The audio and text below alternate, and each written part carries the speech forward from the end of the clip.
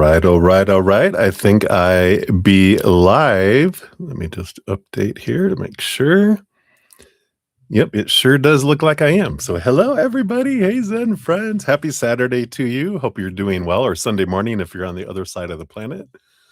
So good to see you guys. Hope you're doing well and enjoying your wonderful weekend.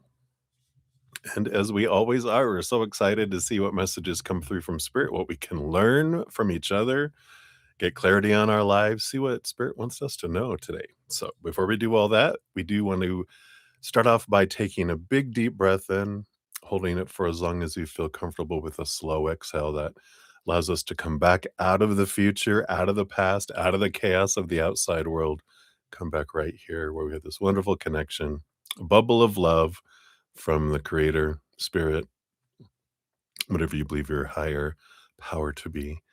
And we can just sit in that beautiful love. And then we'll bring in the singing bowl to bring in more love energy too. So if you want to join me, let's start by a big deep breath in. Here we go.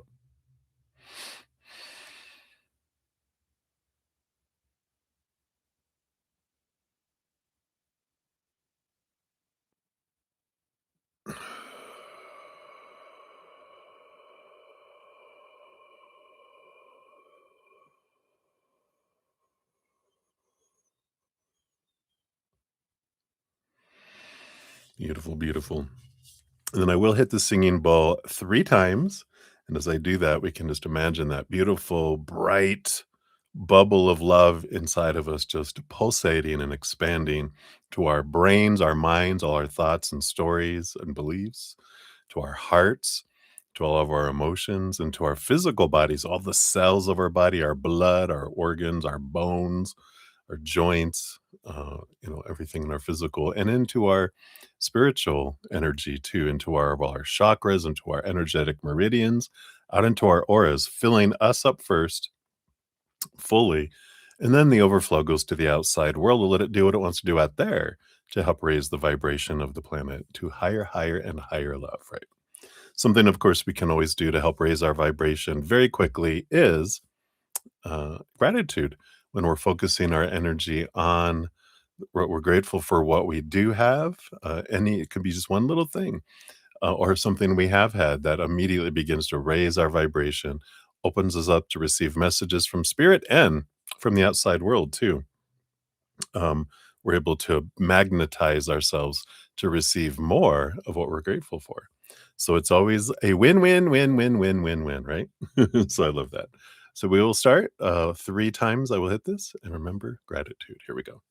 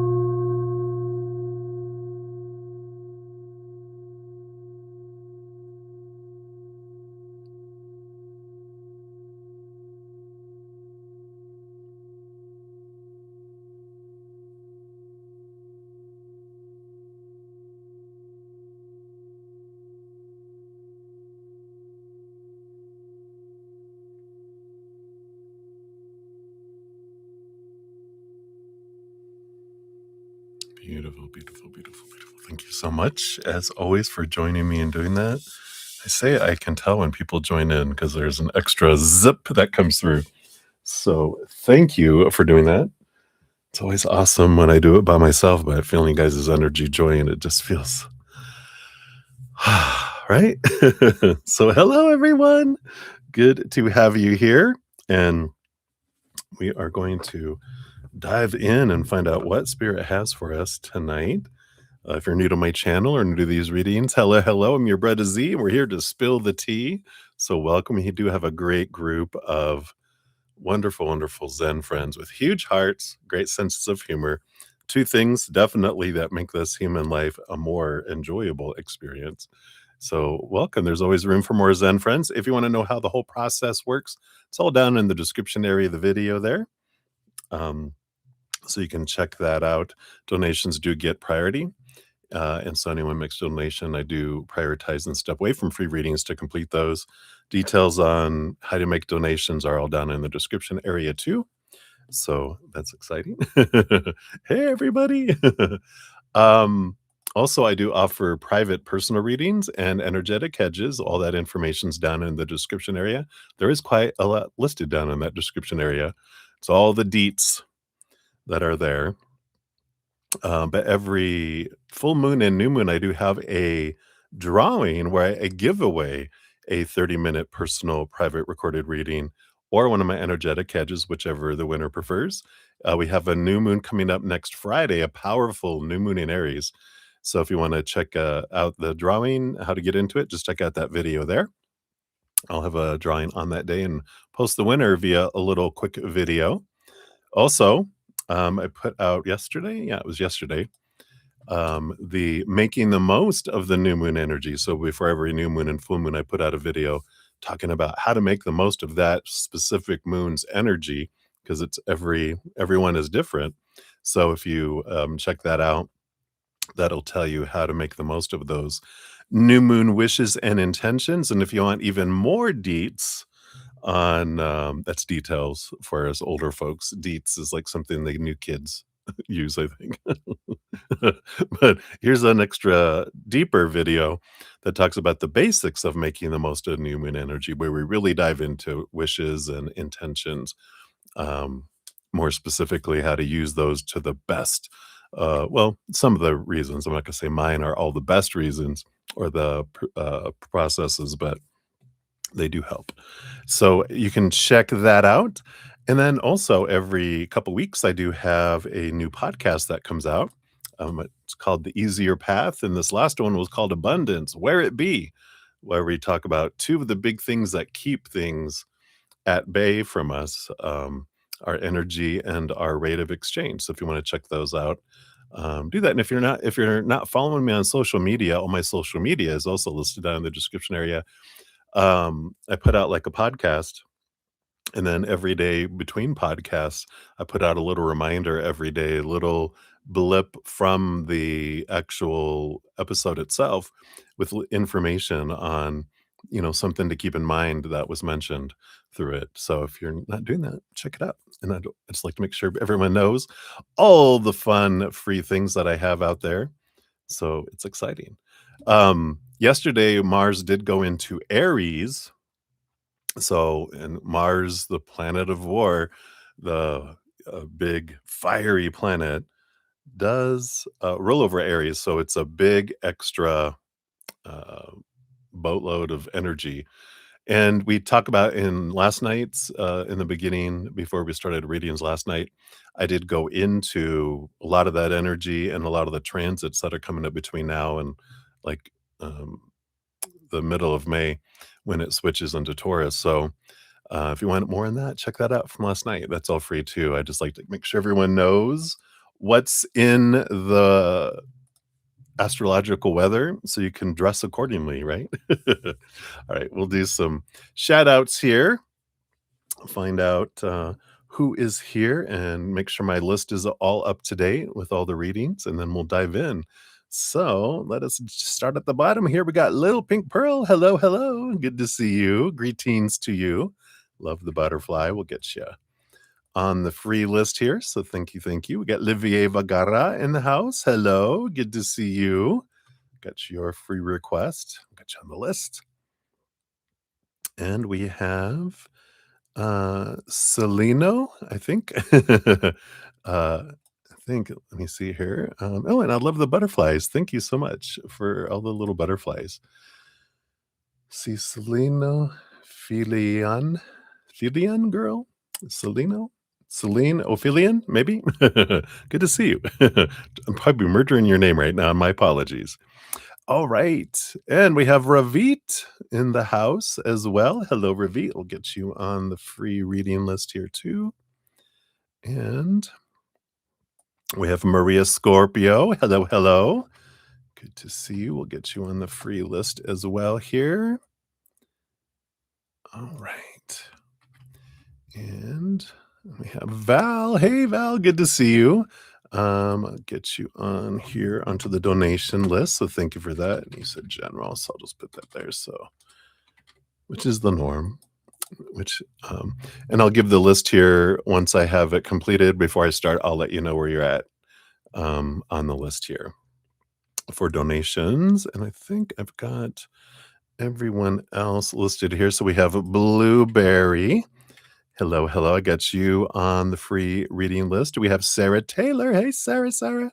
Got your donation via Z PayPal, and you're on the donation list. So we are good there. And we have Essence of Ethereal Serenity. Welcome, new subscriber. Good to have you here. I got you on the free list as well. And we have Ascending Universal Butterfly. Hello. Thank you so much for all of your postings about the likes and shares and all that. I appreciate that. And your wonderful comments. So I've got you on the list here as well. Like that. Wow. I am an overgiver. I have to watch it because I can overgive and exhaust myself. So balance is always my challenge. So I try to keep that spotlighted. But thank you for your kind words. And we have Lotus of Serendipity as well. Hello. We got you on the free list. Good to see you. Then we have Sudesh Nagosh. We got you ×3 on the donation list. So you'll be up first there. And let me make sure here. Yeah, we do have Ashish. Hello, we got you on the free list. And Maria P., we have you on the free list. And thank you. I got 2 of your PayPal donations. So you're on the donation list as well. And lastly, but not leastly, but firstly, on the free readings is Mini Heal. So hello, that was from earlier today. So you might be asleep right now. So thank you so much for all of your questions. I'm always excited to see what we can get from Spirit. Let me just update this real quick, and then I'll give you the update on the donation list. Because that's where we will start, and then we will dive in. We are going to be using the Storyteller's Tarot tonight. Very fun deck, interesting. And we're in the Aquarius moon, so we're in a little bit of quirky energy tonight. So I've got my little my little cat eating some ramen. And if you make a donation, for your first donation, you do get a Ask Your Guides Oracle card as a fortune cookie. So 1 per person per session, because they're a little longer. So we're going to limit those. So that is what we got going on. So for donations, we'll start off with 3 from Sudeshna, and then 2 for Maria P., and then Sarah Taylor, and then Val. You'll be up at that point. So that is where we are at currently. And I think we are good to go. Let's just take a quick sip. Cheers, everybody. I am grateful for all the thumbs up. It's something that you can do for free. It's a great price to show the channel some love, show me some love. And you're part of the Love Tsunami. You're helping spread the Zen love because it helps the algorithm for my videos and my streams to get out in front of more people. So thank you guys for that or doing that. I'm very grateful. Thank you. Cheers. All righty. So let's get into it, everybody. Thanks so much for being here. I would just be sitting here and doing random rogue readings if you guys weren't here, wanting to connect with spirit. So I do appreciate you. It's much more fun with you guys. All right. So Sudeshna, you're up. 1528 is for your first one here. Let's see what we got here. Boom, boom. So let's give your first one a love and a like.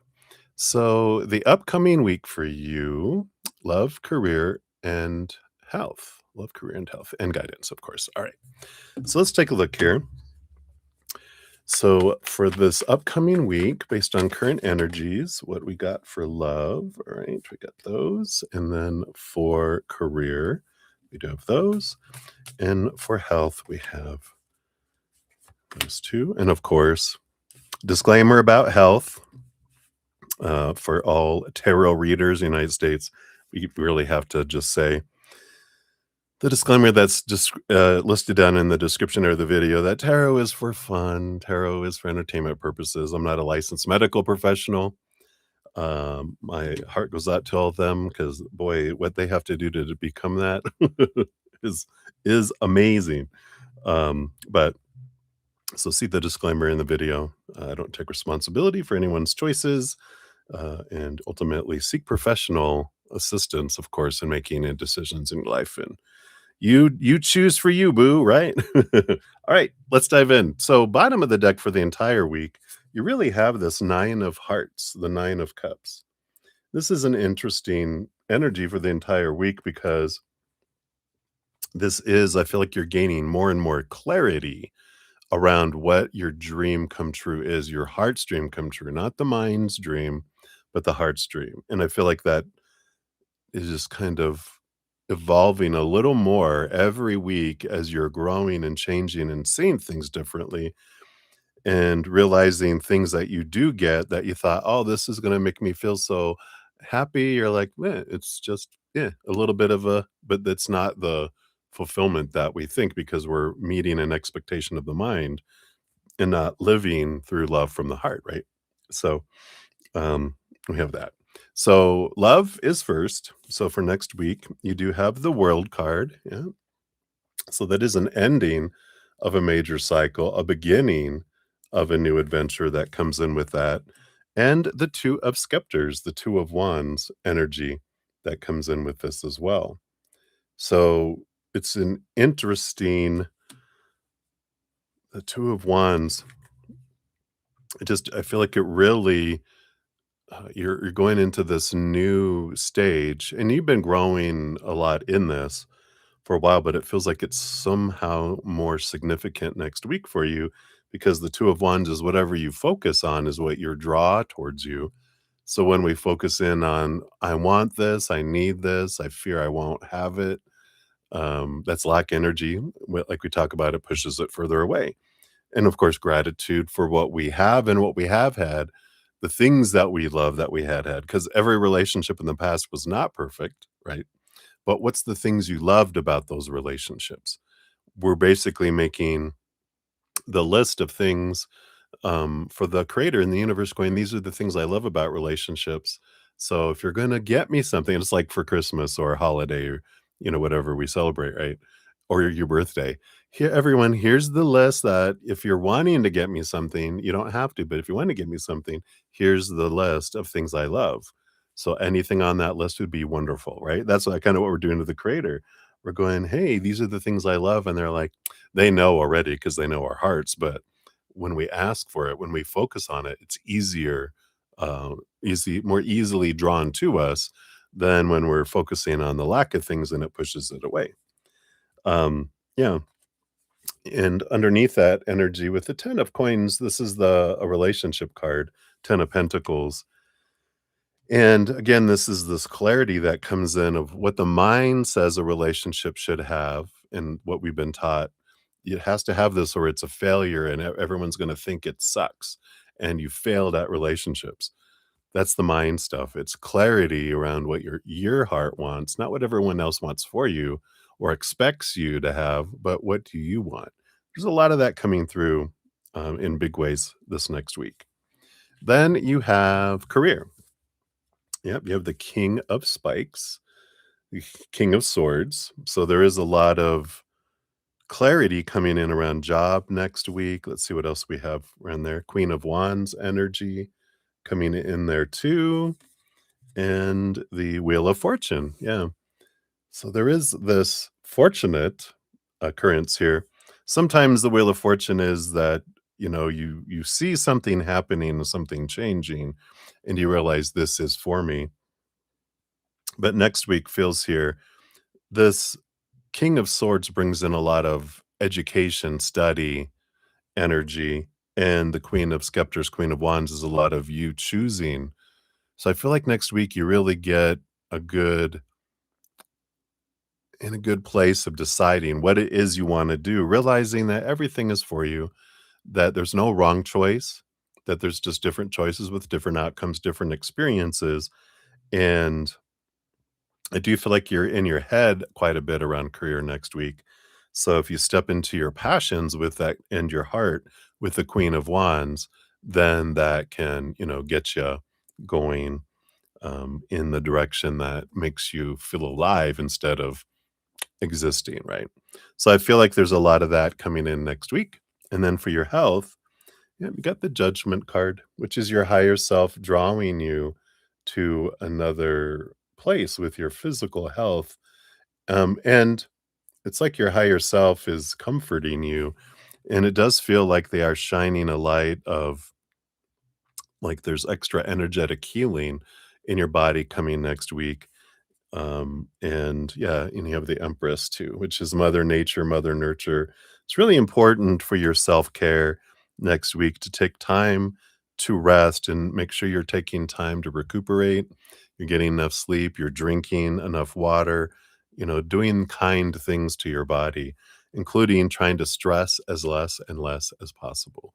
Letting as much of the expectations was where our stress comes from because we stress out when the picture in our head isn't matching the picture of the outside world. We can't control the picture of the outside world a whole lot. So we either need to change this picture in our mind or and just accept what is happening, or we try to stress ourselves out trying to change the outside world to it must match this instead of going, all right, it is what it is. And let me adapt. Let me accept some things. Let me remove some of these images that of what has to be, and then there's less stress. So I feel like that's a lot of what is coming in for you there. And let me just get these cards all back in the deck here, and we'll give you your fortune cookie in this reading here. And then we will continue on to your others, find out what else you would like to know from Spirit. All right, there we go. And so from the Ask Your Guides, what would they like you to know? Yeah, you've got connection with the runner guides. So I like this kind of taking time here to connect with Spirit. We'll see what they have here.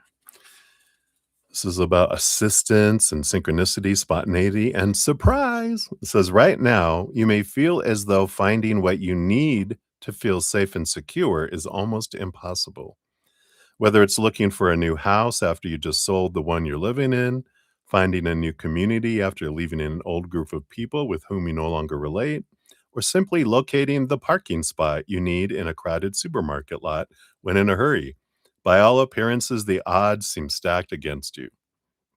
Never fear. Take a deep breath and call on your runner guides to help you find what you need. They are ready to lead you to the right place at the right time.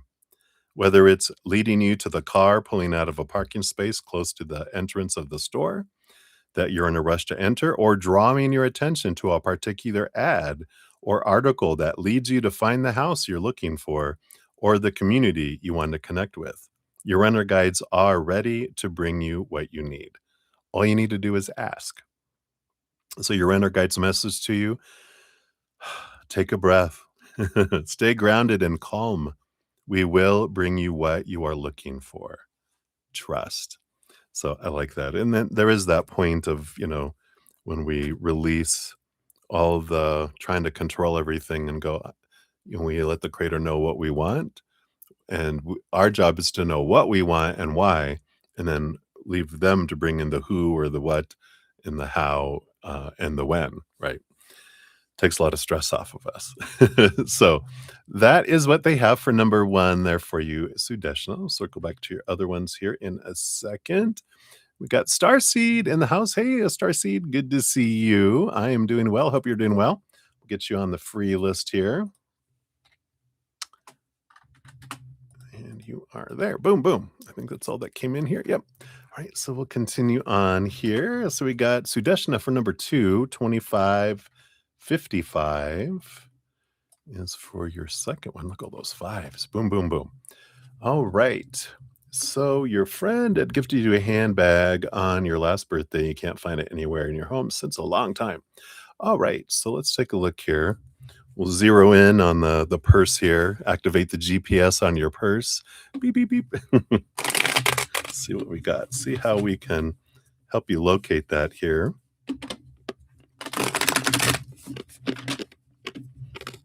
So first, excuse me while I crunch my cough drop. So sorry. So is it in your home first? Because that determines if we're going to look for it in your home or if it's elsewhere. 2 of spikes, which is the 2 of swords. That's funny that I almost heard like sometimes it is. I'm like, well, is it mobile? Is it, does it have legs? Let's take a look here. It was in your home. Yeah. But we have the 6 of spikes, which is movement, and then the death card, meaning it's not in your home anymore. So it does feel like it hath been removed from your house. It does feel like it was there,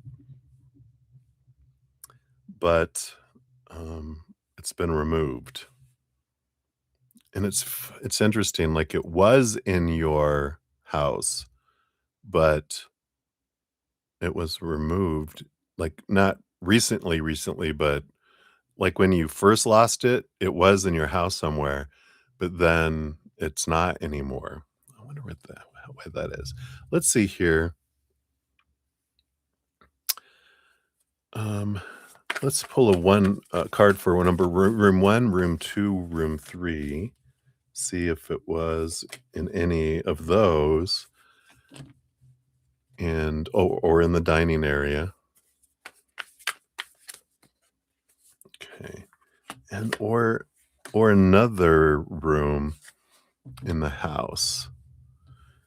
And then we'll look at, will you find it? All right. So was it in the smallest room? Ace of scepters, Ace of wands. I feel like it was there at one point. Let me see. Room number 2 is the biggest room. That's the 9 of spikes. 9 of swords. That's a no for me there. Room number 3, the medium room. 4 of spikes. Feels like with the 4 of swords that it might have been there it might have rested there for a little bit. It's kind of like it started off in the smallest room and then it moved to the medium room, and then in the dining room, maybe no, the 5 of wands, no, there, and then was it somewhere else in the house? We got the 5 of hearts, 5 of cups energy, so it wasn't in another room in the house because I didn't know if it was kept somewhere else. It's almost like someone kind of borrowed it, but I don't feel like it stayed in the house. I feel like it started off in room 1, and then it moved to the medium room, and then I feel like it moved out of the house. Will you find it? Let's find out that real quick here. Will you find it? You do have the 3 of spikes. It's a 3 of spikes. The 3 of swords is, of course, kind of a no energy, and the moon card is hidden, something hidden below the surface. So I do feel like it feels as if someone snatched it, and now they've hidden it, outside the house, so you won't find it in the house. Val says, "Ask Saint Anthony." That's, one of the saints that, of course, Saint Anthony, duh, but Saint Anthony, that they help find missing things. So good, advice there, Val. You can ask and call on that entity, that spirit to help, locate it. Let's see, any idea on who snatched it, in whose position? We'll just ask real quick here because I know that's probably on your mind. Got the queen of spikes and the lover. So does feel like it was a friend here, and the queen of spikes is the queen of swords, someone who's like balanced between head and heart. And I wonder, is this innocent that someone thought they took theirs and they put it in their car or something? But let's see here. Yeah, because you have the king of cups, which is like the queen of spikes. It's someone that's balanced between head and heart. It is someone, knight of wands, that a little bit, um, can get a little bit, fiery, and impulsive. And we do have the 4 of hearts, the 4 of cups with the chariot energy. And look, it's in the vehicle. So I feel like someone might have grabbed it, and it's like they were in a rush. So this doesn't feel like someone who had it out for you and wanted to steal it or something like that. This, feels like someone who is normally very balanced between head and heart, but they were in a rush, and they grabbed it thinking it was theirs, and then they realized they have it in their car, and they go, "Oh, I'll put it there," but it's someone with this 4 of hearts that you haven't seen in a while either, and they kept on going, "Oh, I need to let you know, and I need to drop it off," but they've been so busy and so, distant from you that they haven't returned it. So it doesn't feel like they stole it. Feels like someone else had a similar, um, purse, and they just grabbed it because they were in a rush. They had to go somewhere, and they grabbed it thinking subconsciously that it was theirs, and now it's just sitting in their car. So, um, I feel like that is that, but I feel like you won't find it. I feel like eventually, let me just do one other quick card. Eventually, if they'll reach out to you once they notice it here.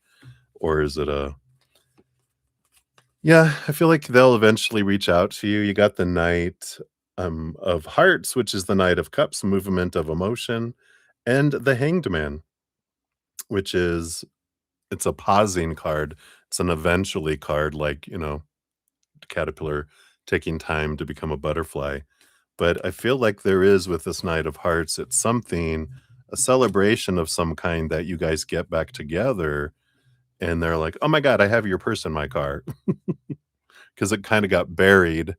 I feel like it's someone that kind of starts collecting things in their back seat, and out of sight, out of mind, it got covered up. But when you guys reconnect for a new event coming up, this feels like a celebration of some kind with that Knight of Cups that, they'll be like, "Oops, I have something of yours." So eventually it'll show up, but you're not gonna be able to find it. So you kinda just need to release it to the universe for now. Yes, finder of lost items. Perfect. All right. So that is for number 2. And then for number 3, we got 34, 31. So here is your third one. Thank you again. Oops, I didn't give your other ones a love and a like here. There we go. Boom, boom, boom. And we have here, will you get any good job opportunities in your hometown in the upcoming time? And if yes, when? All right, let's take a look here. Based on current energies, will you get any good job or opportunities? Job opportunities. And what else do they want you to know here? All right. And like I said, when? Hmm.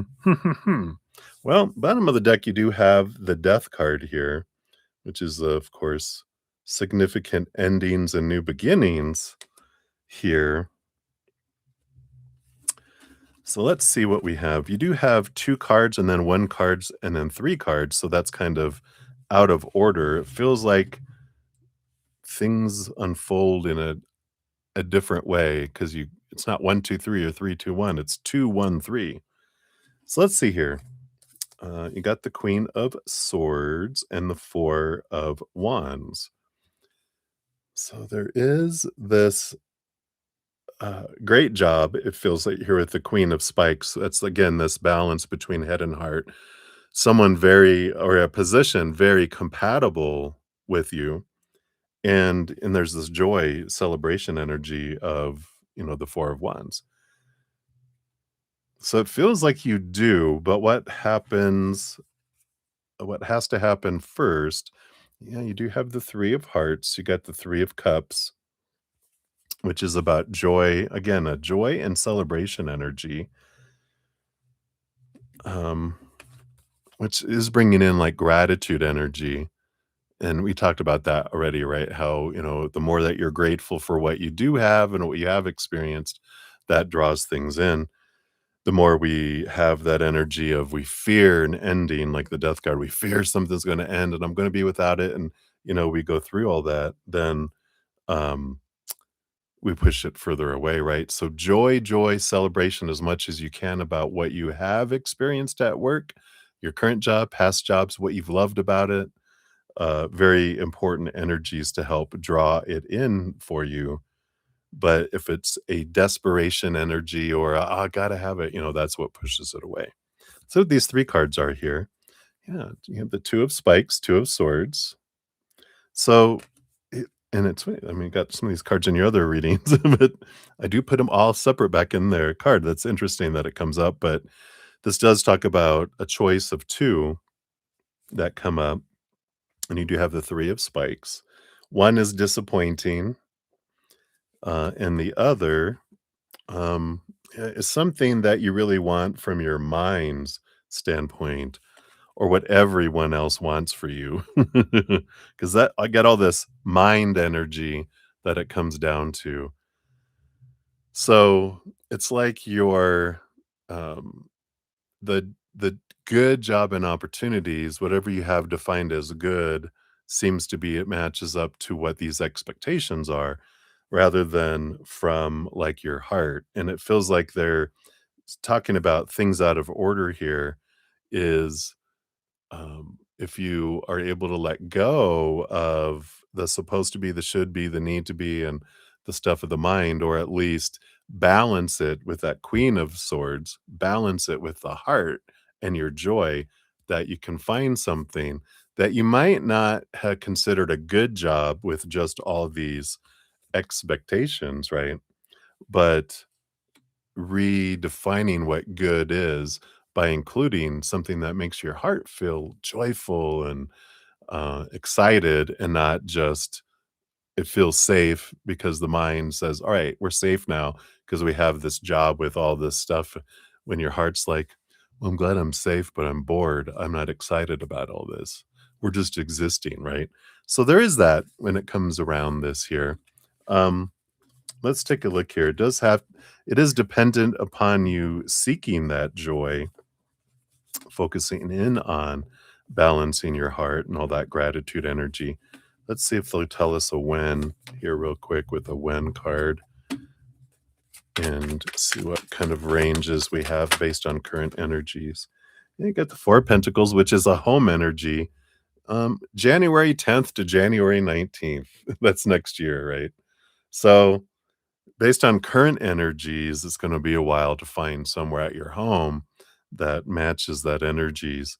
But the more that you can switch it to looking at something from the balance between the head and the heart, that can be sooner. But right now, keeping the search the way it is, you're looking at January of next year. So that is what they have for you right now, Sudeshna. Thank you again for your multiple donations. I appreciate those. So many blessings. All right, we got Nicola Jackson in. Hello, hello. Good to see you. We'll get you on the free list here.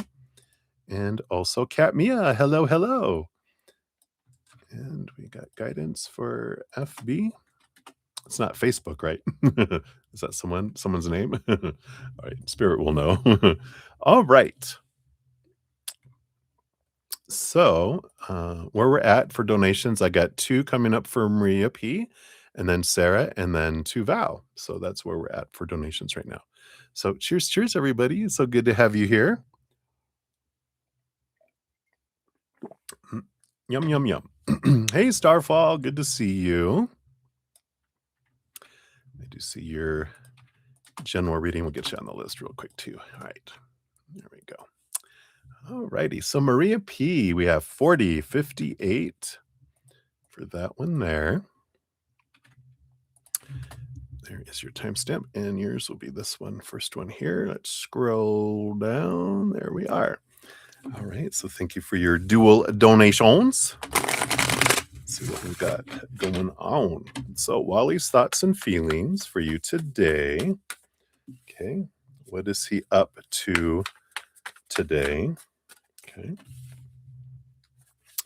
Message from Wally to you. And he said he'll have a gathering today at his house, question mark. Okay, got 2 for that. And then Dr. Bob's thoughts on your interview answers. When will your second interview occur? And will you get the role based on current energy? All right, so let's take a look here. Do a quick when card for that when. And we'll see what we got. All right. So Wally's thoughts and feelings towards you today. I get the little 6 of Pentacles energy. This wonderful giving and receiving, feeling victory energy, very balanced energy. And it does feel like they've been so busy this week. It feels like in their energy, but today just feels like I'm going from one thing to another thing to another thing, trying to get things organized and ready. And there is something with this 6 of Pentacles about, they wanna give more to you today, but they have to balance interacting with you between a ton of other things. So, I feel like that's kinda their energy. They're feeling a little bit like, it's like this, I wanna give more I wanna give to you more, and so it's like a little bit of guilt, a little bit of fear energy, that's where guilt comes from is, "Oh, I'm not treating you the way that I know you wanna be treated and how I'd wanna treat you, but I'm pulling myself in too many directions." It's a codependent relationship energy. It's the overgiver energy. They wanna overgive, and they always overgive, and eventually they're exhausted because 'cause they're giving to everyone, like family and whatever's going on here the weekend. What is he up to? Yep, 6 of Hearts, 6 of Cups, children, children, children energy. So, I don't know, it's not time for graduation, is it? But I feel like it has something to do with child and a lot of family energy coming in. So it does feel like this is the big focus is child and family energy. And I do feel like they're planning for a big graduation, planning for all this stuff, planning for college. I feel like there's a lot of stuff around that today, but a lot of family activity, like with their parents and cousins and siblings if they have them there, whatever. It just feels like crowds of people, which ugh. I'm a huge introvert. I'm like, "Oh, no, please." All right, and then a message from Wally to you, 8 of Hearts. I like that, 8 of Cups. They are leaving behind, I like this, the 8 of Cups is, "I am walking away from relationships that don't serve me anymore. I am doing it. Don't worry. I am doing it. I am walking away from that. Don't worry. Don't worry," is his message. He said he'll have a gathering today at their house. Yeah. Yep, we got the 10 of Wands and the Page of Hearts. Yep, Page of Cups, happy occasion, 10 of Scepters, 10 of Wands is a ton of energy involved. Again, there's a lot going on, a lot of people, a lot of celebration. that's going on there. And I do feel like this has to do with their child here, with the 6 of hearts being that what he's up to today. It's all about celebrating their child. So there's a lot of stuff going on with that there, or celebrating children as well. So there might actually be someone's birthday too. I feel like it's like a variety of different celebrations all happening at the same time, kind of thing. Dr. Bob's thoughts on your interview answers. He's holding his thoughts. The Hanged Man is about transformation, transition, seeing things from a higher perspective, trying to, um, I just feel like it just feels like that, like they're reserving the thoughts. They're kind of just wrote down stuff, and they're gonna write down stuff for each of the interviews, and then they're gonna sit and compare and determine from that. So I don't feel like they came to a conclusion, they were just taking notes, and I feel like the impression here with the Hanged Man, though, is about the next stages, because it does talk about caterpillar to cocoon to butterfly. So I do feel like they're like, "All right, so, you gave me what I needed for that. Now I need to find out what else I wanna know from you for the cocoon for the next stage," right? When will your second interview occur? Let's take a look here. You have the 13th through the 22nd and the 7 of cups. I know it says November 13th to November 22nd, but they already told me when I went to grab this that don't look at the month, look at the dates, and so it is 13th through the 22nd. So it'll be what? Monday is the 13th. It'll be sometimes between the Monday the 13th through April 22nd. Based on current energy, will you get the role? Still undecided. 2 of spikes.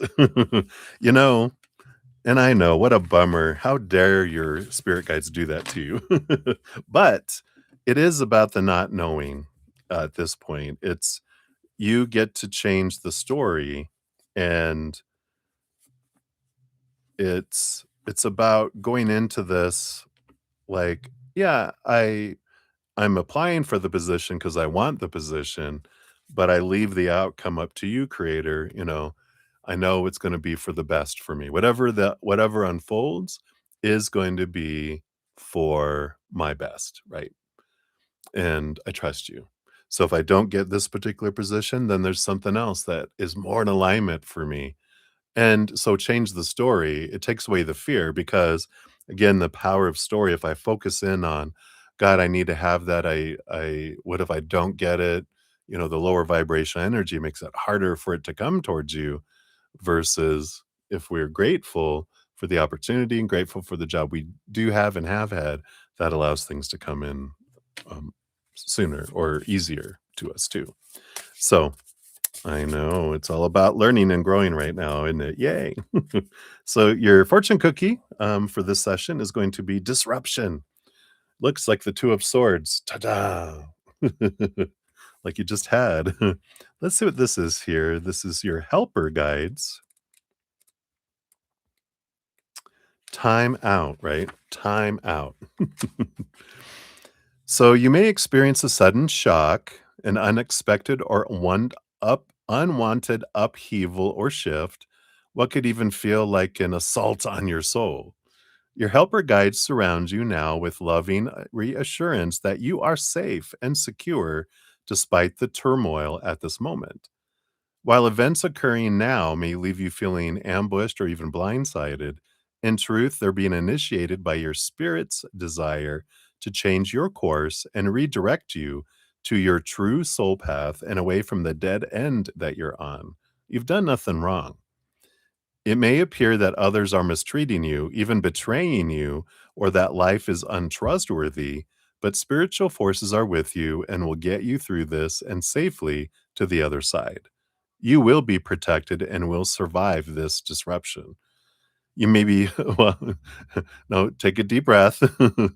This doesn't mean this is what's going to happen. It says you may be fired from the job you hate, but we're too scared to quit. So that's not true. You don't hate your job, do you? Your partner may end your relationship, no, but in truth, you were miserable and yet wouldn't let go. Uh, that's only if you in truth, you're miserable and wouldn't let go, right? A person you've trusted may betray you, yet underneath it all, you've known for some time that this was an unsafe, selfish person to be around. That feels more right, um, with this energy. It's not Wally, it's not your job. Feels like more I know you had some turmoil with your ex, but it feels like someone that you would have thought, "Huh, I realize that, yeah, they're not the best for me, and now they really showed it for you," right? So your helper guides are here to help you release everything that isn't serving you, even if you wanna hold on tight. Your helper guides reassure and watch over you as your life is being redirected toward your true path and real, loving, supportive people. Your helper guides ask you to trust that all is unfolding for your highest good, even though you cannot see or feel this now. Call upon your helper guides as you navigate through these unexpected, unwanted, and painful shifts.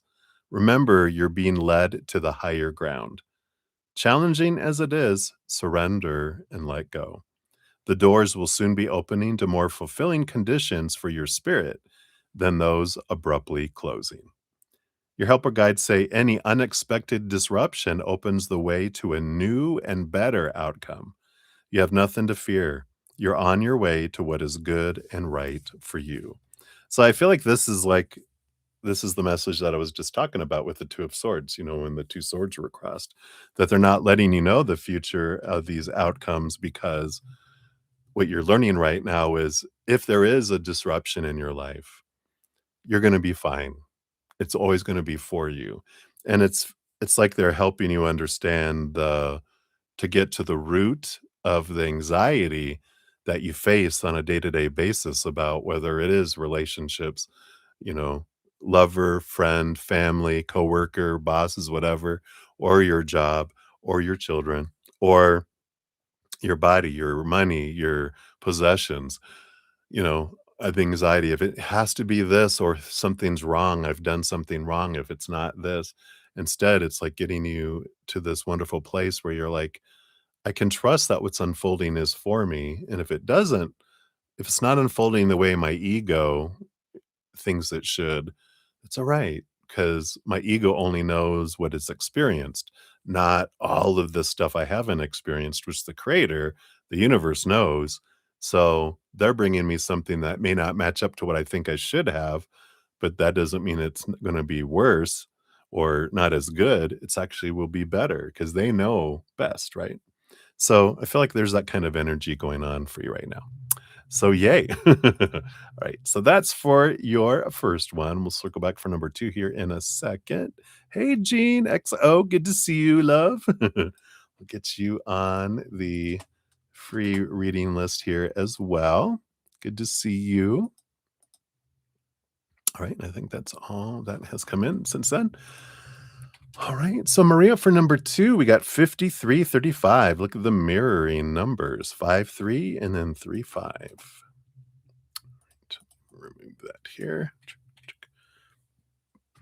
And let's get into your second one here. Boom, boom, boom. All right, there we go. So thank you so much for your second donation. Shuffle these up. So Dr. Bob's thoughts and feelings towards giving you this role. So right now, their thoughts. Oh, they want that one. They want feelings. So thoughts and then feelings. And then Dr. David's thoughts on you getting the new role. Okay. And then Dr. Laura's. So that's the thoughts on thoughts. And then Wally is loving you, question mark. And then what's coming towards you and Wally this upcoming week. And then a message from Spirit regarding work and love. Right. So Dr. Bob's thoughts here. We have the 8 of hearts, 8 of cups. The 8 of cups here, some of their thoughts here have to do with leaving behind some emotions that don't serve you anymore. So kind of some stuff that's going around their head, and this could be why we've got that we keep getting on the communication between people energy. Um, because he's observant and he doesn't say a whole lot, but I feel like he knew, of course, about any kind of conflict that you had with people in the office in the past, and that's one of the things on his mind that he wants to kinda talk about.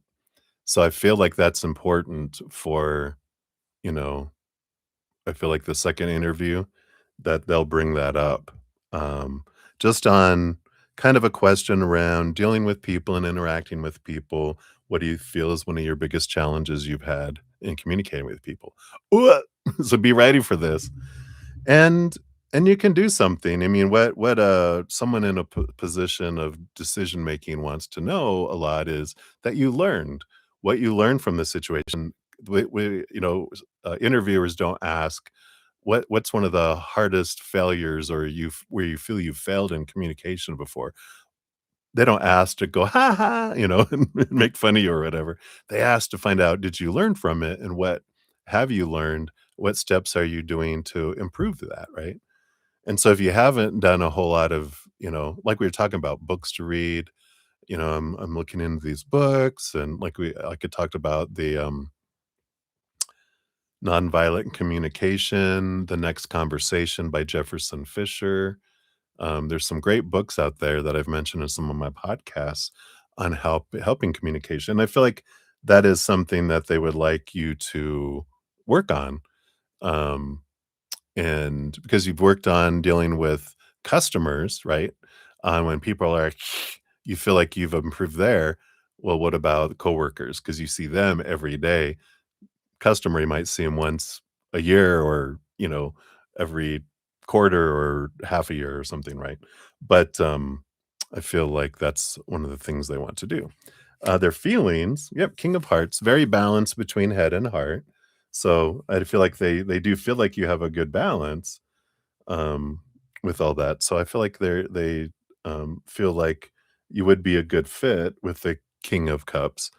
But that is one of their concerns is the dealing with people and though I don't feel like they've seen anything that stood out big to them recently, they they do still sense a tension between some of you people in the office, right? So, okay, so that's that. Dr. David's thoughts on you getting the role? Ace of Hearts, yeah, I feel like they are yes. Ace of Cups, they're happy about that. So it feels like they are thinking that that you're a good choice, a happy choice with that. Dr. Laura's thoughts, Ace of Pentacles, which is they also agree here with the Ace of Pentacles that it's a positive choice. So I feel like they're both agreeing here that let's see, let's take go on to the next step here kind of energy, right? Um,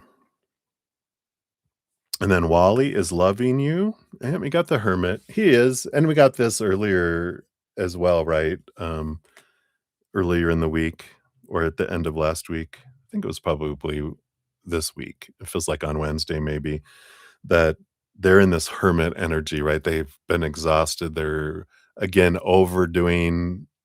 They have so much going on in so many areas of their life. They need they're in this, I need some recuperation time. So if you feel like they're stepped away, right? We talked about that's that. It's nothing to do with you. This is to do with I need time to regenerate and think and just not be around anyone. I need me time. And that's healthy. It helps you too, because you need me time. What's coming for you and Wally this upcoming week? You got the Nine of Spikes, Nine of Swords. So some expectations, I feel like are gonna be brought up. This is nightmare and insomnia energy, but it's expectations. And so be aware of that. This is one of the big things I want you to be aware of because when you have expectations coming up with all of that, that means you're going to feel like, oh, they're not doing what I want them to do, or they're not saying what I want them to say, and it's not happening the timing I want. So just be aware. You got a lot of fire energy happening, a lot of this go, go, go. I want a lot of stuff. So just be aware of that, because the more you can try to focus as much on gratitude, what you love about who they are, what they're doing, what they have done, that makes it it buffers that energy that's there about, "Come on, let's go," energy. So focus on gratitude, gratitude, gratitude as much as you can. And then a message from spirit regarding work and love for you. Yeah, we have the 5 of hearts, the 5 of cups. And this is this message about sorrow, but it's more about changing of emotion in your power to change emotion. And so they're bringing you a message just for both of them together, and really for anything in life, remembering your power of emotional choice. No one makes you feel any way. I know it's not what we're taught growing up when we're told you made mom sad and dad mad or whatever. It's like, we're not that powerful, we're blamed, and we think, "Oh, I must be responsible for everyone's emotions." No, we all choose our own emotion, and no one is responsible for ours either. And when we take that power back, we release ourselves from feeling responsible for how everyone else is feeling, and also releasing everyone from the responsibility of how we're feeling. And I get to choose every moment. It depends on, of course, the story I choose to put around a situation, because the emotional soundtrack kind of is already attached to the movie that we start playing in our head, going, "Oh, this is a sad thing. This okay, sad, cue sad music. Oh, sorrow, or ooh, this is an angry thing. Anger scene, anger music, ga ga ga, Rob Zombie or whatever. Let the bodies hit the floor, whatever this, song that emotion that comes up. But we get to choose it like, no, this is a happy thing. Put on a happy song. No, this is for me. I'm putting on a gratitude song. This is I trust you, creator. I can't, and then I put on a trust emotion and trust song inside of me going, you know what? I can't see how there's good in this yet, but I trust you. So I'm going to focus on trust, trust, trust, not get involved in the fears of things that aren't unfolding the way the little um picture movie in my head goes, this is what this should be looking like. Because when it doesn't, that's where the, you know, fun times begin, and not fun. The unfun times begin. The stress comes in, right? All right. So that's what they have for you, Maria. Hopefully that helps a little bit. And we'll circle back around for your free reading eventually as well. So many blessings. All right. I'm gonna take a quick sip here. We will continue on. Cheers, cheers, everybody. All right. So up next we have Sarah Taylor, 10308. So Sarah, thank you for your donation via the PayPal as well. Good to see you. Hope you're doing well. You're evidently having some fun times. So everything you started in March has not gone well.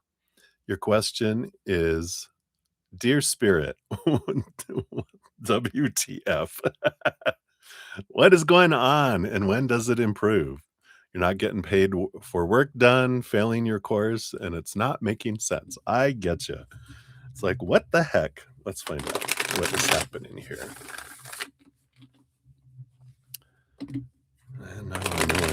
I know March.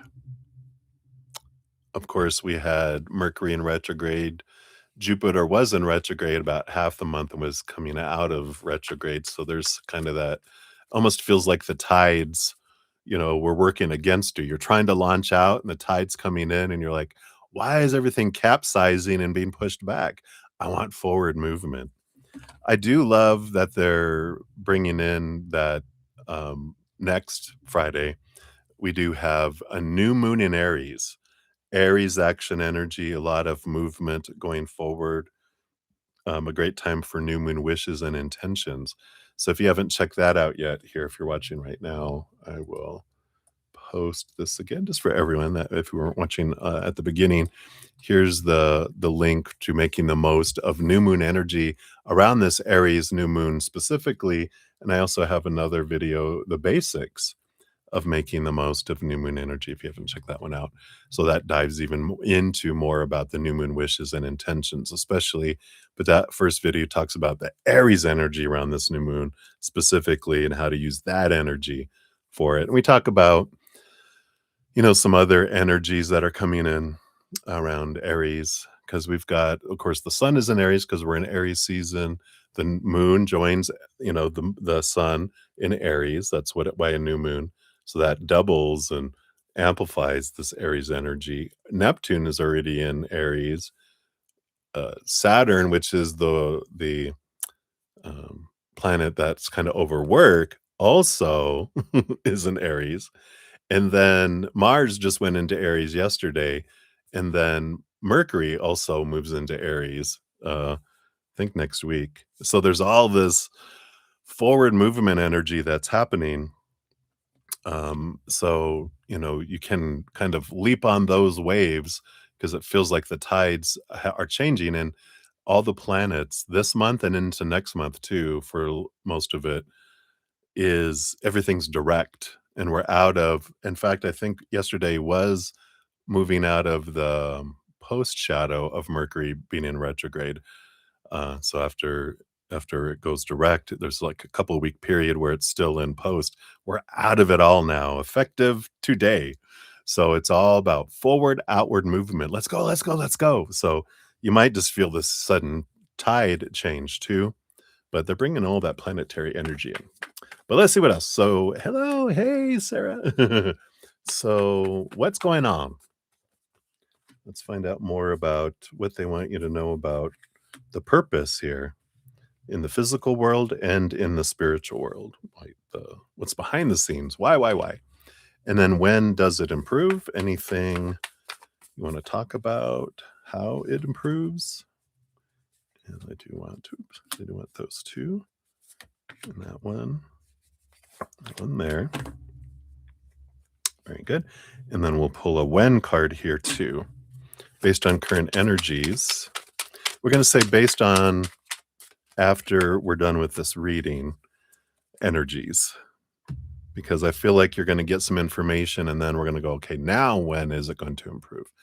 Because, with new information, we'll see how this, kind of changes, right? And then let's see here. Let me pull from these other two when decks here too. I feel like they just want to have a variety of whens. So we'll see here. All right. Not there. All right. So let's see here. Let's do the WTF is going on first. So in the physical world, they want to know here, you have the 8 of scepters, the 8 of wands, and the 2 of spikes, the 2 of swords. So there's been a lot of energy around here this is the power of the story. So it feels like some things that were going on and this is happening had to do with some mindsets, but more so a battle between your head and your heart. So the bottom of the deck here, you've got the 6 of pentacles, 6 of coins. And I'm glad that they brought that up there because when I read your question, that's the first thing that came to me, was well, it's not the first thing. The second thing that came to me, because the first thing, they were flooding my brain with all this astrology, right? It's all this planetary energy was, a time for, it's like the tides were coming in. So you're launching something and it made it difficult for things to move forward. But that's changing now. So they're telling you about the changing of the tides, the, uh, you know, energy from space tide changes. But I have my podcast that came out, and I'm giving you all these podcasts, right? Or these videos, but they're great resources because this was abundance where it be. We talk specifically around the 6 of Pentacles. And so there are two things that keep things from moving toward us. One is our energetic focus. So if we're in gratitude about what we do have and what we have had, then that brings the tide of things to our city gates. Now, if I'm focusing on a need and want and expectations and fear of something not happening, then that's also pushes things further away, makes it more difficult. So the first thing is our energy. The second thing is the Six of Pentacles. So the Six of Pentacles is our rate of exchange, the rate of what we feel we have to give in order to receive. And it's not a conscious rate of exchange, it's a subconscious that is ruled by our small, not small, but our inner child, our emotional inner child that created it when we were 7 years old and younger. And so that video goes into how all that works. And I feel like um, I encourage you to listen to that to get gives you tools on how you can transform those things and awareness around those. But it is that's the why is there's this kind of it's not like manifestation rules or anything like that. They're like, this is just how energy works in this earthly plane is whatever energy we focus on is what we draw to us. And then our inner child kind of mans the city gates. And you might have abundance line up at the door, but if the inner child goes, nope, nope, we don't deserve that yet. No, we're not opening the door. Not going to do it. Not until we reach 1,000 coins. Once you've given that, then I'll open the gates. Resets to zero. They close the gates back up, right? So there is some great information in there that can help with this for you as well. Underneath the surface, yeah, I like this that they're the what you're learning also behind the scenes from a higher perspective, in addition to the power of your story with the Two of Swords, is the Two of Coins, which is about balance and I like this rooster. It's like a wake up call in a way. This is how you wanted your attention to be given to this to show you your power because you also have the emperor underneath, which is Aries energy. Here's all that Aries energy I was talking about. But it's about you getting out of your head, clearing the throne room of all the supposed to be, the should be, the need to be, right? Because that's all that lack energy and all this opinion we've had from the past. Thank you, everybody. Clear the throne room, put all your opinions and information in that box on your way out. And now, me, the emperor, you're the emperor of your life. You're like, I am now going to get out of my head. I'm going to sit in my heart and go, what is it that I want? Not what I feel like I'm supposed to, but what do I want? And then you create this plan and then you put energy behind the plan to move forward, right? But it's getting into the heart and kind of out of the head. That Two of Spikes, the Two of Swords was the battle between the head and the heart. And this is part of all this. And you have Temperance underneath that too, which is alchemy, which is about we can turn anything into a golden opportunity. It's this, yeah, I can trust that things are unfolding for me, maybe just not matching the time that I want, but there is this I feel like this is an empowerment stage for you, and you're realizing, oh, okay, I can adjust some of this, and it's going to not just impact this, but impact me the rest of my life in a positive way. Because then the Six of Pentacles turns into abundance once we realize and reset our rate of exchange from 1,000 to 1 to 1 to 1. Then the city gates just stay open and abundance just keeps rolling in. And then you have enough to give to other people too. Underneath that Six of Pentacles, you do have the Lover's card, which is the emotional choice. So there's a lot of this power of choice energy that's coming in.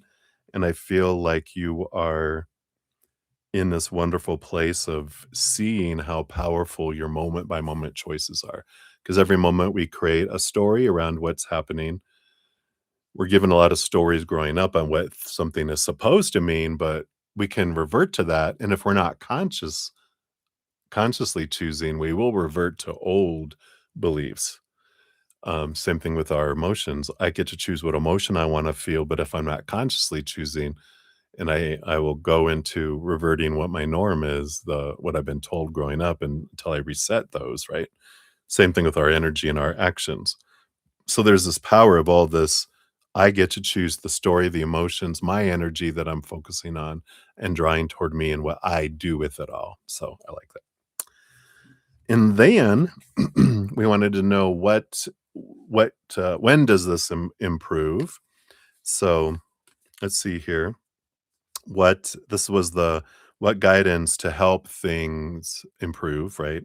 You got the 3 of hearts, 3 of cups, which is joy, celebration, focusing on higher vibration. Again, the more I focus in on higher vibration, unconditional love and joy and laughter and gratitude and play, then the more I draw on things like that, the more I focus on the fear of something not happening or the lack and the need and the want, that's not fun energy. That's feels like prison energy. It feels like I'm behind, I'm below the surface, I'm in the negative instead of in abundance, right?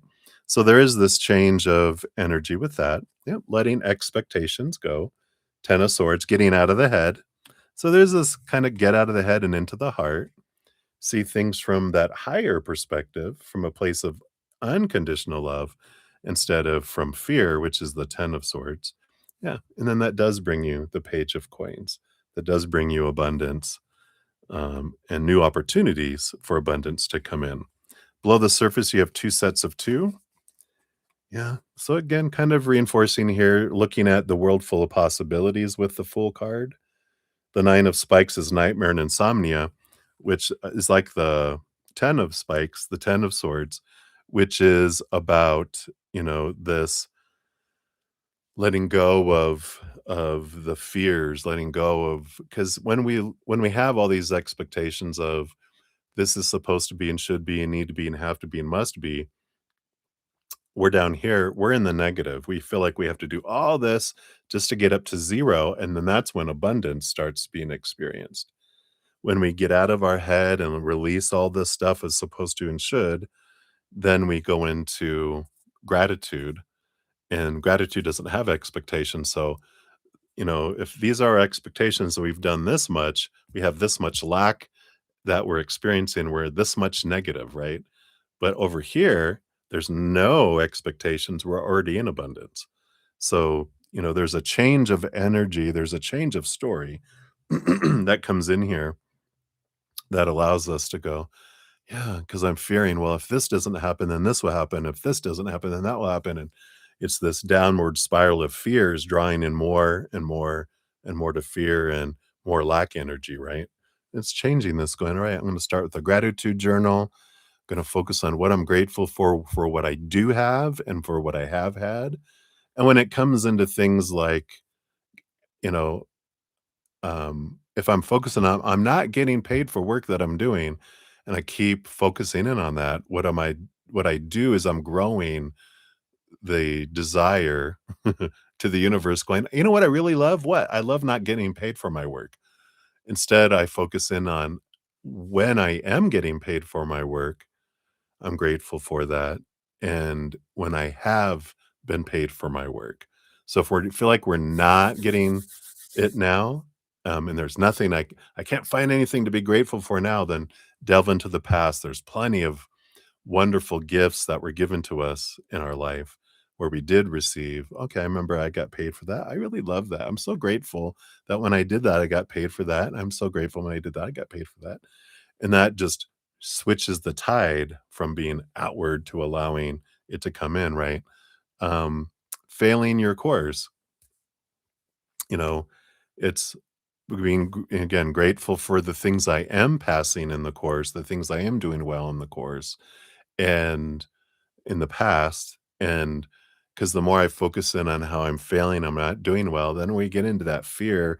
Our brain finds it hard to focus because when we're in fight or flight mode or fear, our intelligent mind is booted out along with our compassion and our love.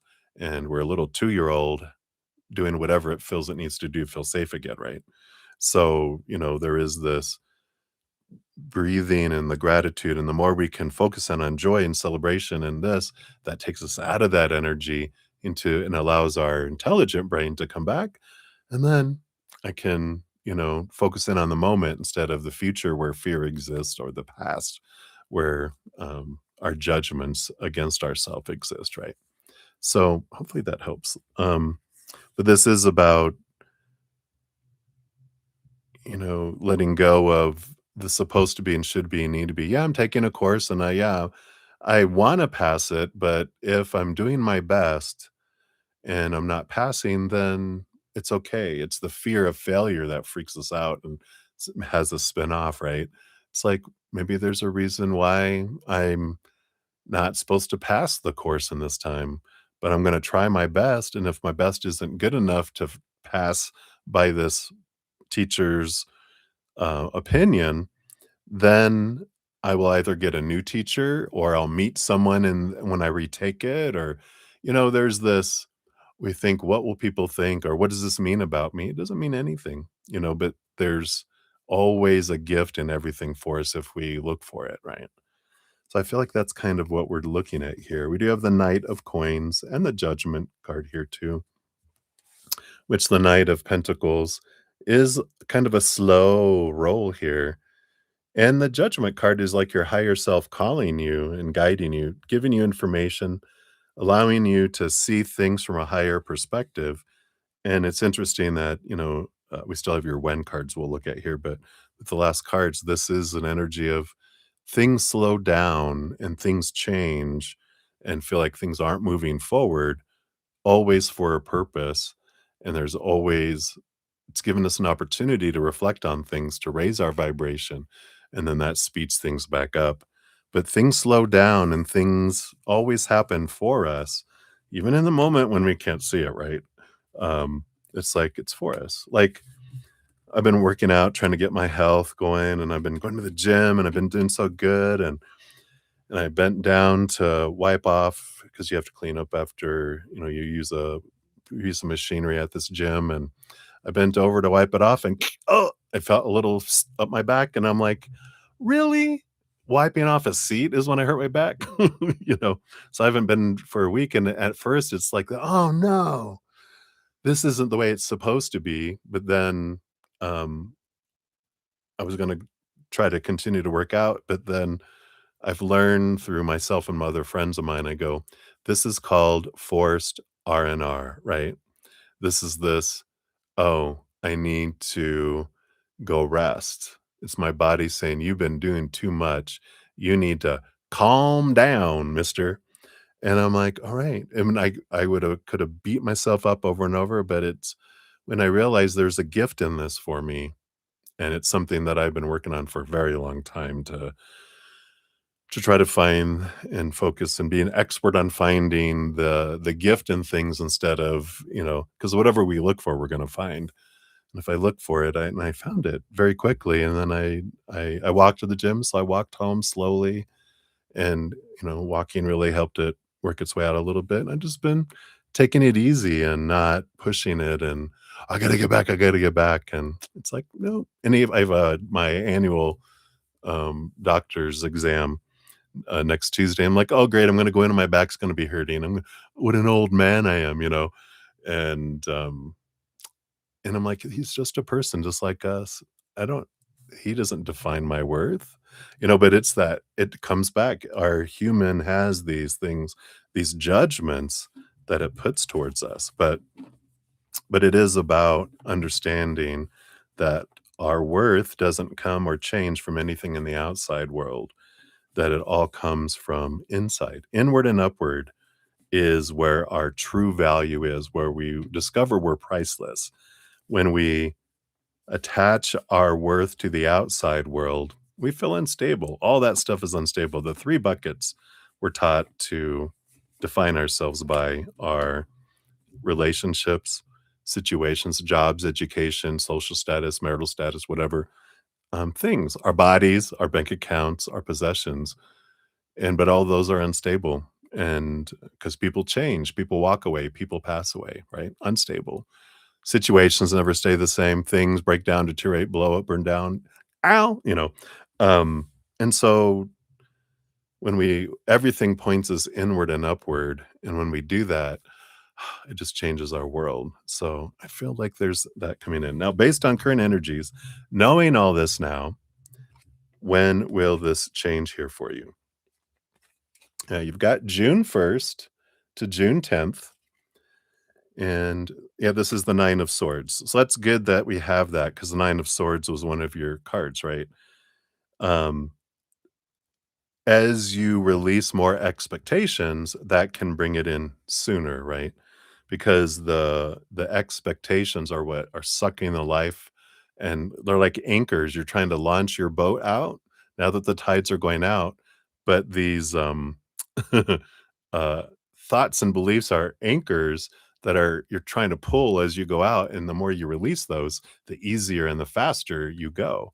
So they're saying here, based on current information and the current expectations you have, June 1st to June 10th, but it can be sooner than that even if you and let your expectations go and focus on release of those and switch the tides. What else do we have? Yeah, and it feels like it will change at night. And don't wait around though. I like they're like, "Chop, chop, chop, chop, Sarah, chop, chop." You don't have to wait for June 1st. You can, you know, watch the videos, use the astrological energy. Yeah, and use the moon energy, to move forward, and it can be, much, much sooner.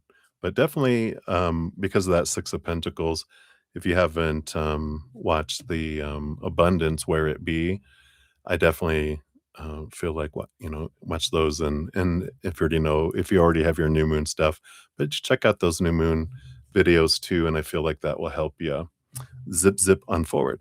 Let's see what your fortune cookie brings in here too. I know, Gene. Always stretch before you start your working out. And that's good. See, this is good information.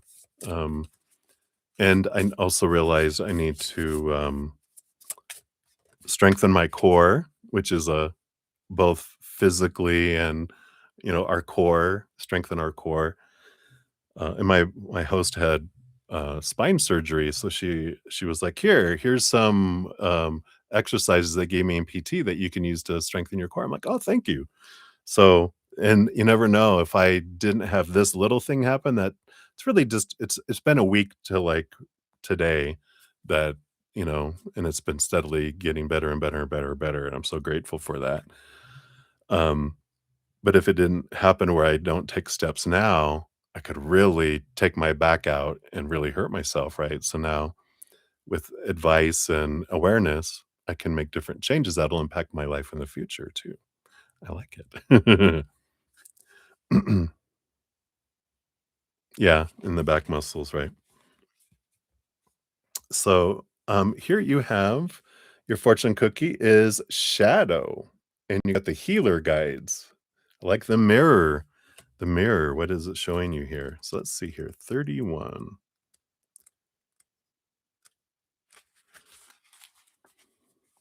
So, although no one likes to admit it, we all have our dark sides and shadows, those less than flattering facets of our personality that take delight in abusing and shaming others and wielding power in the most unfair ways, or abusing and shaming ourselves too, right? Whether it's the condescending remark to the slow moving grocery bagger at the supermarket, the aggressive hand gesture directed toward the meandering driver on the road, or the belittling comment made to your annoying friend, many of us are guilty of hurting or deriding others at times, or ourselves, right? This is the mirror energy that's coming in here. Your divine healers are present now to help you confront your shadow and to lovingly make you aware that it's contempt for yourself and your vulnerability that fuels such hostility and misbehavior towards others. These gentle but powerful higher forces surround you in love and urge you to accept and embrace your weaker aspects rather than harshly reject others by attacking those aspects in others. Ease up and be more tolerant of and compassionate toward yourself. I love this for you. If you do these, shadow behaviors will give way to light and healing. Your healer guide's message to you: accept your limitations with grace and let others in. I like that. But this showing us the mirror of how harsh we are on our own selves, right? And when we have those things in the outside, we just really realize how much we define ourselves by the opinions of others and, our jobs and education and situations and bodies and money, because that's what we're taught growing up. These are all the things that define us when they don't, Blanche, they don't. They're just, it's a story we're taught and we just believe it because we're told by the people in charge, right? So hopefully that helps, my dear. That is what they have for you. All right. Thank you again for your donation. Hang in there. Yes, yeah, that's the exercises she gave from PT is also strengthening back muscles because she had big spinal surgery. So it's about strengthening the core and the back muscles. So thank you, Jean. Nurse Jean, PT Jean. We're definitely gonna work on that because I like feeling healthier for sure. And let's see here. We got MBB in the house. Hey, MBB, good to see you. We'll get you on the donation list here as well. So thank you for that. We got boom, boom, boom. There's just one person ahead of you. We have up next will be Val and then MBB for donations. We got Debbie O in the house. You're ready to go to bed already? Ah, I hear you. So Debbie O, I got you on the free list here as well. Your energy check, I think it's low. You're kinda low on the, low on the energy today, right? So, we got you on the list here, though.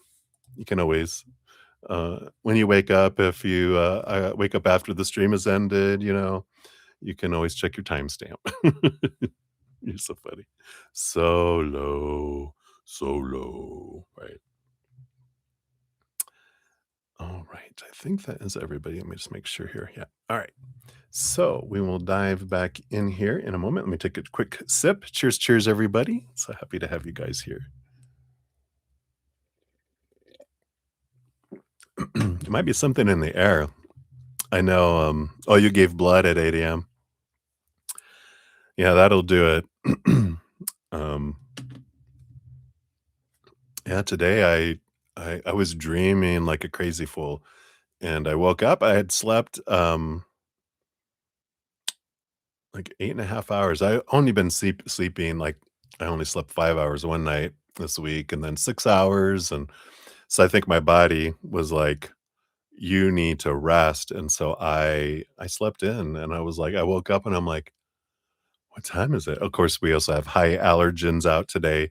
Had the crusty, gooey eyes. It's like, oh yeah, give me my blood back. I hear you. All right, so let's jump in here. So, Val, you're up 133.19. So, Val, thank you so much for your donation. There is your timestamp, and let's give your donation a love and a like there. Thank you so much. And you wanted a general reading. All right, yeah, and thanks for mentioning Saint Anthony, the finder of lost items.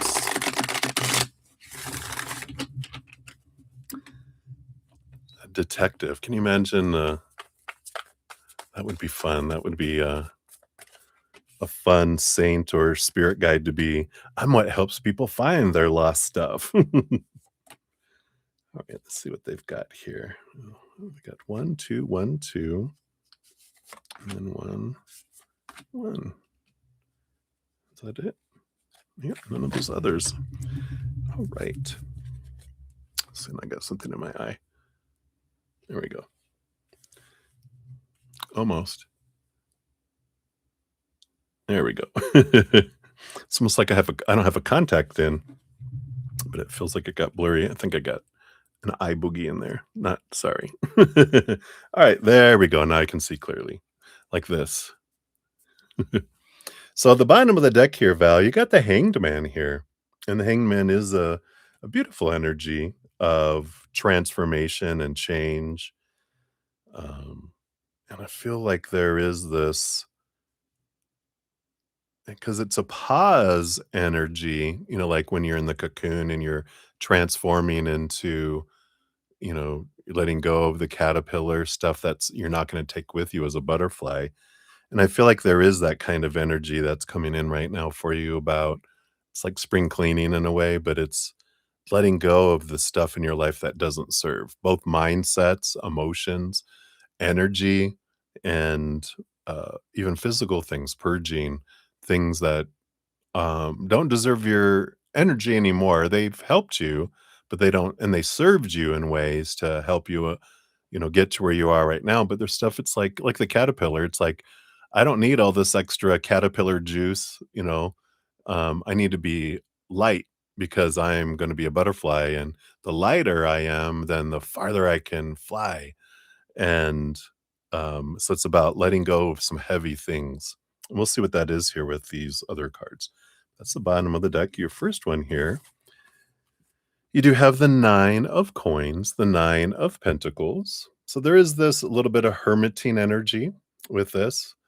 They're usually in a garden by themselves with spirit. It is about financial security and independent kind of energy here. So I do feel like there is this letting go of how you define yourself by, coin, whatever abundance means. And you're like discovering, and I feel like you have been, but I feel like this is where this is one of the big things you're leaving behind is I'm not defined by the outside world. I'm defined by my inside world, and the outside world gets to see that expression of the inside. And I feel like with the Nine of Pentacles, there is this having feeling have been being separate from people, but there is something, we'll see what these 2 cards are, about a change in that, like the butterflies. Yep, the Knight of Spikes, the Knight of Swords. So there's this movement of communication, and the Two of Hearts. Yep, Two of Cups is relationship energy. So there is this new communication coming in. And so I feel like this time in the cocoon and being kind of feeling isolated in a way is coming to an end. And I feel like there is going to be a lot of communication coming in, if it hasn't started already, of invitations. And it's not just limited to romance, it's friends and family and connecting to your higher self. Um, But it feels like there is this beginning of this new energy that's coming in that's drawing you out of the cave, out from the high priestess temple, out into interacting with people to where you're not feeling as isolated. But it's it's not, and I feel like with this isn't you going out and doing it. This is what's happening for you. They're reminding me there's a few times a year where out of the blue people that I talk to maybe once a year, all of a sudden I get 5 people reaching out to me over a day or 2. "Hey, hey, hey, hey," and I'm like, "What, did something pop up somewhere on Facebook or Instagram or something that reminded them of something?" Why did everyone reach out to me suddenly? But it sometimes happens like that where suddenly and that's what I feel is happening here is like my sound effects, all these contacts suddenly come in. There can be romance here too, we'll see here in the remaining cards, but there can even be a romantic interest that comes in through all of this as well. Let's see what this next little group is here. You have the 10 of spikes. So you've really been, getting to this point of I'm sick and tired. That was loud, sorry. I'm sick and tired of trying to live up to everyone's expectations, trying to please everyone, trying to make everyone live up to my expectations. I'm tired. You know, I'm stepping away from this and I'm focusing on what is more and, you know, not trying to please everyone or trying to live up to all these stories that I've had growing up on how things are supposed to be. This is like this wonderful release and an exciting freedom kind of energy where you feel like there's a world of possibilities instead of well, I have to do it this way or should do it this way because that just sucks the life out of things. This is about inspiration, it feels. Let's see what these other two cards that came with it here. Yeah. It's the master storyteller. You got the king of the spikes, and they rule over it. One of the big things the king of swords learns is, we're given tons of stories growing up. That's what that 10 of spikes is, 10 of swords.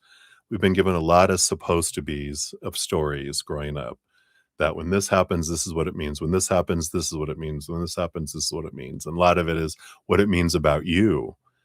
And this is the king of spikes is telling you, they grant you with this ace of swords, which is, it's like, what is it used to, like when you went around campfires, you get the speaking stick or whatever. When you hold it, you are the one that has the floor and gets to speak. Well, you're being handed the ace of swords so that you will remember, I'm the one that gets to choose my story. Even if I have all these other stories that everyone else has, they'll be like, "Oh, this is the story you should say about this." "Oh, you like, thank you for your suggestions, but I get to choose the story I'm going to tell about every moment of my life." We always have, but a lot of it is stories that we were told and we just on autopilot go, "Oh, this means that." But when we really consciously choose a story, that's when we step into our power, right? Yeah, and then you move into the 10 of hearts. Then you have this joy and this overflowing fullness, right? The 10 of swords, it feels like when we're trying to live up to all these expectations, we feel like we're in the negative and we feel like we're, chained down and restricted.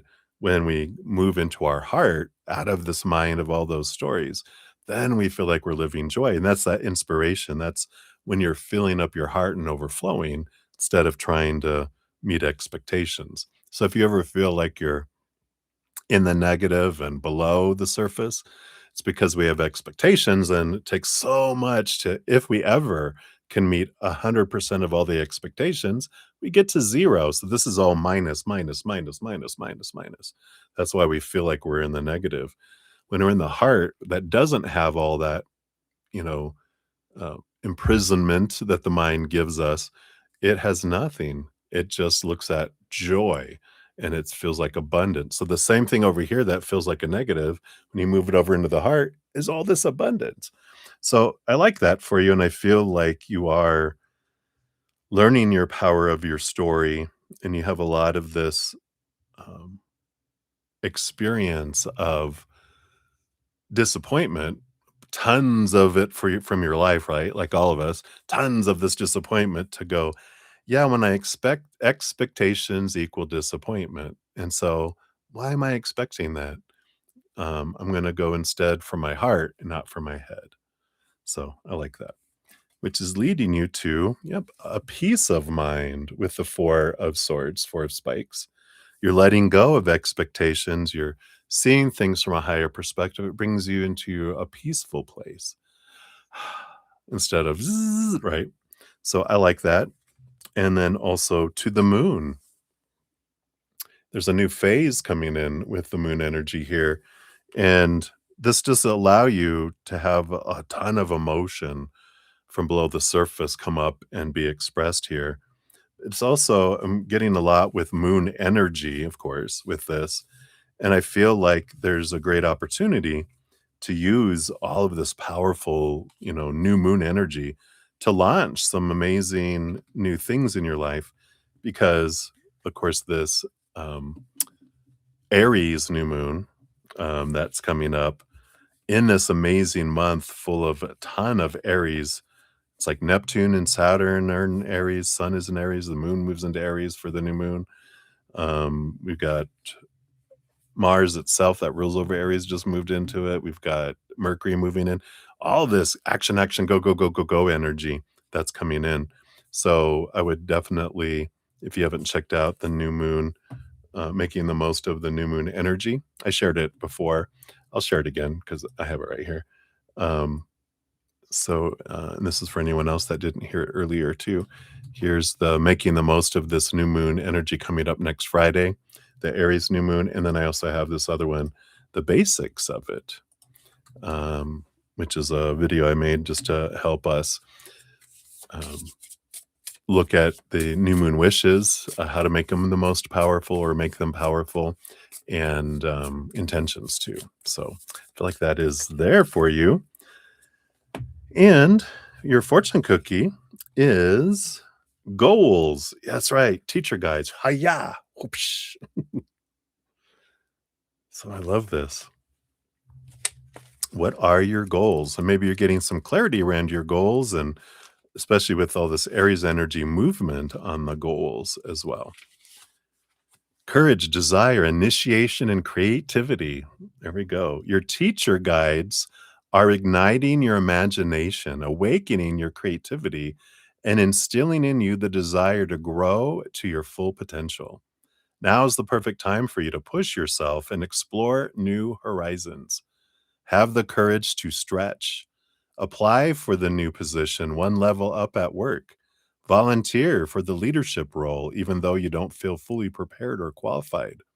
Believe in yourself and act with confidence as you step into more responsible, creative, empowered territory. You are more ready than you realize. Don't hold back. Don't overthink.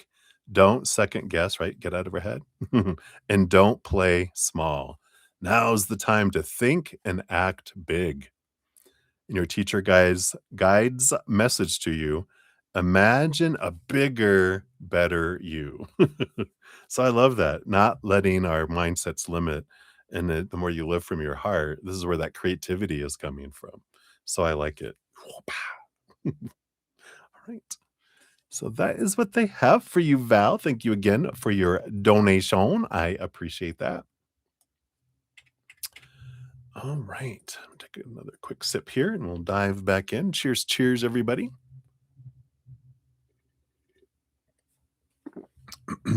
All right. So MBB, we are up 146.43 is yours. So here's your timestamp.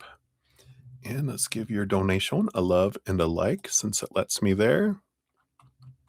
All right. And so thank you for that donation. And whoops, mouse went wild there. We'll do a general career reading and then messages from your ancestors. All right. I love connecting to ancestors. So let's take a look here. So, career reading first. Let's see what they want you to know about your career. Get those two. Got that one. I feel like these go here. And so I do want these two here too. Oh, two more. All right. So I'll see what we have there. And then let's see here what your ancestors want you to know as well. We'll put these up here. Got that. What, those two? Or just that one? All right. All right. So we are set here. Bottom of the deck overall for your reading, you have the 9 of Hearts, the 9 of Cups, which is one of those dream come true, the emotional dream come true type of energy. It's almost like, Aladdin's lamp, make a wish. So I like this. This is going to be a theme of a lot. It feels like this is around that for you here. So we will dive in. First of all, of course, we'll talk about career. And for that, you do have the Strength card and the Ace of Scepters, the Ace of Wands. There is this kind of nudge with this because the Strength card is, of course, having the courage, the inner strength to step forward. And the Ace of Wands, the Ace of Scepters, is about like a new passion, a new exciting thing happening in your career or something drawing you. I was distracted by lions and tigers and bears. Oh my. Because of the lions and the bears. I heard that Wizard of Oz kind of theme come in, which has been coming in quite a bit here for readings and me lately. It's pretty fun.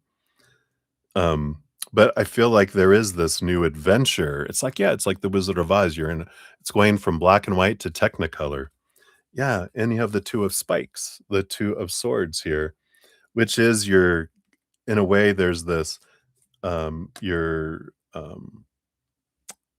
head is in a battle with your heart, and your heart is rebelling against your mind, which that comes in when our mind, for career, we grow up with a lot of stories of what you should do and supposed to do, need to do, responsible thing to do, blah, blah, blah, blah, blah, blah, blah, right?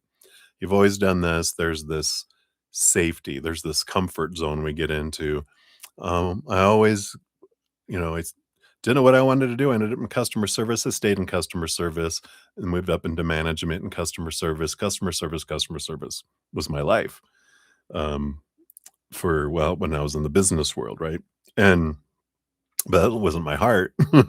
My heart is helping people, but my was I got stuck in this thing here. That's where our mind will get us. They'll get us into this, you know, safety, this comfort zone. But there's no growth in the comfort zone. And sometimes there isn't comfort in the growth zone. And I feel like this is where growth is coming in because it's like your heart and your energy is wanting you to leave the comfort zone and go into something that isn't what everyone would think is the best thing for you to do, but it's what your heart is wanting to take you in. And the mind's going, I don't know. Is this really safe?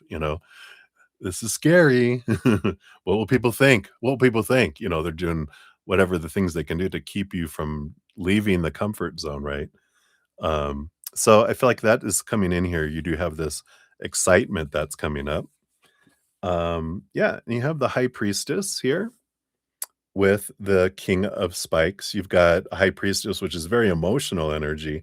She goes away into the high priestess tower and, looks to at things from a different perspective and looks at things differently. Um, but dives deep into the emotional, right?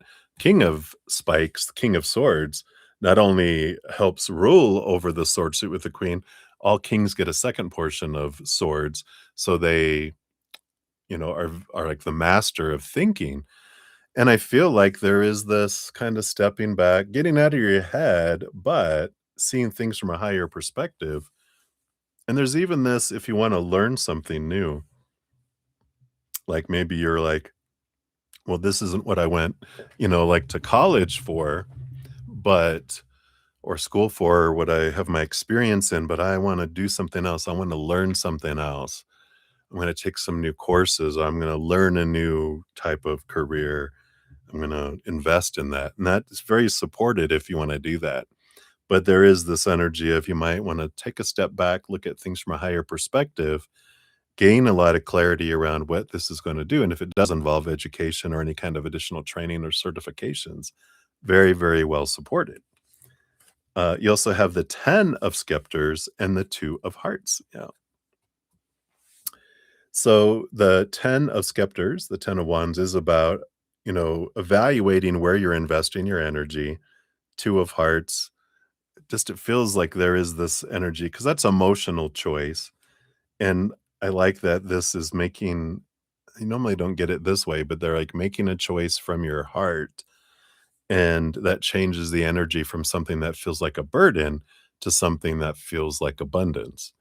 And I like that, you're ready and you're at this point that you're ready to kind of switch it up and because you feel like you're existing in your career, with this kind of energy and you're ready to start to feel like you're living. Because when we live from our mind, we exist. When we live from our heart, we live. So I like that kind of energy coming in here and them saying how big of a change that it could bring here for you, right? Yeah, and you have the 6 of hearts, 6 of cups with the page of wands. And there is this excitement here. It's as if with the 6 of hearts, which brings in a lot of, again, heart energy, but it's like a child kind of energy that comes in, right? And it's like a childhood dream almost. And it's kind of a message in itself of don't be afraid to dream. And because as a child, right, we'll have this energy of, "Oh, I wanna be an astronaut," or whatever, and then we're or whatever dreams we had when we were a child and pop, pop, pop, they popped, right? because we hear oh, think of something that will be, you know, more realistic, and you can have that as a hobby or you can have that as a dream, but you need to be focusing on that this is what you're going to do, you know. You're going to be in accounting. It's like, what? Yeah, be an accountant. Everyone needs an accountant, or whatever. And it's like, what? But I feel like this is that big change going back to like, what is your childhood dream come true? But it's that kind of energy. So interesting. I like that. And then let's see what your ancestors have to say here. Let me get these spread out here. What do they want you to know? So you've got here the Queen of Hearts and the Page of Spikes. So Queen of Hearts, very empathic individual, and the Page of Swords is about a lot of clarity coming in here for you. I feel like your ancestors are saying that, your empathic abilities have been growing and expanding, feeling other people's emotions, and that you're going to be getting a lot of clarity around how to use that and how it can fit into your life and every area of your life and can be used for good, right? Not for evil purposes, not for blackmail, but I feel like you're entering a period where you're going to be able to understand why people are feeling what they're feeling. Instead of just feeling people's emotions, you're able to go and find out why, what's the story behind their emotions from a place of love, not from a place of like blackmail, like I said. But I like this coming in. In fact, my next podcast next week, my intentions are that it's going to be around. I'm starting to write it up right now about empathic abilities, how we understand where the emotions are coming from, diving deep into, how we can dive deep and find out where the emotions are coming from.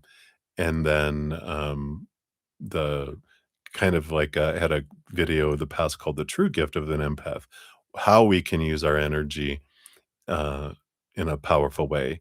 Because the gift of an empath isn't feeling other people's emotions. That's a tool that we're given. But the gift of the empath is that we can push out emotional energy on purpose to help make it easier or harder for people to choose unconditional love or fear. And we're the ones that can do that. So I love that. So I feel like this is something the ancestors are saying, and there's even a message of that there's been a lot of empaths in your family tree, and it's like it goes through down the family line, and I feel like you are like I would say like the gifted one with empathic abilities for your generation. You're the one of the big ones, at the very least, there, if not the head honcho. So we've been given a lot of ancestral ability through the bloodline and through the energy of the family tree. You have the Ace of Coins, Ace of Pentacles, which is a new opportunity coming up. This feels more that you're really connecting into your true worth and seeing your worth in a different way through this. Yeah, connection with this moon energy coming in, and the King of Wands, which would be your higher self coming in here. So I feel like you are really, um, this moon energy is very much about this empathic ability, but you're connecting more and more. And I feel like one of the big things that you're learning from your ancestors and through life is that the more you raise your vibration of self-love to a place, and we do that through gratitude and unconditional love and joy and laughter and play and peace, that allows you to see your with more clarity, hear with more clarity, feel with more clarity, get the information more. So the more you connect with your higher self and your spiritual posse, the more you get used to feeling that beautiful love energy we receive when we're connecting with spirit. And that helps you delve into this lower realm of the emotional world of the moon energy, which is that's where you are able to understand why people are going through what they're going. So when are feeling somebody down, you don't y you know, you can always ask them and say how they're doing and everything, but you'll be able to tap in and go go, "Oh, it's this that's going on in their life." You'll start getting details, more details, more details, as much as you want as you able to go further down, and it's higher you go in your vibration, the more clarity you can get, and then if we're in a low vibration, it's noisy. It's kind of built that way, which is pretty awesome when we think about empathic abilities. Because if we're in a hateful lower vibration, we want to find out stuff to blackmail people. If you go into another soul's, you know, emotional fields to get information, all you get is static, right? Not or a hissing cat. Either one. And it's like, whoa, I'm not getting any information, but you raise your love vibration and your sense of love. It really helps. So I love that they're bringing this in for you. And then you have the Six of Spikes, the Six of Swords, which is letting go of some old ways of thinking, seeing things from a higher way of thinking. It is helping you with that clarity because it brings you from choppy waters to calmer waters, which is interesting. It brings it from loud, like a raging river of emotion into a calm pond where you can hear a pin drop. There's that clarity that comes in. So one of the things you do is you're letting go of small t truths rooted in fear, fear of rejection, fear of not being good enough. And as you're letting go of these, that's what's helping you raise your love vibration. Which brings you to the Queen of Coins, Queen of Pentacles, Mother Nature, Mother Nurture, birthing of something new, and the Ace of Hearts. Yeah, Ace of Cups. So self love, self love, self love, and nurturing yourself is very important through all this too. You definitely learn more here through all of this, and I feel like they're bringing in, um, and this is one of the things that helps you move forward too in accessing Akashic records and past lives, etc. So they're like, this is just part of your adventure. It's one of, many different things that you're experiencing spiritually, and that you will get that, you know, they're giving you something else to look forward to in a way. So I love that. All right. Let's see what your fortune cookie brings in too. I feel like this is also from your ancestors. So let's see what else they want you to know here. You've got surprise. Yeah. And your joy guides coming in, bringing you a surprise. Let's see what we have here. So 42. Yeah, spontaneity, change, opening, and breakthroughs. It says miraculous changes and breakthroughs are about to occur. Make room in your heart to receive the blessings that the universe has for you. As if out of nowhere, beneficial connections, surprise meetings, and sudden changes for the better are on the horizon. Your joy guides stand at the gates of synchronicity as the universe pours love your way. Refrain from assuming you know what will happen. Your joy guides lovingly remind you that what you know is not all there is to know, and that any moment the universe will surprise you with lovely, unforeseen experiences. Unexpected shifts will bring benefit, support, and even financial abundance. So get ready. Be receptive to opportunities that come your way. Say yes to invitations that may be out of the ordinary, because these experiences are divinely inspired and benefit you in every way. Be spontaneous and give yourself permission to break out of character and do the wild thing. Go on the blind date, take an impulsive trip, or attend a party or fundraiser. You never know what good will occur. Your joy guides message to you. Surprise! The universe loves you and is showering you with beautiful new opportunities. Get ready to experience the fun of it all. Wow, what a great message there. So, surprise! Beautiful energies. So that is what they have for you, MBB. Thank you again for your donation. What wonderful messages. I love connecting to those ancestors. So thank you, thank you, thank you. All right. Maria P, round 3, huh? You're so funny. Thank you for your additional donation via Z PayPal. Here's all of your timestamps here. And we'll dive into that here. I'll bring it up here and we will take a look. And of course, you're number 2 in the free reading, so we'll be circling back around after we finish donations for that too. Let me take a quick sip here too.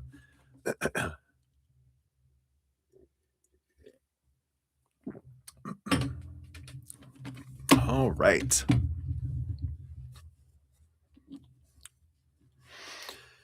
So you want to dive in how your work this upcoming week will go for you. All right. Boom, boom, boom.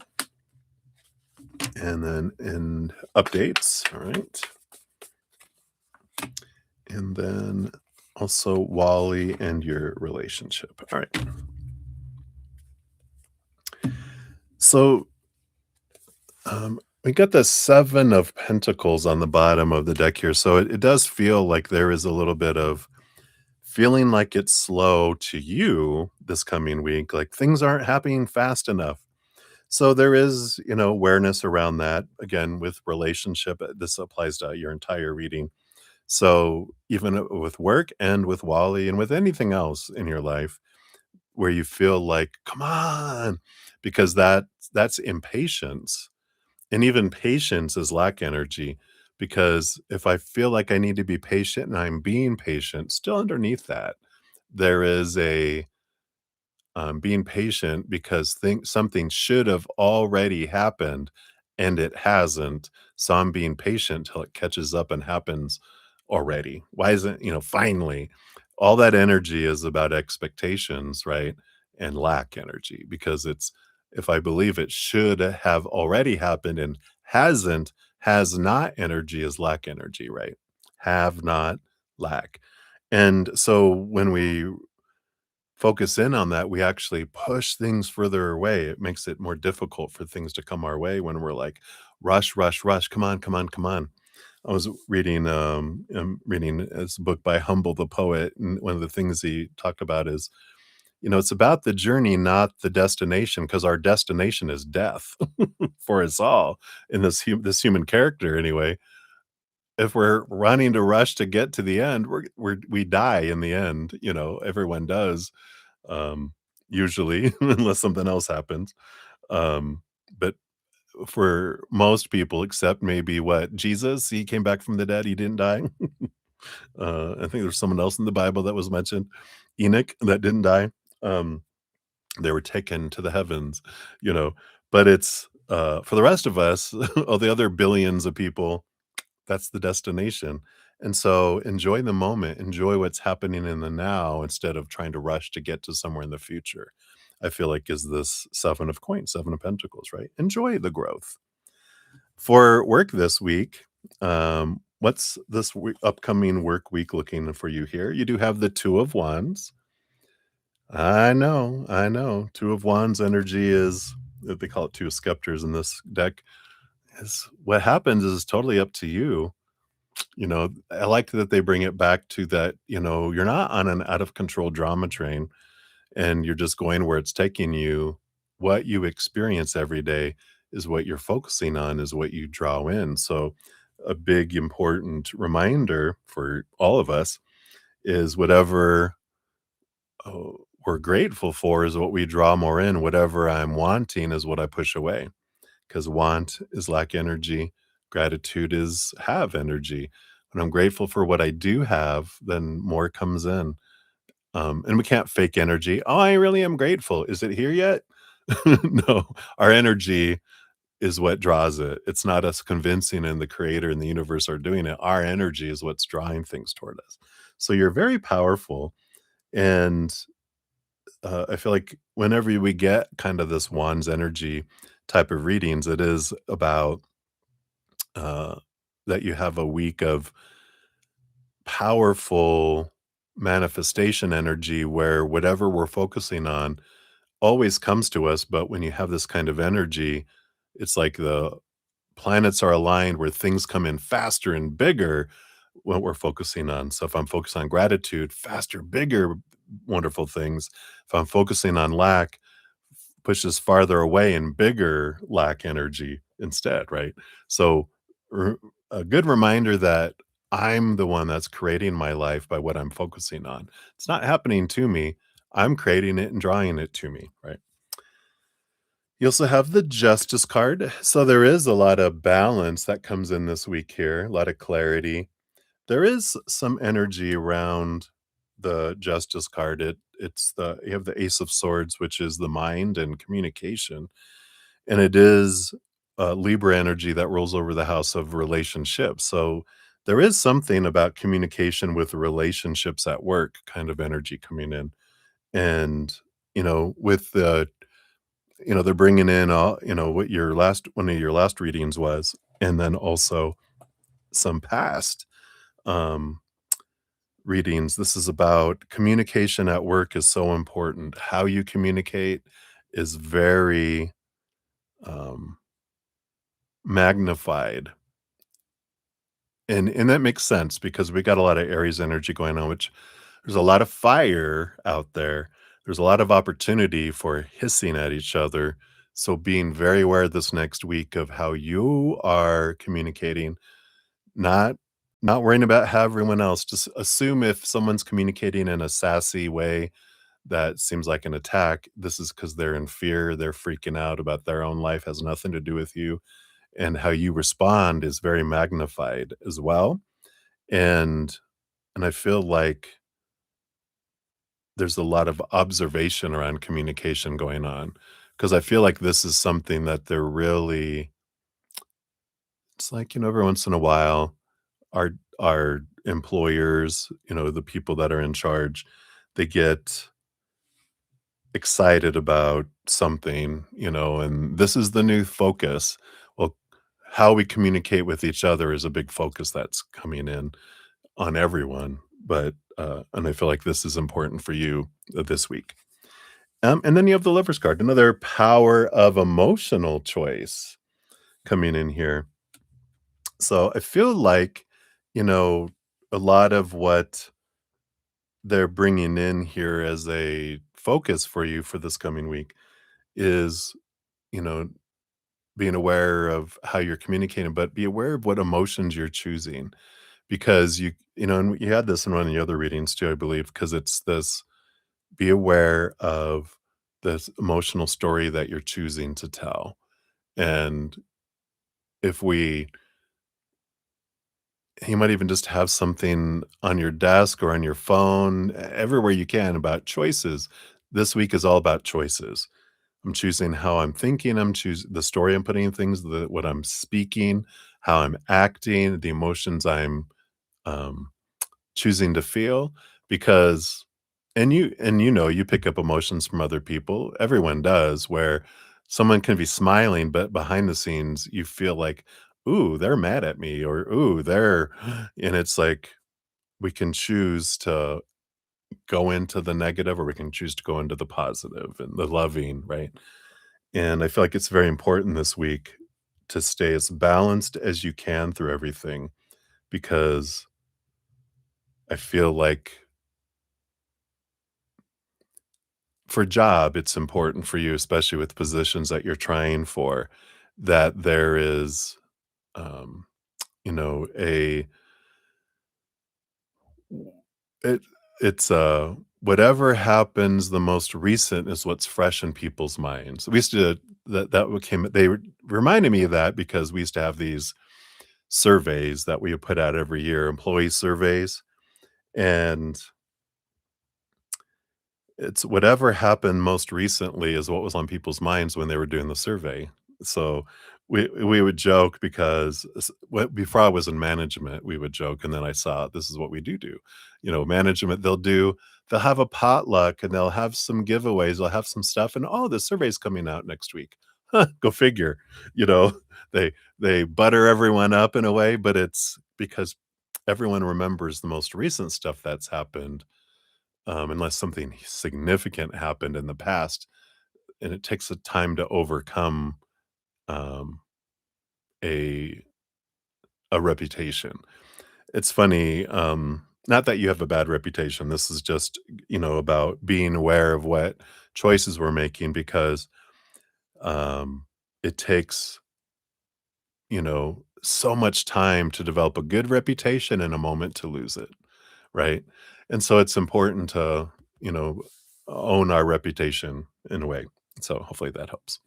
So that's how your upcoming work week is going to go for you. I know it doesn't seem like but it feels like this is what they're saying the focus is, which means there's going to be some opportunities to choose lower vibration versus in moments where you can go against it and choose a higher perspective, a higher vibration energy around it, and it stands out. So I like that. Because it can be maybe not something specifically about you, but something they're announcing in the office, and everyone's like, "Oh," and you're like, "Huh, that'll be interesting. I'm excited to see what that looks like," versus, "Oh, another change," because it stands out when everyone else is choosing the and you choose to shine and not fake, right? But really going, "Huh, this could be interesting, actually." Not being like, "Oh, yay," when that is not how you're feeling, but going, "You know what? This could be an interesting adventure." You know, I'm going to choose to look at positively at it. All right. And then any updates about work? You got the 9 of coins. I tell you what, and the page of hearts. Yeah, it feels like here you're going to be happy this week. You have a great opportunity for it with the page of hearts and the page of cups and the 9 of coins. 9 of pentacles is about this feeling of abundance that comes in with it. It's one of those independent kind of cards, financial independence. Um, um, so it feels like you get good news this week that you feel very abundant at work. So it feels really good here. Um, and then updates on Wally and your relationship. You have the 5 of coins. You have the 5 of pentacles. So, there is this fiery energy that comes in with this is that the fear of abandonment, the fear of being left behind, left out in the cold. I'm not enough. I'm not going to have enough kind of energy. So I think I already kind of forewarned you a little bit about that there is this energy of possibilities of conflict in the world, right? I mentioned that about this work. It's everywhere because it's fiery energy. Mars, the planet of war, moved into Aries, the fire sign it rules over. So there's a lot of possibility for conflict in the world right now. It's a very fiery time. So be aware of that. Be aware of your own feelings and fears of lack. And Wally, you'll be feeling that too. So, however they react out, realize it's not about you. This is what's going on inside of them. And realize that when you feel this, rah, this isn't about them or anyone else. This is about you. It's important for you for your relationship. You have the 2 of coins. You have the 2 of pentacles. It's a good balance energy, but it's also, power of choice of how you act into the outside world here is very important. And there's a great here you got this on another reading you asked about your relationship. We got the Hanged Man. Transformational energy is about pausing. Yeah, it's a good here for this energy that we were having here. Pause, balance, calm down, look at things from a different perspective, and then move forward. Don't do as much as you can not to react, but to pause, breathe, and then consciously, lovingly respond. I know, try something new, right? You're so funny. So I feel like that's what they have here for you. Hopefully that I know you probably wanted more about the work and the stuff, but they're like, the lesson is choice, choice, choice, choice, choice for you at this time in your life to realize there's a lot of possibilities of things, and it's all about what you're choosing in each moment that determines what you're drawing towards you and what route, what pathway you're bouncing down. So there you go. So that's what they have for you, my dear. Many, many blessings to you. Thank you again for all your multiple donations.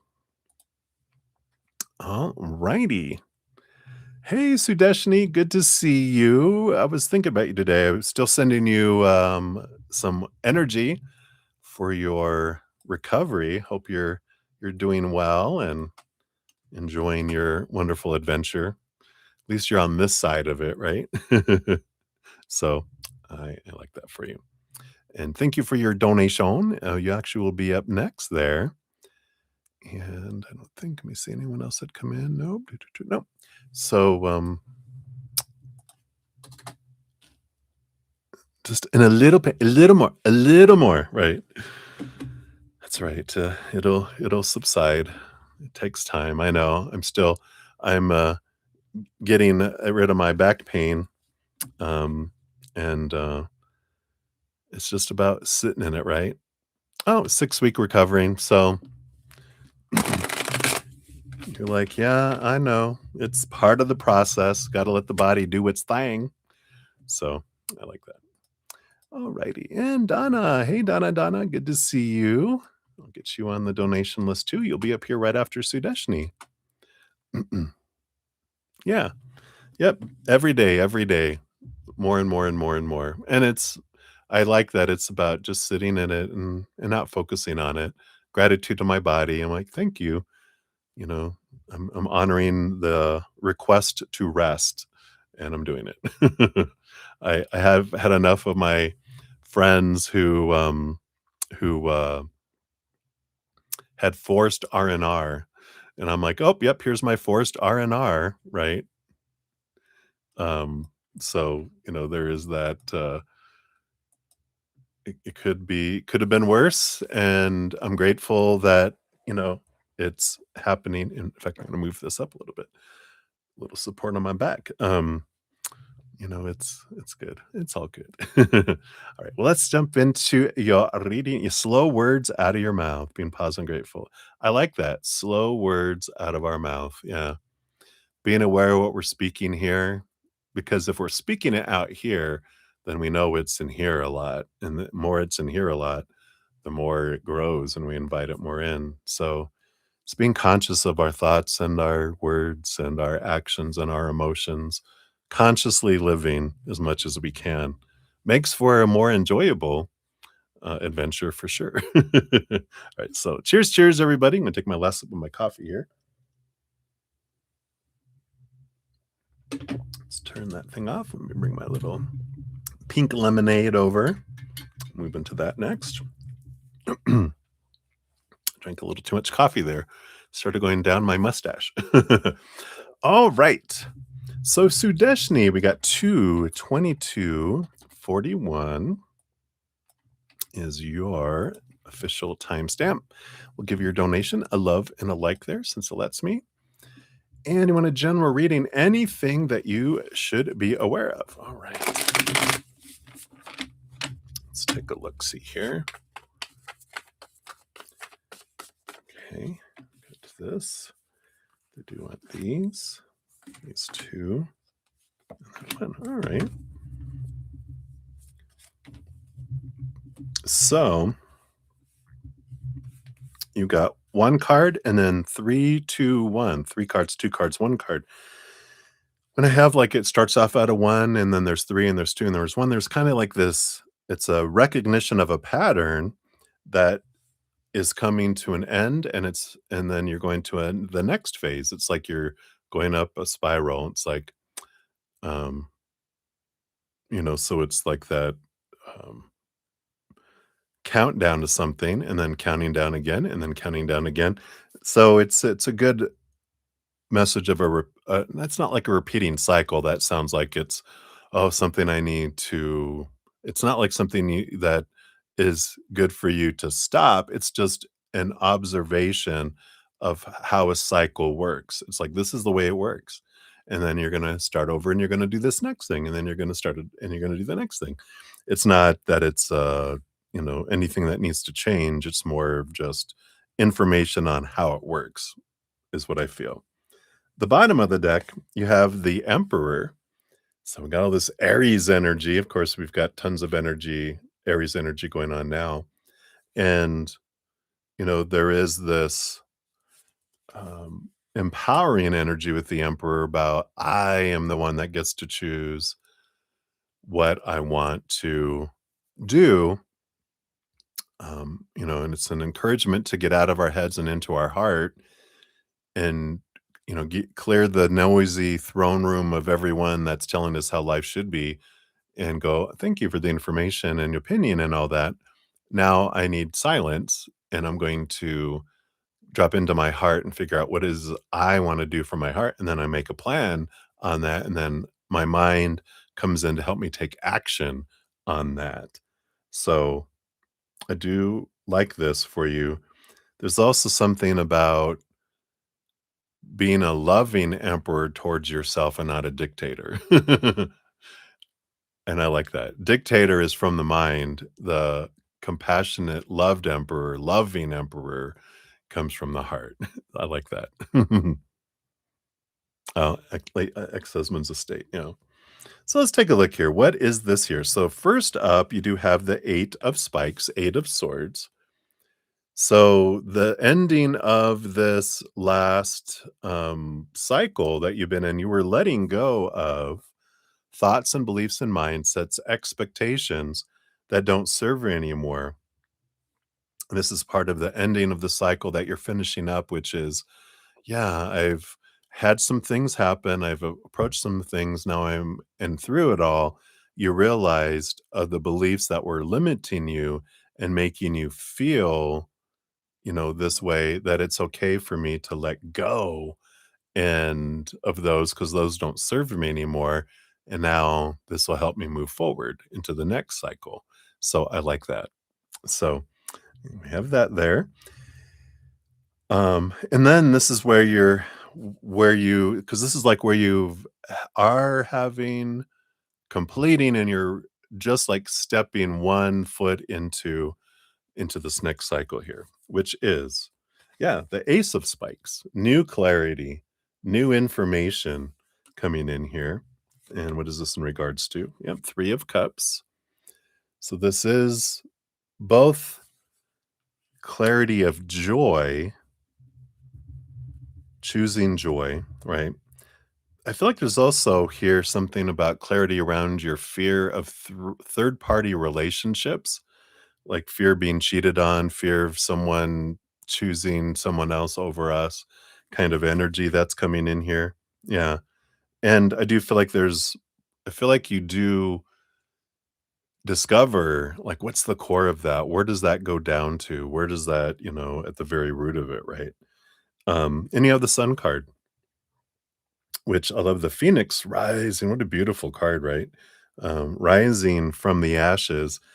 It is Leo energy, it is the reflection of inner child, so I feel like you do get this awareness of third party and clarity around it. I don't know if you've checked out my podcast series, The Easier Path. Some of the first few ones that I did were all about why do people cheat, what I learned from my relationships being cheated on, and so there's several of the podcasts that talk about it because it's such a huge thing, but, there's some great stuff in there about my own personal journey, and then hints from spirit on how we could look at those things differently, and I feel like there is some great knowledge that you glean in your path here around what why did I want this to be brought up so I could be freed from it, right? So I really like that, that energy of freedom because I know on the other side of it, on the reflection, it's beautiful freedom. I realized, like, one of the big ahas I will mention is, when Spirit said, "Well, what'd you learn through those besides men are bastards?" They're like, "No, no, no, no, no."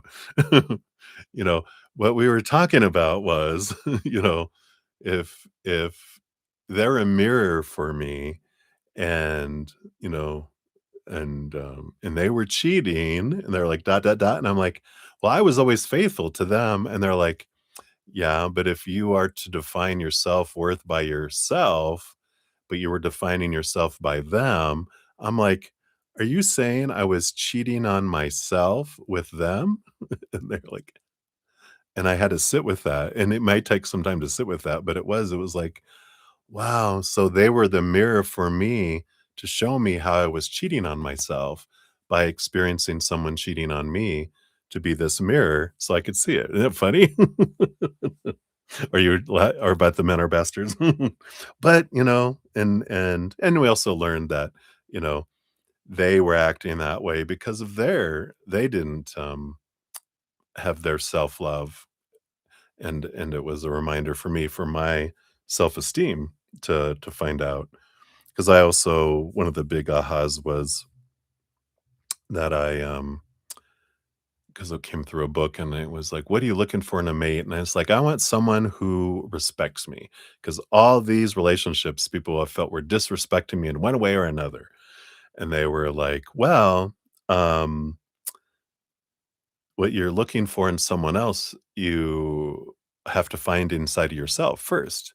And I was like, "Wait a minute, are you" this book, I did throw the book across the room, because I was like, "Oh, they're saying that I don't have self-respect. Whoosh, how dare they?"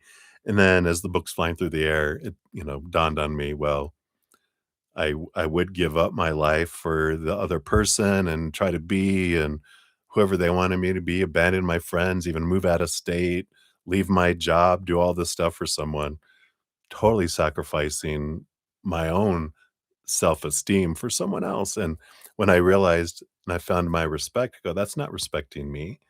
Once I found my self-respect, then I began to be able to see other people respecting me. But if and that's the whole big thing is in relationships, if no one can give me something I can't even give myself, if I don't have respect for myself, if I don't have love for myself, how can anyone else give it to me if I can't even do it for me? So, I love that awareness is cheating myself by taking abuse. Yeah, yeah. How am I abusing myself? By allowing myself to do that, right? So it's an amazing, transformational energies, but I talk about a lot of that stuff in the podcast if you wanna check those. So I like this. This is what's unfolding here for you. Such freedom. Yeah, 4 of coins, 4 of pentacles, and the Fool card. So you're definitely on this new adventure of self-worth with the 4 of coins. So everything I kinda just said, right? Just need to turn over the cards. But, we talk about the 4 of pentacles and how we end up feeling like our worth is unstable when we define it by the 3 buckets of the outside world: relationships, which is what we just were talking about, situations, even, jobs, education, social status, marital status, whatever, and things, our bodies, our bank accounts, our possessions. When we define our worth by all those are unstable. We feel unstable till we turn inward and upward and we're like, oh, I'm eternally and unconditionally loved. That's the foundation of my worth, not all this temporary unstable stuff. The permanent stable stuff of the higher realms defines me. And then we realize my worth never has changed. I was perfect and lovable and priceless in the beginning. I was born, I remained it all throughout my life until I left. But as things in the outside world change, it doesn't change my worth. It just changes my experience of my worth till I really get that solid foundation. That's the adventure that you're on, and I like that. Look at this. He's, like, riding on he's in the, what? It's like, no more looking backward, because what do you see when you look backward? It's about enjoying the adventure of what is and moving forward. No more reflecting on the horse's ass, right? Well, I'm just, like, kinda cussing a little bit. Apologies. Yeah, and this is all leading you to your self-love, Ace of Cups.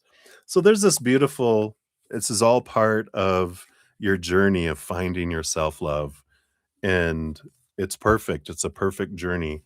There is no failure in it. You are moving forward. You've been you're on the perfect journey in the perfect timing, and I like this kind of message of being gentle with yourself. So I like it. That's what your fortune cookie brings in here too. We're using the Ask Your Guides Oracle by Sonia Chiquette. And we'll see what else they want you to know here. There we are. And yeah, loss. It's allowing yourself to mourn the loss and then move forward, right? When you're ready. Let's see what that says here. So it says you may be entering or experiencing a period of loss, regret, disappointment, pain, and perhaps even grief. These feelings may be due to present painful circumstances, or they may be the result of unexpressed or unprocessed loss from the past. Whether your pain is caused by something in the past or in the present, your heart and soul are now ready to heal. Your healer guides are present to assist you through these difficult times. These soothing guides assure you that your present pain will ease and transform into learning, and that this too shall pass. Your joy will return. Ask your healer guides to help soothe your heart and turn your loss and pain over to their loving care. Trust their influence as they urge you to seek support from those with the skill and sensitivity to heal. Call a grief counselor, join a support group, book a healing massage, or pick up an inspirational book that will assist you in your current pain. Reaching out for help will bring relief. And your healer guides message to you: seek sources of help. And when I was reading that, one of the big books that helped me during that specific time, I don't think it was the book I threw across the room, but it was around that time I read the uh, the Path to Love by Deepak Chopra. It's been around for decades. I've read it like 5 times, and every time I read it, it's probably time to read it again, because every time I read it, there's like more you glean from it. It's an amazing book. But that's what they got for you, my dear. It's been rough. I've already told myself to move forward and respect yourself. That's right. Move away. Yeah, and your ex-husband passed away. Wow. Yeah. How beautiful, right? So it's definitely this wonderful, and you're in this process of letting go old beliefs, and you're stepping into this finding your own worth independent of everything. And I love this next step of this journey for you. Sounds very freeing, and hang in there. You're not alone, of course. We've all had these wonderful, wonderful, wonderful adventures. So know that you're not alone in it. We all love you, and I know you love us. All right. So many blessings, Sudeshni. Hang in there, my dear. Yeah, absolutely. Enjoy. Enjoy.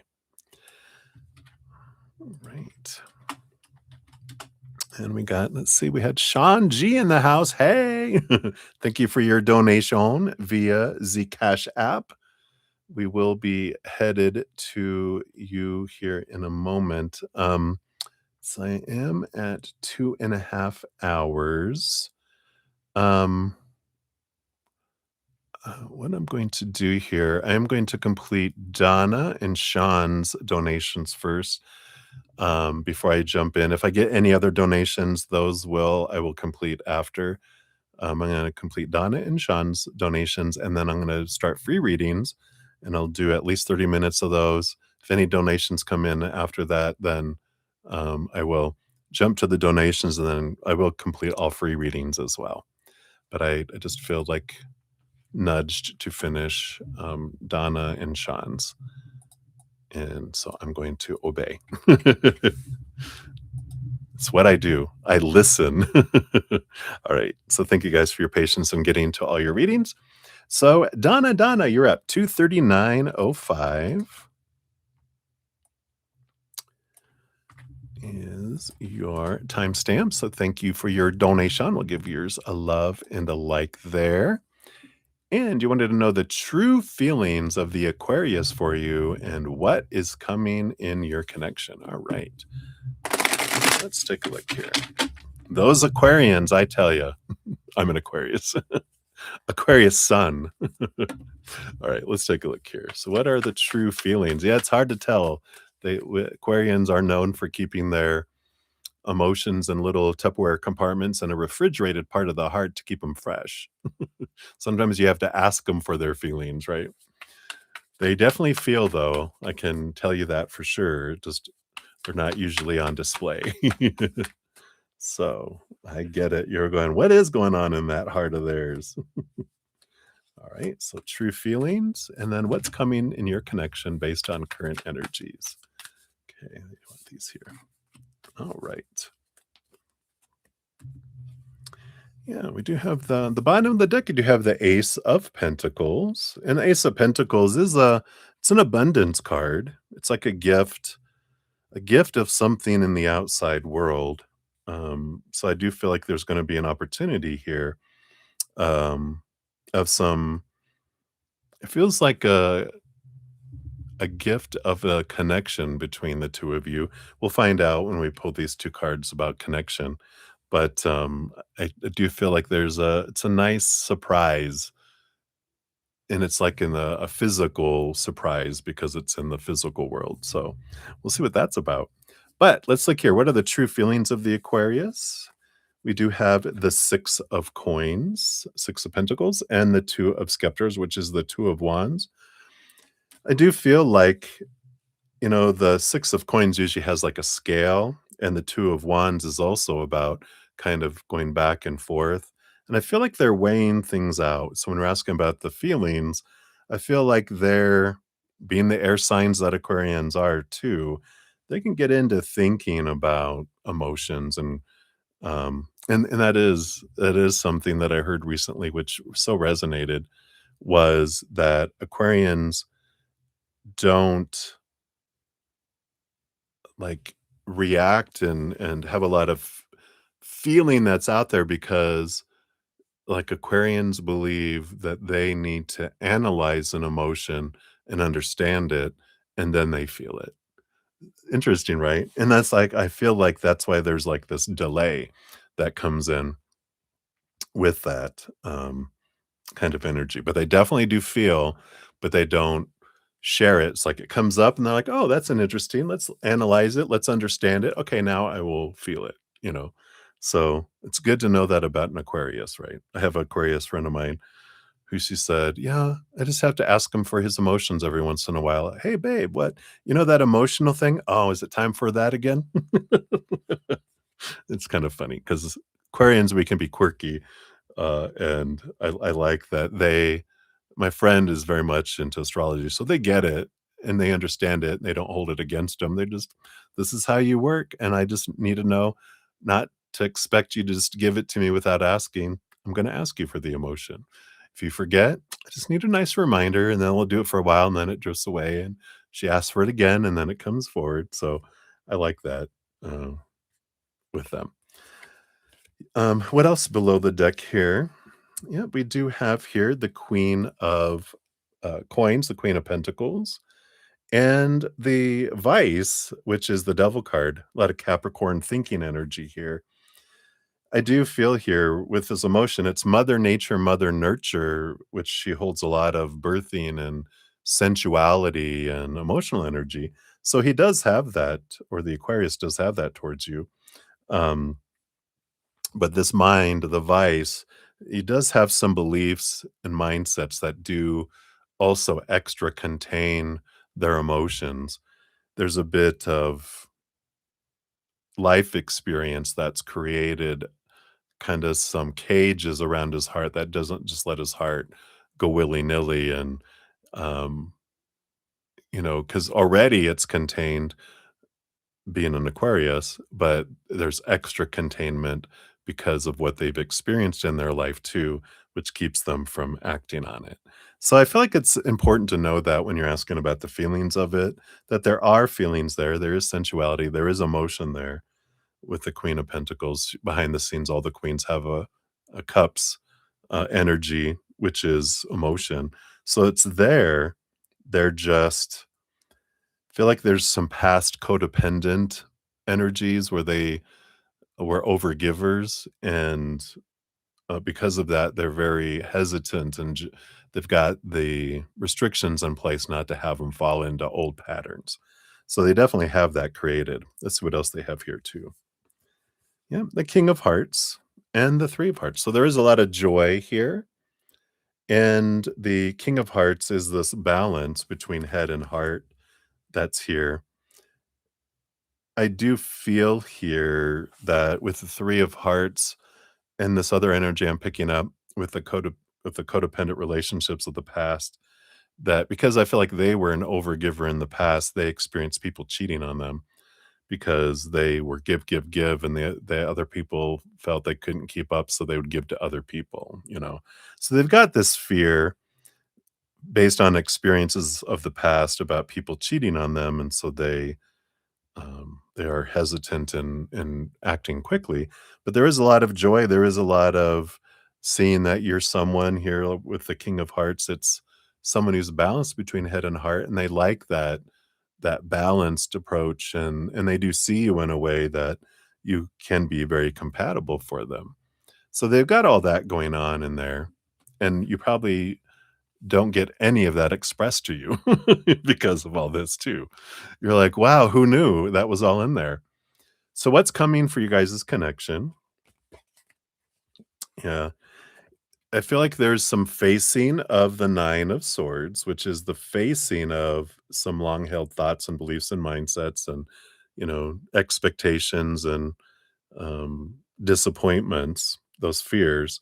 Then the Ace of Scepters, Ace of Wands is an act of passion. There is action here. So I feel like they're getting past some of these fears, these emotions had to go through the analyzation process of the Aquarius energy that they have to be able to get, and it feels like it's been some of it starting to make its way through the process to where it's coming out as action with this Ace of Wands. So I do feel here, with that Ace of Wands and the Ace of Coins on the bottom of the deck, that they are going to suddenly surprise you with an action into the outside world, either an invitation to go do something in the physical world or send you something. But it's you receiving connection and action in the outside world with it. But it's going to be one of the two or both that they're inviting you to go do something with them in the physical world. And but also maybe they're sending you something too physically in the physical world. So I feel like that's what's coming in. We'll get you your fortune cookie here too. And it doesn't feel like it's very far off. I feel like with this 9 of swords, that it's been going through this gauntlet of thinking and analyzing the emotion. And I feel like it's about to kind of, I don't know, just poop out. Here it comes. It's making its way through, It's like a machine. Ding. Here comes the thing out, right? So let's see here what else they want you to know here with your fortune cookie. And you've got survival. Yes, you are surviving. Let's see what we got here.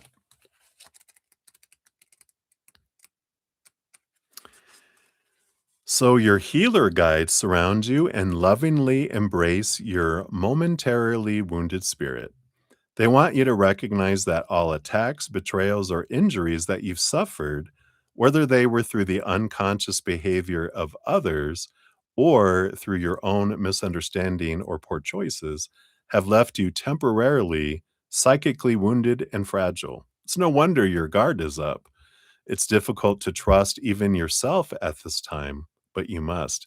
Wow, it sounds like you both have been through some things, right? Because maybe the everything I was talking about with them is a mirror for you too, right? Stop blaming yourself or others for what has occurred so you can start to heal. Learn from your experiences. Especially be willing to clear any illusions you have about others and see them for who they are and not for who you want them to be. Don't take the injuries inflicted upon you personally.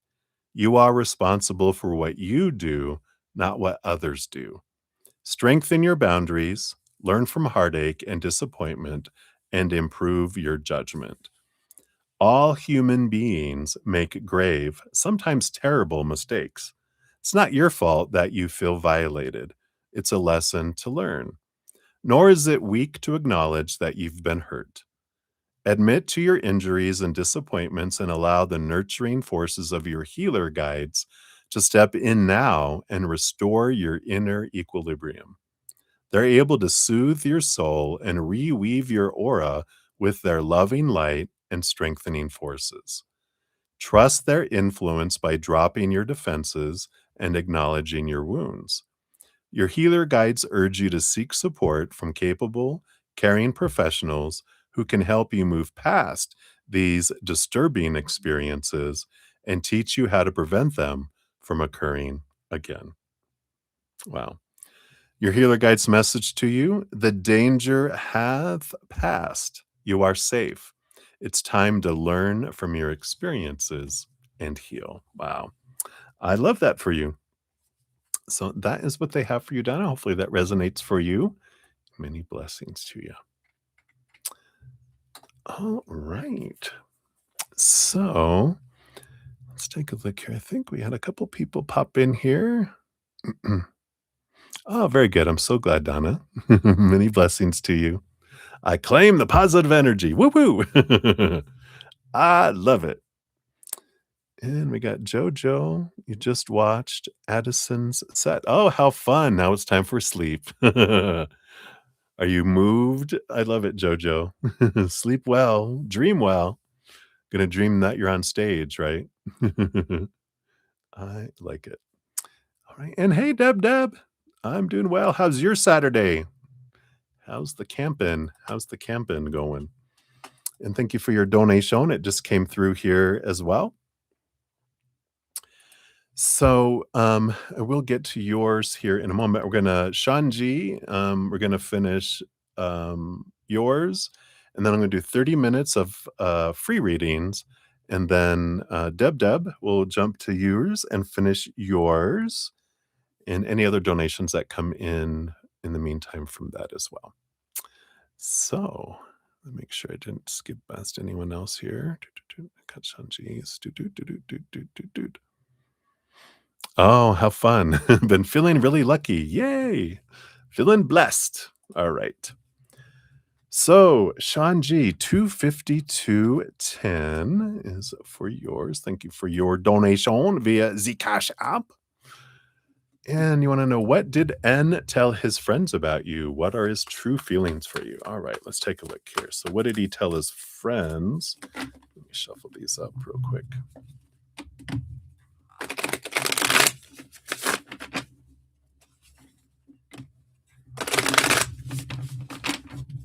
All right. So what did N tell his friends about you? All right, thank you. And what are his true feelings for you, right? Because we know how that can be different. And this one here, all right. Yeah, it's funny because with the Two of Pentacles on the bottom here, kind of feel like there are two stories, right? Here's the rooster. One on one hand and one on the other, like, they don't match up, how he really feels and what he tells his friends. Um, yeah, because there was this energy of, you know, keeping face, keeping a certain reputation with their friends. Interesting. But let's take a look here. So what did he tell his friends about you here? We got the Eight of Coins, Eight of Pentacles energy, and the Seven of Hearts. There's one more card. I'm not going to look at that yet because it's underneath the energy here. But the Eight of Pentacles, I'm getting like they're saying, yeah, things are progressing. I'm just kind of seeing what's unfolding. Seven of Cups, I'm feeling a lot of different things, you know, um, sharing some different emotions at different times. Sometimes, feeling good emotions, and other times when they're feeling cranky, some other emotions. But it just feels like he's just kinda bouncing in different things, and things are just kind of I'm seeing how it's going. So I don't feel like that they're really being honest with things. They're just kind of more here and there mentioning how they're feeling at different times when there's different experiences. But overall, I don't feel like with that energy that they've really been, like, committal, if that's a word, committal in, that how they really feel about you. Underneath the underneath the those energies, we have the Knight of Wands, which is that little, it's the passionate, you know, like a prince would brag about, how, you know, how lucky they are, or getting lucky that they are, this energy of their passion, and that's more of the things with their friends, and that's the keeping face is, "Oh, yeah, we did this, we did that," kinda stuff, and not like kissing and telling a whole lot, but, they're just like, "Had some hot times," but I don't feel like they talk about the emotional side. I feel like they talk more about the other, amongst the friends, especially the male friends. But I feel like there's a lot that they keep below the surface. There's 2 completely different stories.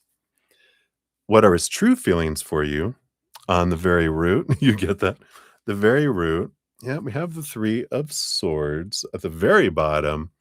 There is this fear of being a disappointment, this fear of not being enough, of not being able to live up to your expectations. At the top of all that, we got the King of Hearts, and the King of Hearts, King of Cups, you know, is this energy of like, wow. And even like the Ark of the Covenant being there, such a powerful thing, right? You are a force to be reckoned with. You're like the, Indiana Jones. Remember when they were searching for the Ark of the Covenant? Don't open me up. I'll melt your face. But I feel like there is this respect in a way, but I feel like this is where they fear disappointments because I feel like they really have you on this pedestal in a way of like you're a lot. Um, and I'm not leaving it there. You're a lot. You're like I know I'm a lot, um, but it's more of a you're just so developed in so many different areas and your strength especially you've got the strength that comes across in this because of everything that you've overcome in your life you carry your strength and I feel like that is one of the biggest things is like wow you're so talented in your what you do with art and and teaching and the stuff and your passions of your life it's like I don't know if I can keep up. It's like you do you don't know. I don't know. You have so many mixed emotions about him, right? But, this is how he truly feels, right? Um, because I feel like this pride energy that he has, and he wants to have that courage and that confidence, but he doesn't. That's why, with why he puts on this kind of toward the friends to save face or to look at me, and but they don't believe, that in their heart, and that's why they have to put on this facade, which is most humans, right? At some point, but I feel like they're just like, "Wow, you are so strong, and wish I had your confidence and your strength and your" you know, but there's a bit of intimidation that comes in with that. So, there can be a power struggle when it comes to that, because if on the inside I feel insecure, I'm gonna try to control you, right? If I feel out of control, I will slip into being, you know, acting like a young child and, you know, doing all the things that come with that of, you know um, trying to show you how good I am and how I would boast about myself and maybe tear you down a little bit too, because that's what we as humans, if we feel people are up here and we're down here, we will either destroy them, try to bring people down to where we're at by pointing out their faults, or we will boast ourselves and falsely boast ourselves up to where we feel we're equal to someone, or both.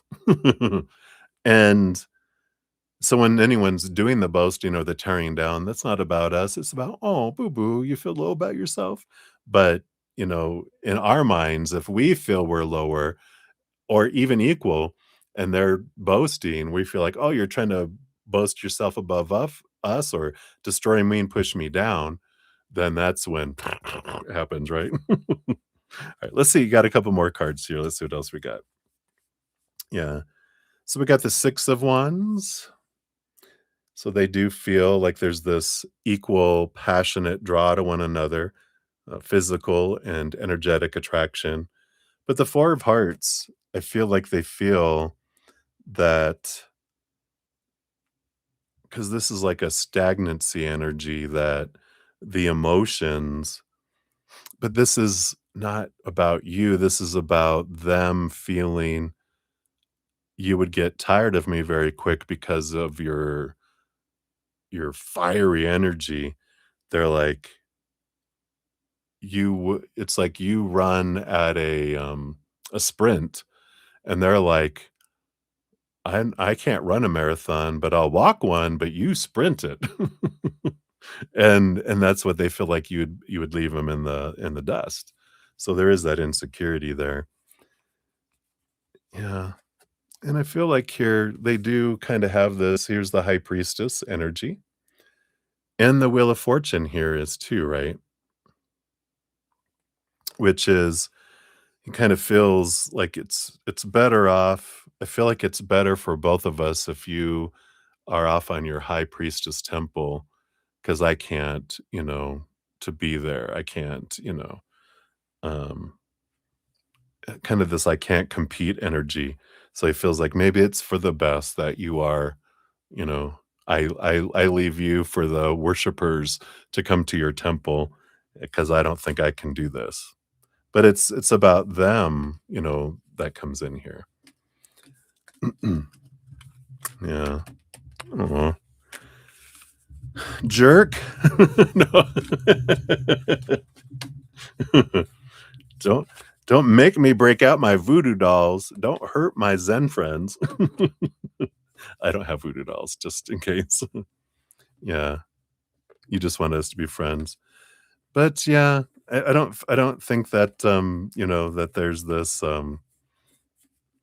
they just you when you shine bright when you shine bright, um, people who feel dim, it just makes them in their own perception, they're like, "Wow, I'm it makes me feel dimmer than I already was, feeling I was." When you're around someone with confidence, then your lack of confidence really shines, and they can't stand to be around it, because the mirror is too scary, right? So, you know, and I know we can look at other people's actions and feel, "Oh, that means something about me." But if we, you know, that's for us, right? The mirror you showed them was for them, and the mirror that they showed you is for you. So where you feel you were hurt is showing you where you still have um, insecurities about, right? Where you have, I forget how, there's this wonderful, they said, I love when, oh, it was someone saying when people criticize them, they love it because it shows them where I can have work to do. Because if someone criticizes me, if I believe it, that's why it hurts me. And there's some sort of belief inside that I can look at to be set free from. But if someone says something to me and I don't resonate it with at all because that wound doesn't exist in me anymore. It's like, "Oh, okay." Like someone coming up to you saying, you know, "I think your blue shoes suck and you're wearing white shoes." You're like, "Oh, okay." They're in a different planet. But if they say your white shoes are ugly, then you're like, "Oh." Then you're like, "I have a fear my white shoes might be ugly," or whatever. Let's see here. Yep, you got your guardian angel with caution. It's a beautiful card. Let's see what this brings in here for you. So, your guardian angel is advising you to be cautious right now. Slow down and pay attention. There's no need for alarm, for you have not yet crossed the line of safety. However, you're being asked to listen to your intuition, acknowledge what does not feel right or safe, and take a step back. Say no and walk away without hesitation if you sense bad vibes, even if it makes no logical sense. And what did you say? I have so many mixed emotions about him. Run! This might mean saying no to the job offer that looks great on paper but doesn't feel right deep inside. This might be refusing us to sign a contract that others are pushing you to sign. Your guardian angel is sending you constant alerts to keep you safe. It is important to notice and heed your guardian angel's warnings, big or small, no matter how much your ego resists. There's no need for fear or overreaction, for the danger can be avoided entirely simply by paying attention to the signals being broadcast your way. You don't have to explain your actions to anyone. If you feel something's not right, that's explanation enough. So, your guardian angel's message to you says pay attention to your intuitive warnings and quickly walk away from what doesn't feel right, no matter what. Have no fear. I'm walking with you. You are protected. So, I love that. So, maybe take all these warning signs, right? You're like, all right, I'm listening to my intuition and my guardian angel. This don't feel right. I'm stepping away, right? So, I like that for you. So that's what they have for you, Sean. Thank you again for your donation. Shout out to your grandma. Boom. Many blessings. Cheers, cheers.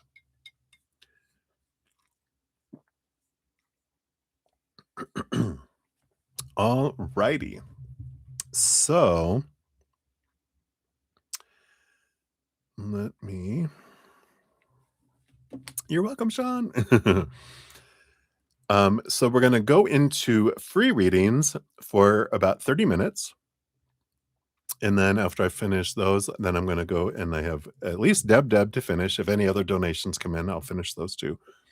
Um, And then after that, we'll jump back and finish out any remaining free readings as well. So that is the shabizzle of what's going to be going down right now. All right. So let us jump in. We're going to start with Mini Heal at 3:08:04. So that starts the 30-minute timer. Ding, ding. So Mini Heal. Any new people, friends coming into your life soon? All right. Let's take a look here and see what do we have coming your way here. This and this. Yeah, I feel like here you've got the mage, which is the magician, and the six of coins, six of pentacles, which is this energy of equal giving and receiving energy coming in a bit here. The magician, of course, is, whatever you're focusing your energy on and pointing your magic wand at in a way is what you're drawing towards you. And so I feel like there is this six of pentacles is an abundance energy. Focus on what have you loved about friends in the past? Because that'll bring in new people and new friends that match that. If you haven't checked out whenever I get the six of pentacles here, I'm going to be bringing up this video, my current podcast, abundance where it be, could be abundance of friends, in a way, what's keeping them away, our energy and our inner child. So there is some here's the energy and inner child, the rate of exchange, the Six of Pentacles I talk specifically about in that video. So I would definitely look into watching that. In fact, I will, if I haven't already shared it with you, I feel like I shared it with you already, but if you haven't, be sure to check that out. Here it is for everyone in the chat right now too. But I'll put it under your timestamp under the free readings on the pinned comment for your convenience. But definitely check that out because that means there is possibilities for it to come, but it's also the deservedness we feel on the inside to receive them is important. Otherwise, they're kept outside the city gates. We can hear them, but we can't see them or interact with them. So we need to allow them to come into our life. And our inner child is the one that'll keep them at bay until we feel we deserve them. So there's some little work that can be done in there to bring in those individuals. Otherwise, we'll keep drawing in the people that match the lower vibration of those situations instead of higher. So that's what they have for you, Minnie Hill. Many blessings. And then Maria P., you are up. Thank you for your multiple donations earlier. Here is your free reading. Boom, boom, boom. And a general for Wally and your relationship. All right. So let's take a look here. What do they want you to know here? Oh, all these, sure. So you do have the King of Spikes, the King of Swords. You also have the Emperor and the Seven of Scepters, the Seven of Wands. So there's this Seven of Wands energy is about kind of like this being true to your authentic selves and authentic selves, not being the one that you think you're supposed to be and or being who you think the other person thinks you're supposed to be. This is more about getting the clarity, changing the story, getting out of our head of all the expectations like we talk about. But this is zeroing in on being true to who you are and allowing them to be true to who they are, not expecting them to be anyone else than who they are, and allowing yourself to be true and show who you are, you know, and not put in any, you know, well, they need me to be this, so this is who I have to be in order to be with them. I need to be this, I'm going to be that. It's like, it's being more truer and discovering who that really is. I know in a lot of my life, I used to live up to expectations. And when I went to stop doing it, I didn't know who I was supposed to be because there was no supposed to. So I didn't know who I was supposed to be because I was trying not to be who I was supposed to be. I wanted to be who I was. I didn't know who I was because I kept on for so long. I tried to be who I thought everyone wanted me to be, but I wasn't true to me until, you know, we clear away that and we sit and we get to discover who we are. And then with the Emperor energy, this is as you discover who you are, then you get to decide what you want for your life, what you want to do with that, how you want to express that authentic person to the world. And then you make a plan and you put action behind it. Does that include Wally? You'll find out, and if it does, what do you want that to look like? Where do you want to go? What is it that you want from your heart, not from all the stories and everything, right? But sincerely knowing what it is you really want. And I feel like that's a huge, with this Aries energy of the Emperor, this is a lot of what you're coming into right now.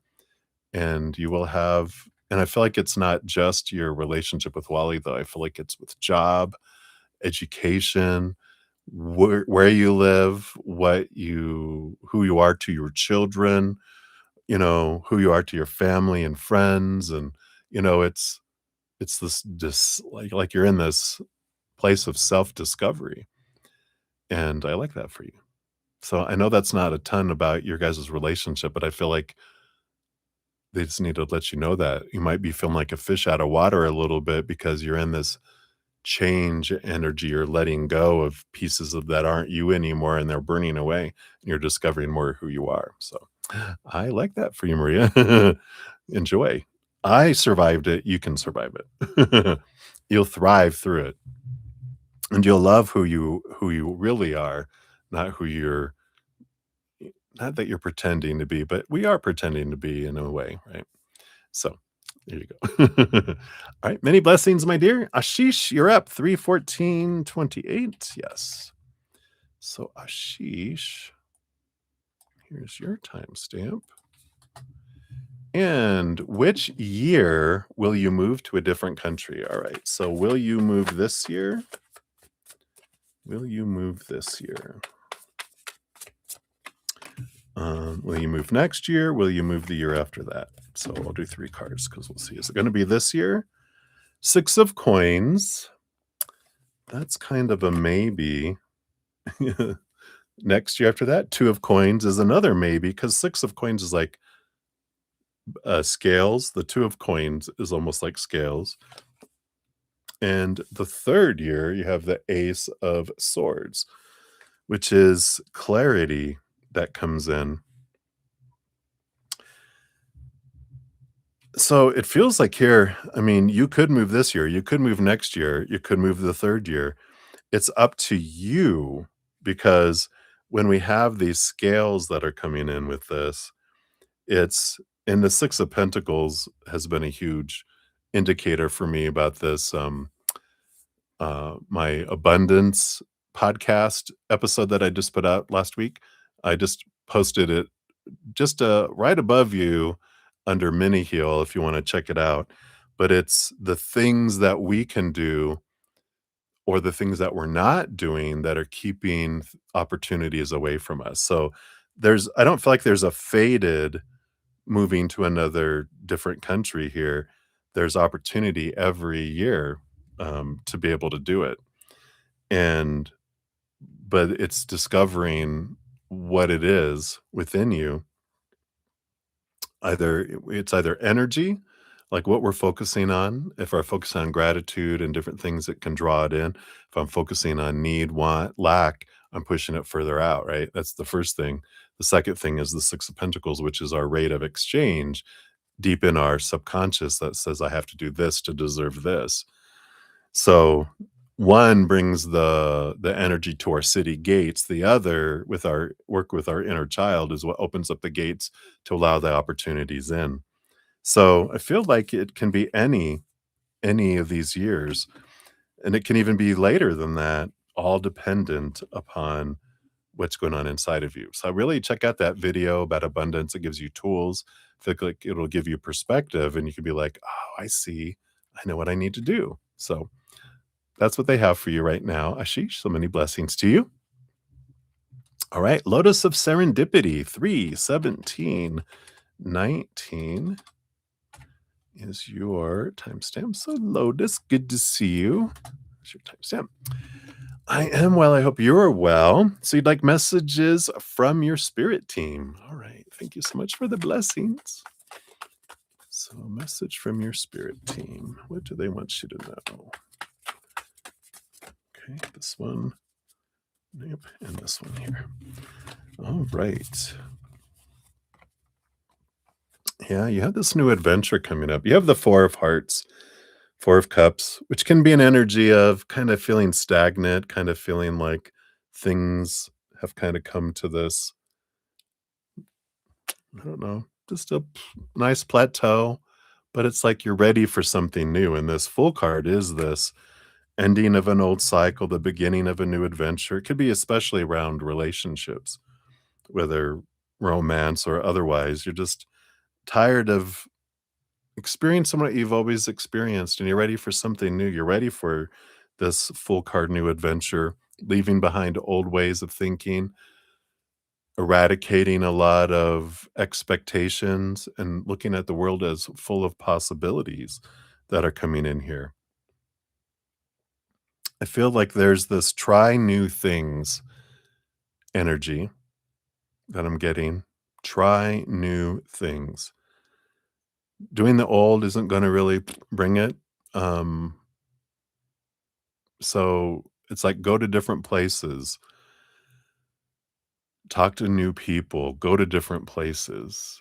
I just said that already, but I feel like they're saying that again. And then go to different places.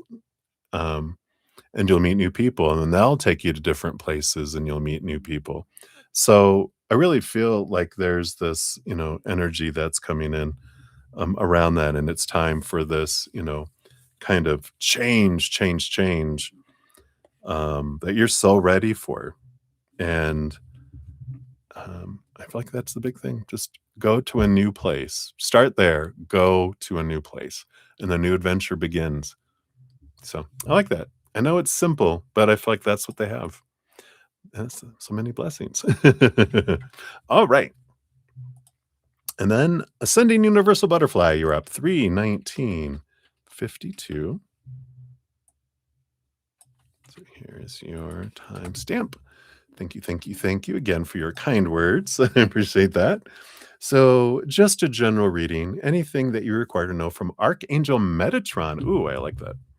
So, Archangel Metatron dialing up their phone, doing the old dial. Zig, zig, zig.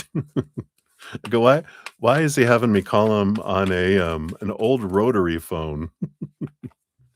Because isn't he like over new technology and everything? He's going old school. Let's see what we got here.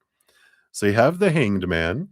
Yeah, transformation, leaving the old behind, going into something new. I was obviously telling me time to switch out phones, leave the old phone behind, and go into the new technology. You got the Five of Scepters, the Five of Wands, which is transformation energy.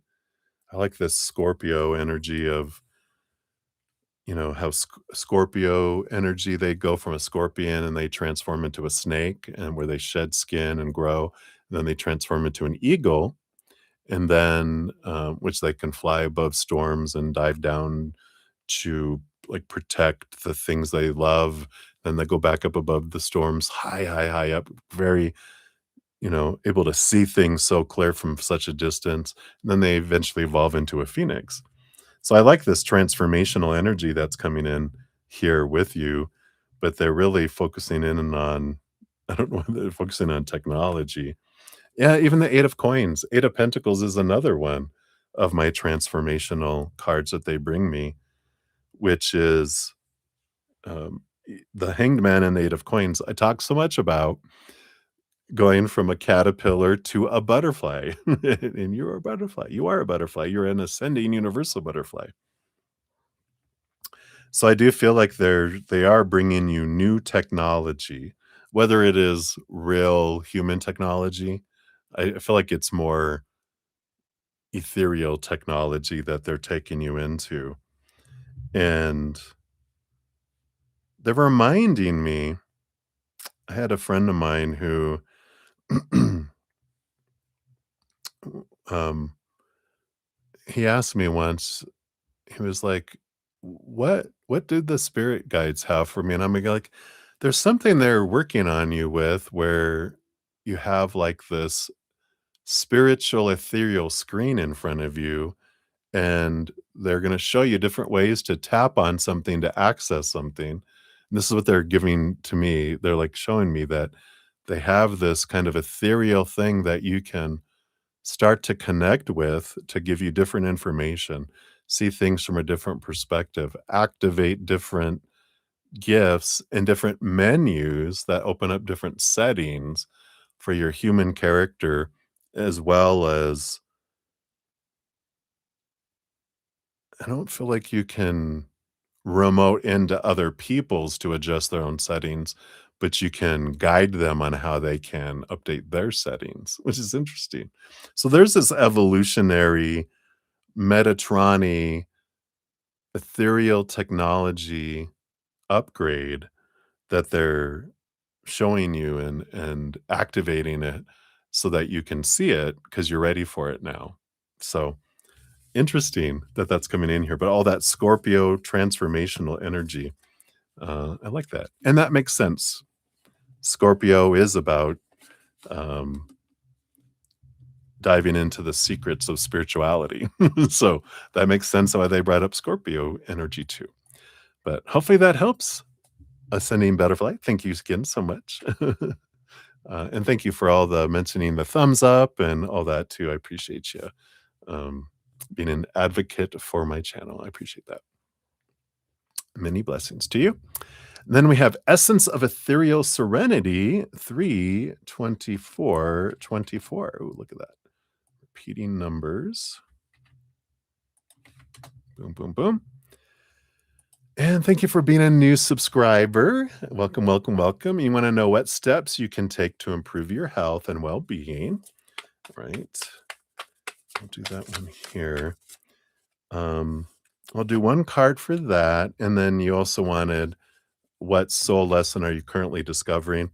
For free readings, it's I do one free reading per session just for future for you so you can zero in.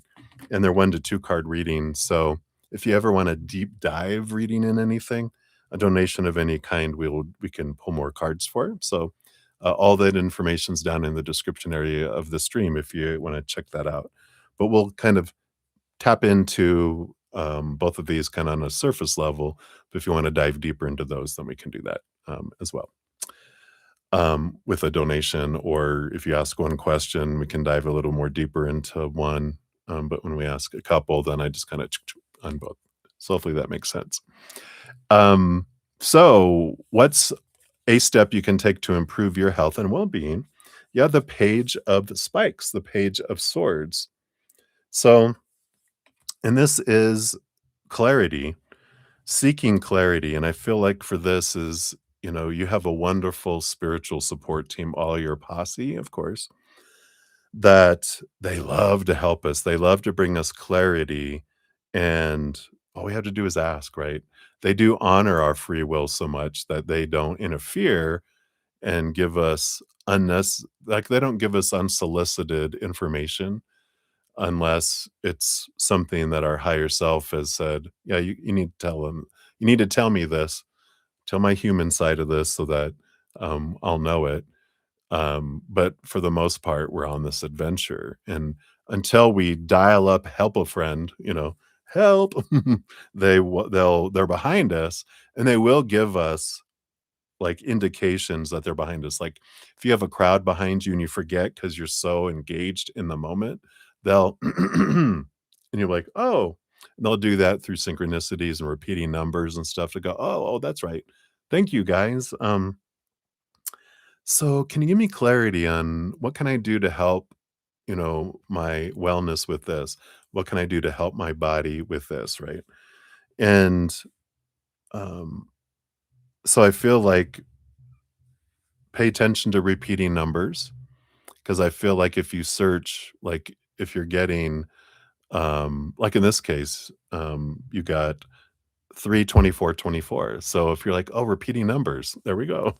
There's the message in itself. um, angel number 24. What does that mean? See what you're drawn for on the internet when you search that, right?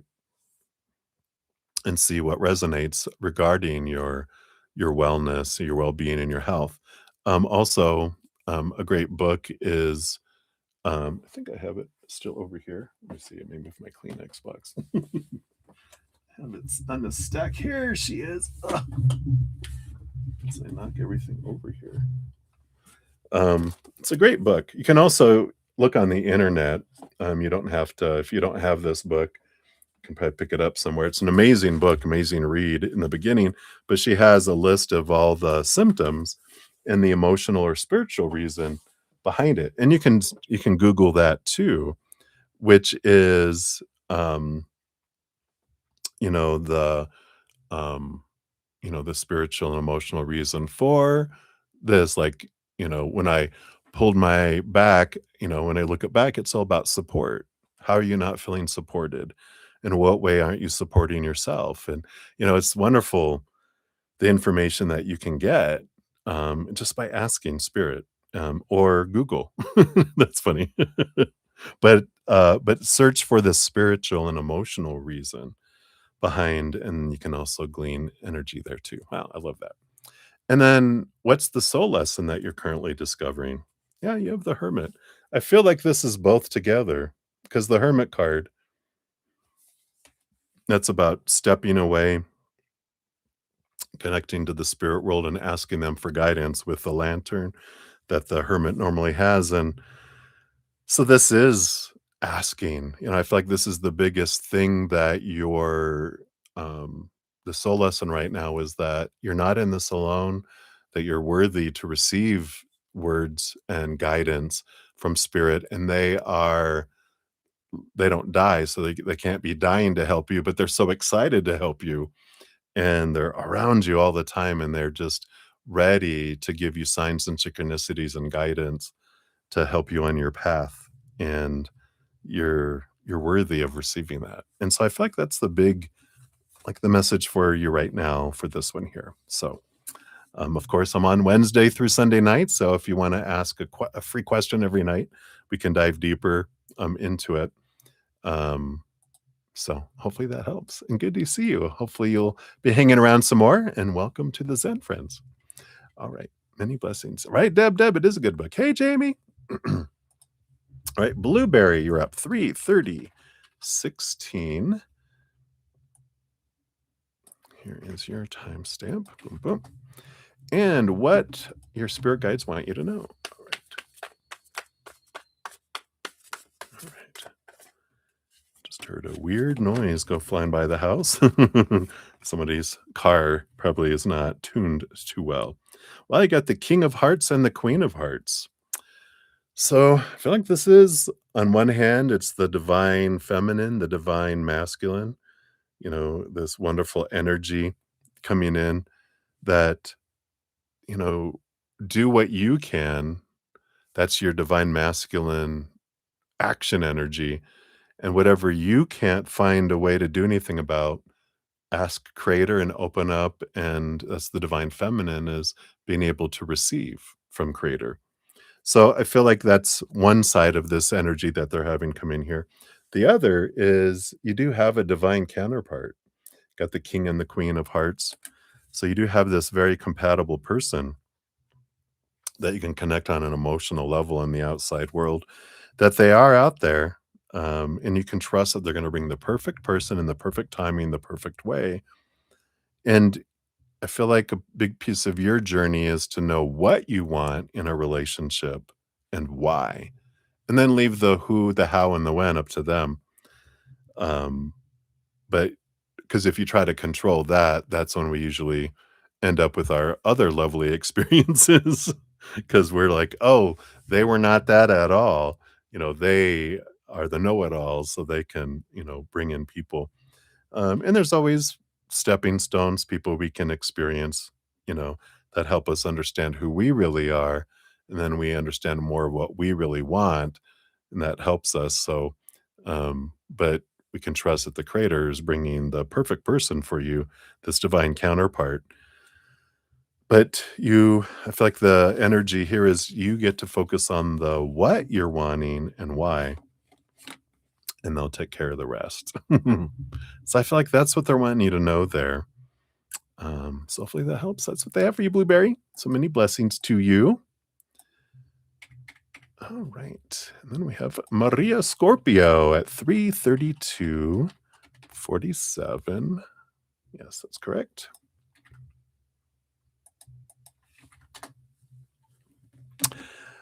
Yes, Jamie, I shouted out to you, hopefully. Sorry. I'm in the middle of doing my free readings, my 30 minutes of free readings. After I finish that, then I will go back to donations. So I'll be to you here, not too far off here. See 3:08, so 3:38. So in about 5 minutes or so, I'll be moving back into donations. I have one in front of you, one donation, and then you'll be second after that. So thank you. All right. So Maria Scorpio, you want to know, will Philippe's relation with Adriana last for a long time, or will it not last? All right.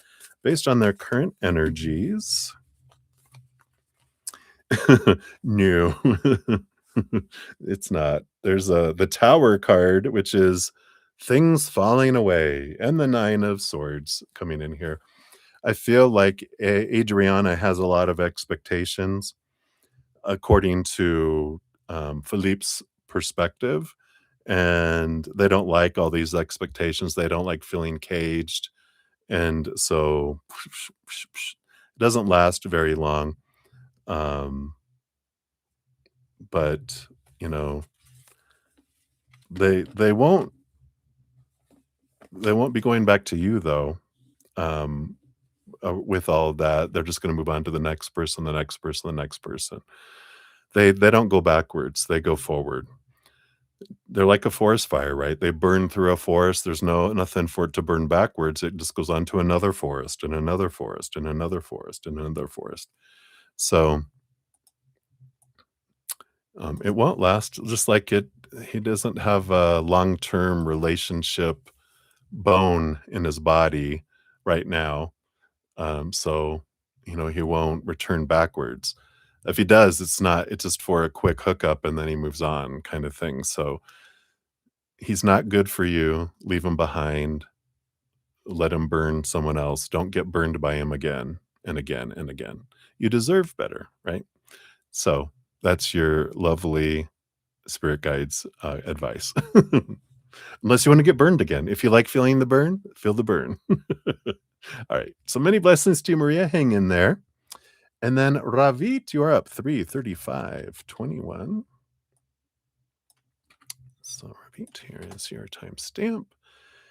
And you glad you finally expressed everything you felt to Apurva. It gave you a sense of freedom. Yay. Now I just want to understand her feelings one last time. Focus more on myself moving forward. All right. I love that for you. Cheers, cheers. Let me take a quick sip.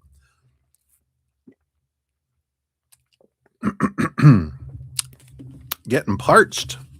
All right. So her feelings. What are her feelings? All right. Yeah. So we've got the 5 of hearts, the 5 of cups. So her feelings with this is, very much sorrow, very low vibration. She's had a lot of pain in her life, and that's become her identity in a way. So she goes to the painful route. It's like, how if I get attention growing up because I am sad and I'm in pain and I take on the victim role, then the heroes come to rescue me. So I get attention from the heroes when I'm a victim.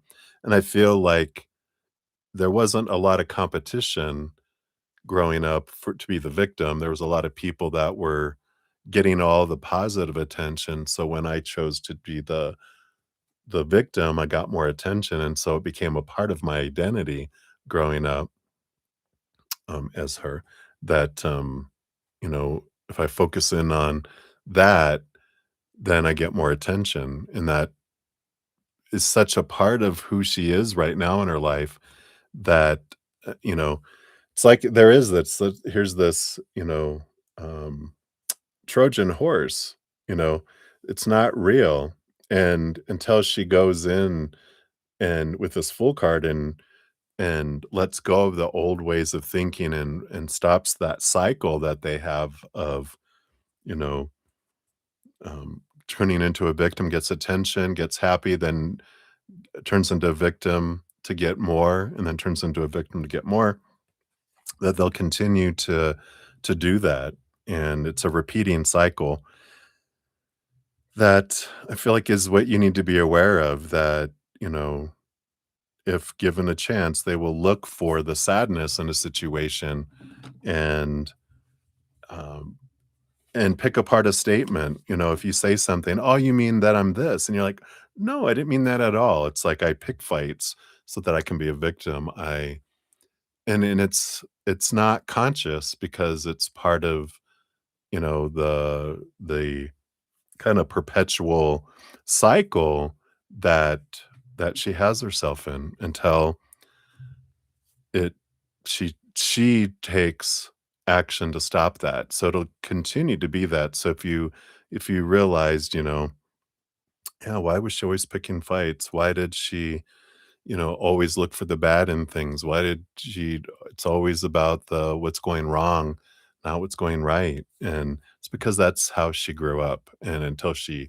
does that, it's all on autopilot below the subconscious. So I feel like it's when someone's looking through the lens of a life like that, they don't see you clearly. So trying to understand their emotions and their feelings for you and everything, it's like trying to read a foreign language of jobbled, hieroglyphics. Who knows what all that means because she never saw you clearly through those lenses. So I feel like that's important for you to know so that you can be like, you know what? Yeah, this isn't whatever came up in me regarding what she was saying or not saying, doing or not doing is for me to, that's what my pattern is. That's what is a part of my identity that I learned growing up. I can change that for me, but I can't change that. They need professional. I feel like that a lot of where they really could use some professional counseling to help get tools and transform that because I feel like it's such a part of their identity um, that it's going to take someone skilled to help them with that. So that is what they have. So hopefully that helps, Robbie. That is what they have. So many blessings to you. Hang in there. All right. So that I've reached a half hour of right. Yes, I have for free readings. I will go back and finish the free readings after I finish out donations. So I do have Seleno, Olivier, Little Pink Pearl, A Starseed, Nicola Jackson, Kat Mia, Starfall, Jean XO, and Debbie O also left here as well. So that is what I have for free readings. And then I have Rocky Mountain Deb. Deb will be up next. And of course, Jamie. Hello, hello. Um, I do see yours. Oh, I think you just caught up to where I was talking about how the process will work. So you'll be up here after I complete Deb's. Yeah, and thank you so much for your super chat. And yeah, so and I got your question there. So perfect. So I will start back on donations here in a sec. Now I've been on for 3 hours and 40 minutes. I'm gonna go run to the little boys' room real quick. Deb, thank you guys. Because I need to get up and move. My ball hiney is numb since I've been sitting here for almost 4 hours. So I just need to jump up, go to the little boys' room. In fact, I think I might just get some more coffee too. It'll be just a couple minutes and I'll be back and I'll finish up Deb and Jamie's donations. If there's any other donations, I'll complete those. And then we'll jump back into free reading. So thank you guys for your patience. And my my buns, thank you too.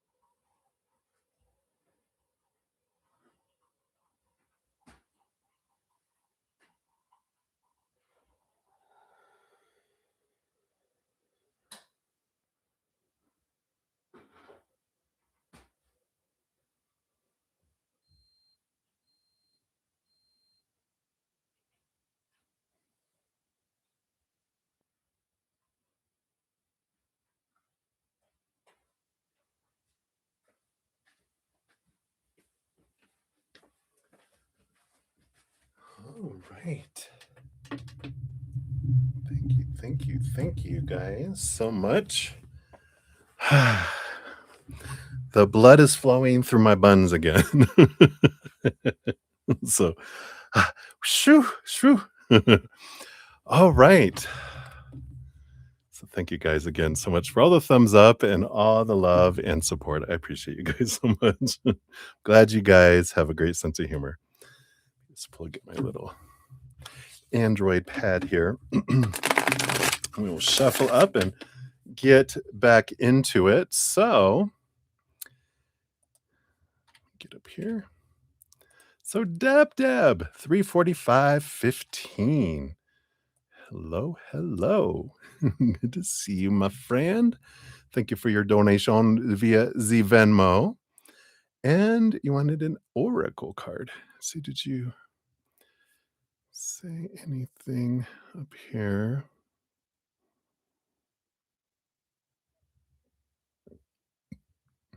Oh, said you're cleaning campers to rent and have found pennies in every one. Plus, you found a music system for looping. Oh, how fun. A sign for creating. I like it. All right, absolutely. Well, so we'll grab a fortune cookie. Are you in the mood for a the blind side? I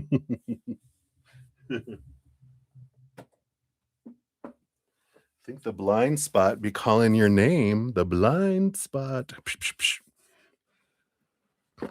I feel like you're in the mood for one of these. You're in the mood for the work. Shiny pennies too. Oh, not old gross ones. I love it. Let's see what we got here for you, Deb.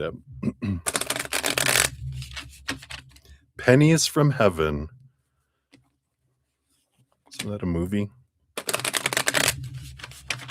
All right. So let's see here, Deb. What do we have here for you? All right, this one right here. See what we have. Yeah. So you got card number 46. See if it's one you've gotten before. If you've got it before, we'll pull another one, but I like that sigil. Almost looks like it's someone sitting meditating, right? Like with their arms folded, their head, their body, their legs crossed. So let's see what we got here. These are always so powerful, aren't they? Oh, we got the faulty compass. So if this sigil has come into our lives today, you're allowing emotional influence to guide you. But the emotion you're being guided by is not an accurate reflection of your personal truth or the truth of the situation at hand. Essentially, you're allowing your emotion to cloud your awareness. When we're in a positive mental and emotional state, we tend to perceive situations to be high benefit and low risk. On the other hand, if we're in a negative emotional state, we will see a situation to be low in benefits and high in risk. I feel like this might help you um, with the people that you're around, right? Oh, yeah, that could be it too, right? For example, let's imagine that you were bullied in school by someone who made you feel sad and worthless. If you see that same person 20 years later, you'll probably still dislike them, even if they are nothing like they were before, because your emotions say that person is bad. Emotions function like a compass pointing you through life. If your compass was not messed with, you would not fall out of touch with your own due north. You would not see your emotions as wrong, and therefore you would see every emotion as valid and happening for an important reason. You would listen carefully to the personal truth being conveyed in every emotion, and you would follow what feels good with awareness in the same way you would follow a compass. If you felt bad, you would understand that your thoughts, words, and actions were taking you in the wrong direction. but our compasses are messed with, distorted by thoughts passed down to us, information that we're fed, beliefs we're conditioned to adopt, ways the information is presented to us, experiences we have had, and meaning that we assign to experiences. They are especially messed with during the process of socialization when we come into contact with other people who cannot accommodate our truth, including wants, needs, and personal purpose, and require us to let go of our truth for them. They expect us to believe that this is the only way to avoid conflict and to feel good. They ask us to replace our internal compass with theirs, and they fiddle with our compass so it no longer reflects our personal truth. Since your emotions are like a compass, always conveying personal truth to you and always pointing you in the direction that is right for you to go, there is nothing more critical to do in life than to get back in touch with your emotions and to start following that internal guidance system again. That is why teachings like follow your joy and be unconditionally present to your emotions and make how you feel the most important thing in your life are so crucial. But there's one major problem inherent in approaching life with this blind conviction, and that is our feelings. If our compass has been messed with, we might very well be walking through life with our wires completely crossed. If you have drawn the sigil in this situation, you're following the guidance of your emotions, your internal compass, without realizing that. Relative to this situation, your compass is faulty because it has been messed with over the years. I just love this. It's our compasses have been messed with. Think of every emotion within you like the ice on a lake. Like ice, each emotion is covering a message of a deep personal truth, like water underneath it. If you are unconditionally present with each emotion, you will melt through the emotion into that truth. Based on hearing the thoughts associated with that truth, you will know the why behind the way you feel and why your compass is pointing you in a particular direction. You then need to use your free will to make a conscious choice and take a conscious action based on that truth. Well, well, what a powerful between the eyes. This is for all of us, right? It's like, yeah, realizing our compass is so based on so many of those things, right? And so, would you say here?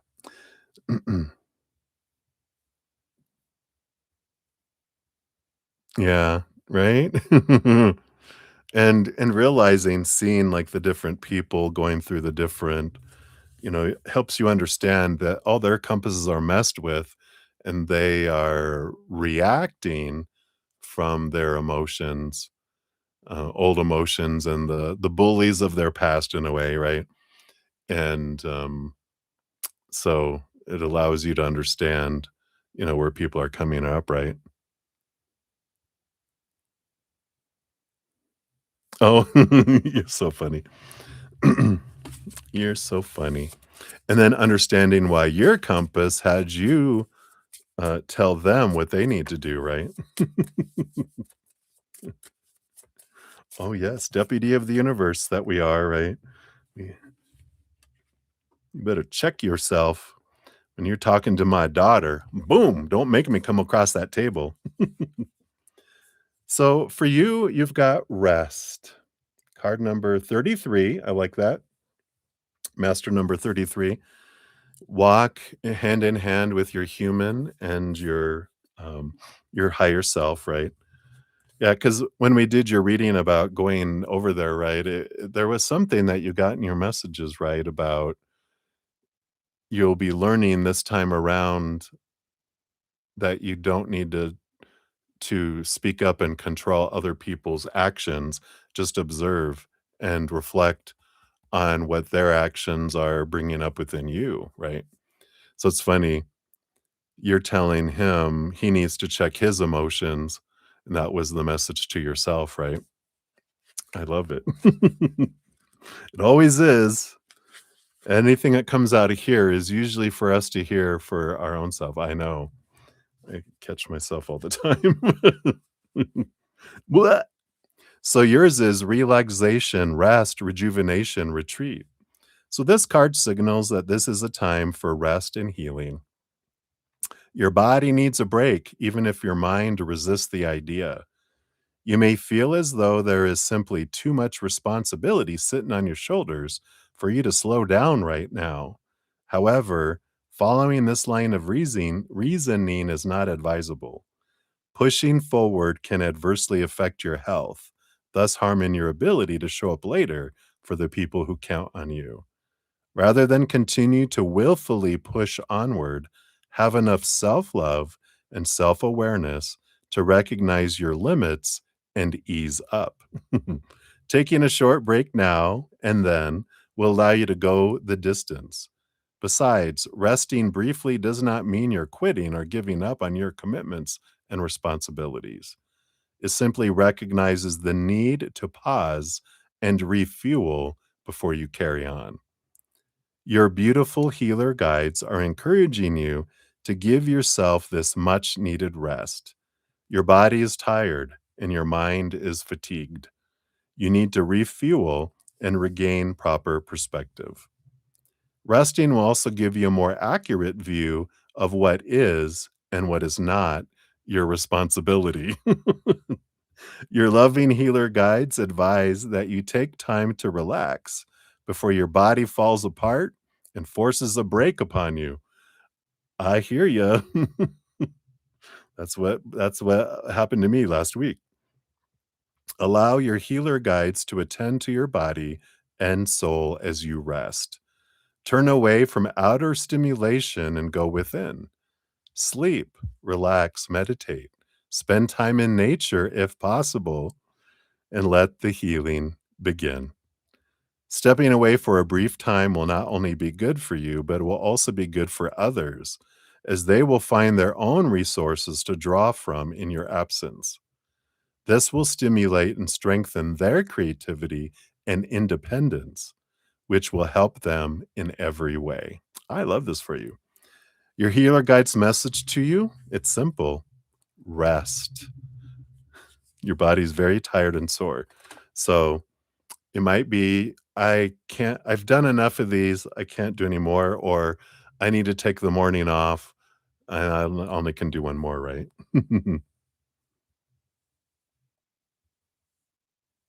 Oh, I love that. I like that. I can butt out. I love you, Deb Deb. So that is what they have for you, my dear.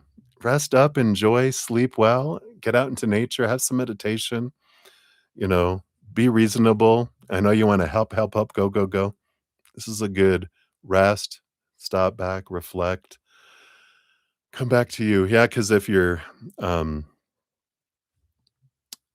yeah, come the evening. Yeah, thank goodness tomorrow's Sunday. You can relax a little bit. You're like, I'm out of here. But I like that about as you step back, you can allows them to learn the responsibility. You know, like I can only help so much, and um, that's a little rough on our bodies. You know, is there something else lighter that we could do, or not as many? You know, I can do one of those, but not 5 trailers. Um, so don't be afraid to have boundaries, right? I know she's your daughter. I know. All right, but you also give her permission to balance as well, right? So that's what they have for you, my dear. Rest well, sleep well. You're gonna sleep good tonight. All right, much love to you. All right, Jamie G, you are up 3:59:15. So Jamie, here is your time stamp. Thank you again for your donation. We'll give that a love and a like since it lets me do those. right? And you wanna know the good things coming to you very soon on your job is what you're wanting to know. So let's find out here what we got coming your way here. All right. Very soon. Got the very soon. What else? And those here. So, what do we have afloating in? Now, I do feel here you do have on the bottom of the deck, you have the 10 of spikes, which is the 10 of swords. There is this energy because the 10 of swords is like a lot of expectations, which with what we're asking for here from them brings in this message of it's something unexpected. It's something outside of the supposed to be, should be, need to be, have to be, must be's. It's over here. And if we don't kind of drop the blinders on it, that of these expectations, we'll miss this opportunity, this good opportunity, um, regarding jobs or even on your job. Because I feel like if you're, it's like kind of like how you search for jobs, even, within a company or out in a job searching website or whatever. When you put the filters, you filter out, right? They put the expectations, we filter out, and we don't get all of this, right? And sometimes, yeah, when we know, well, this is the kind of job I think I should have, and it should be, this customer service or management or blah, blah, blah, whatever it is you look for. And then you're like, okay, it whittled down the 10,000 opportunities down to, a smaller amount. But it's almost like remove some of those filters so that you can see opportunities you would have missed. Um, because the way it's coded, it wouldn't show up on your list.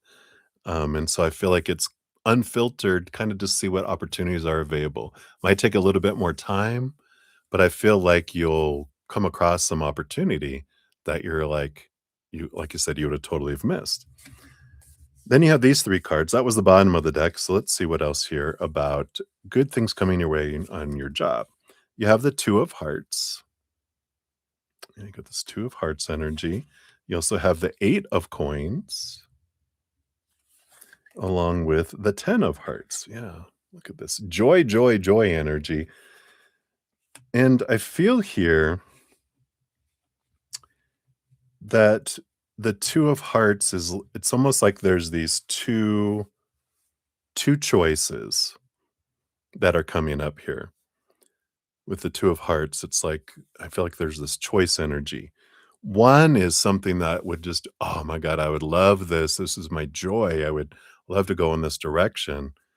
The other Eight of Coins is like, well, this is, you know, what I would have to it's like maybe what I've worked already. I put in the blood, the sweat, the tears to try to go in this direction, and it's kinda like we're committed to going like, "Well, I've done so much to try to go that direction. I really guess I should go that direction." That's the mind, right? I guess it should go do that, even though the heart's going, "Ooh, ooh, oh my god, oh my god, oh my god, this is the thing that I wanna do so bad," right? And so there is this drawing in these 2 directions. The one that the mind is and the heart's going, "No, no, no, no, this one, this one. This one feels like existing, this one feels like living. Come on." And of course, with this 8 of Pentacles, there is that, what will people think if I've been trying to do this for so long and now I'm abandoning it to go do something that is so different over there, right? So, interesting with that. But I feel like that's what an opportunity is coming up for you very soon is this route, right? What else? You got 3 or more cards that came out together. Yeah, we can see here we've got the 3 of swords, the 3 of spikes, which is there's this fear of disappointing, fear of not being successful at this, whatever this is. And this is your new passion. We've got the page of wands and the 6 of wands. 6 of wands is a victory energy. It is Capricorn work energy again, um, rules over the house of work. So it is this passion, this new passion that you're excited about. It is a victory card, though, which shows like you're afraid you won't be successful at it, right? Which is that's the thing, right? It's like, well, the mind says this is the responsible thing to do. It should go this direction. It's what I've been working for, blah, blah, what everyone wants for me. They agree. But me wanting to go do this, they're like, what? You're crazy. And what if I fail at this? Then people will say, I told you so, right? And that's what we're like, no. But the thing is if you're following your dream, this 10 of cups, you won't care because it's not about the outcome when you're living your dream. It's about every moment that you're taking and experiencing and in your dream. Part of the path of getting to your dream, that's part of the dream isn't an outcome, it's the experience that you're having through this entire thing, doing this thing that you love. It's like if you wanted to become like a nurse, and it's like if you were gonna become a nurse or a doctor, whatever, just nurse seems like a shorter period of time for our purposes here. Um, but it's like if you were gonna become a nurse because everyone thought it's what you're supposed to do and should do and everything, when you're taking the classes, it's like, "Oh god, when am I gonna get done with this stuff?"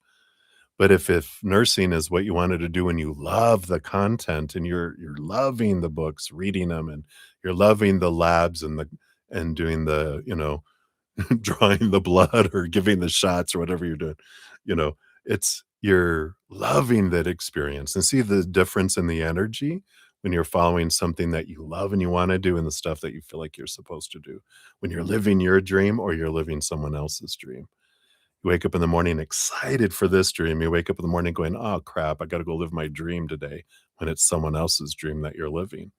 So I love that this is what's coming in here for you, and this is, a good thing that's coming for you because I feel like you're getting this clarity and you're escaping out of the prison of trying to live up to someone else's dream instead of finding your dream.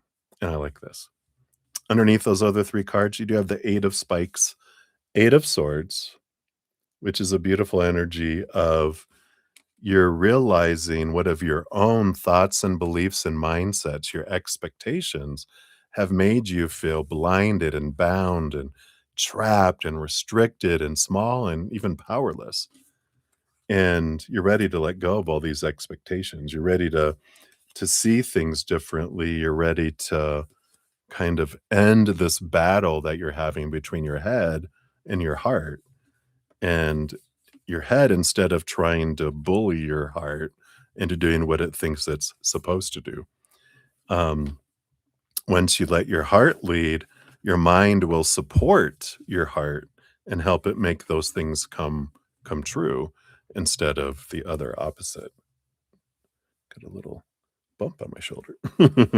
All right, let's see here what we've got here for your fortune cookie too.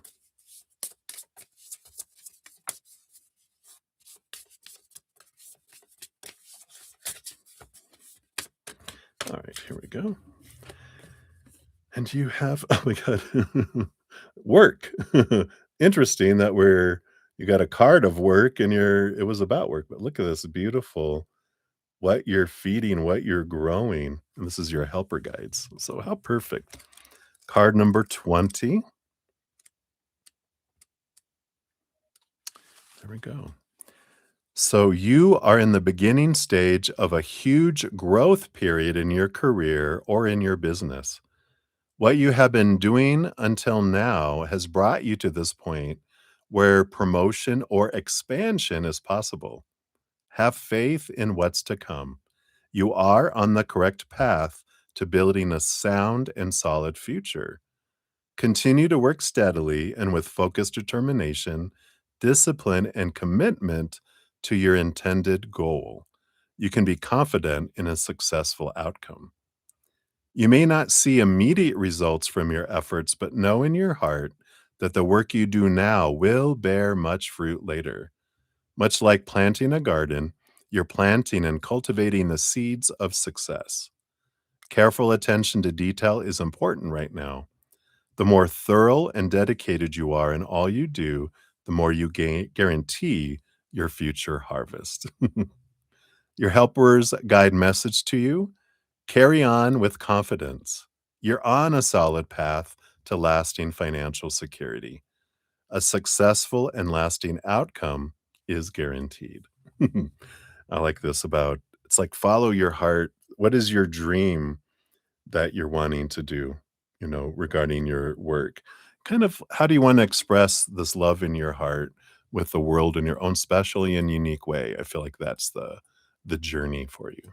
So that's what they have for you, Jamie. Jamie. So thank you again for your donation and many blessings to you. All right. Hey, Swaroop. Good to see you. I don't think anyone else came in here. I may just double check. No.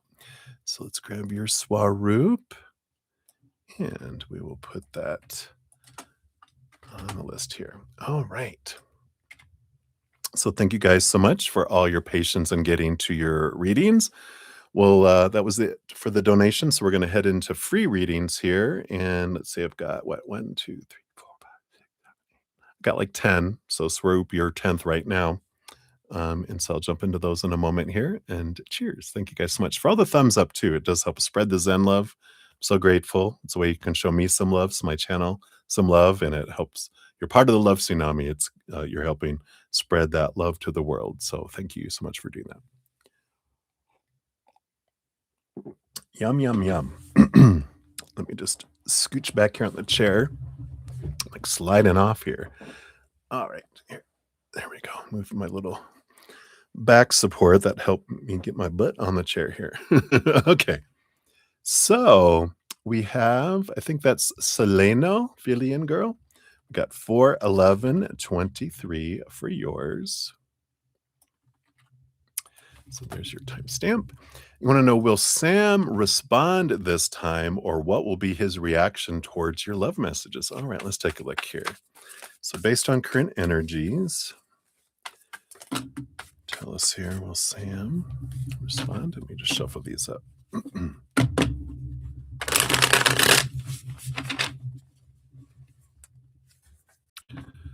Okay, will Sam respond this time? Okay, and then what was his reaction? So let's take a look here. Well, we do have the 7 of Swords, which is communication energy. Let's see. His reaction. His reaction is the Page of Hearts, the Page of Cups, which is a happy reaction, a happy response.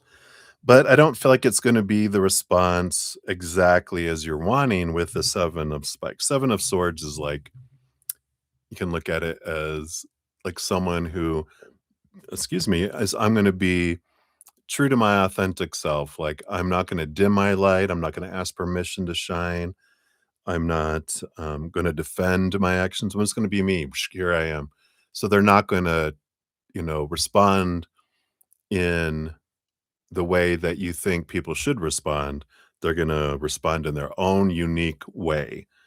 And so I feel like if you're prepared for it, you won't be like, oh, I was hoping that they were going to respond, blah, blah, blah, blah, blah. They still will respond with a Page of Hearts, Page of Cups, which is a positive, happy, higher level emotional response. But I feel like it's going to be quirky in comparison to what you're hoping they will respond. And so just be prepared for that. And I feel like you'll be like, okay, they're going to just respond in a weird way. And I'm not going to read too much into it. I'm just going to be happy that they responded. And if you focus in with gratitude and unconditional love and joy and laughter and play, instead of being disappointed in the expectations, you'll grow that and you'll get more to be grateful for. But if you focus in on, oh, they didn't reply the way I wanted, that just starts the downward spiral. It sucks the life out of the interactions, right? So hopefully that helps, Selena. That's what they have for you. So many blessings to you. All right, and then we have Olivier Bagara. We got 4/14/11 for yours. Here's your timestamp. Boom, boom. And what message from spirit guides for this coming week? All right, let's see here. What do they want you to know for this coming week here? All right, we got this one. What else? And these two. All right, so you got this one. You got the Knight of Coins.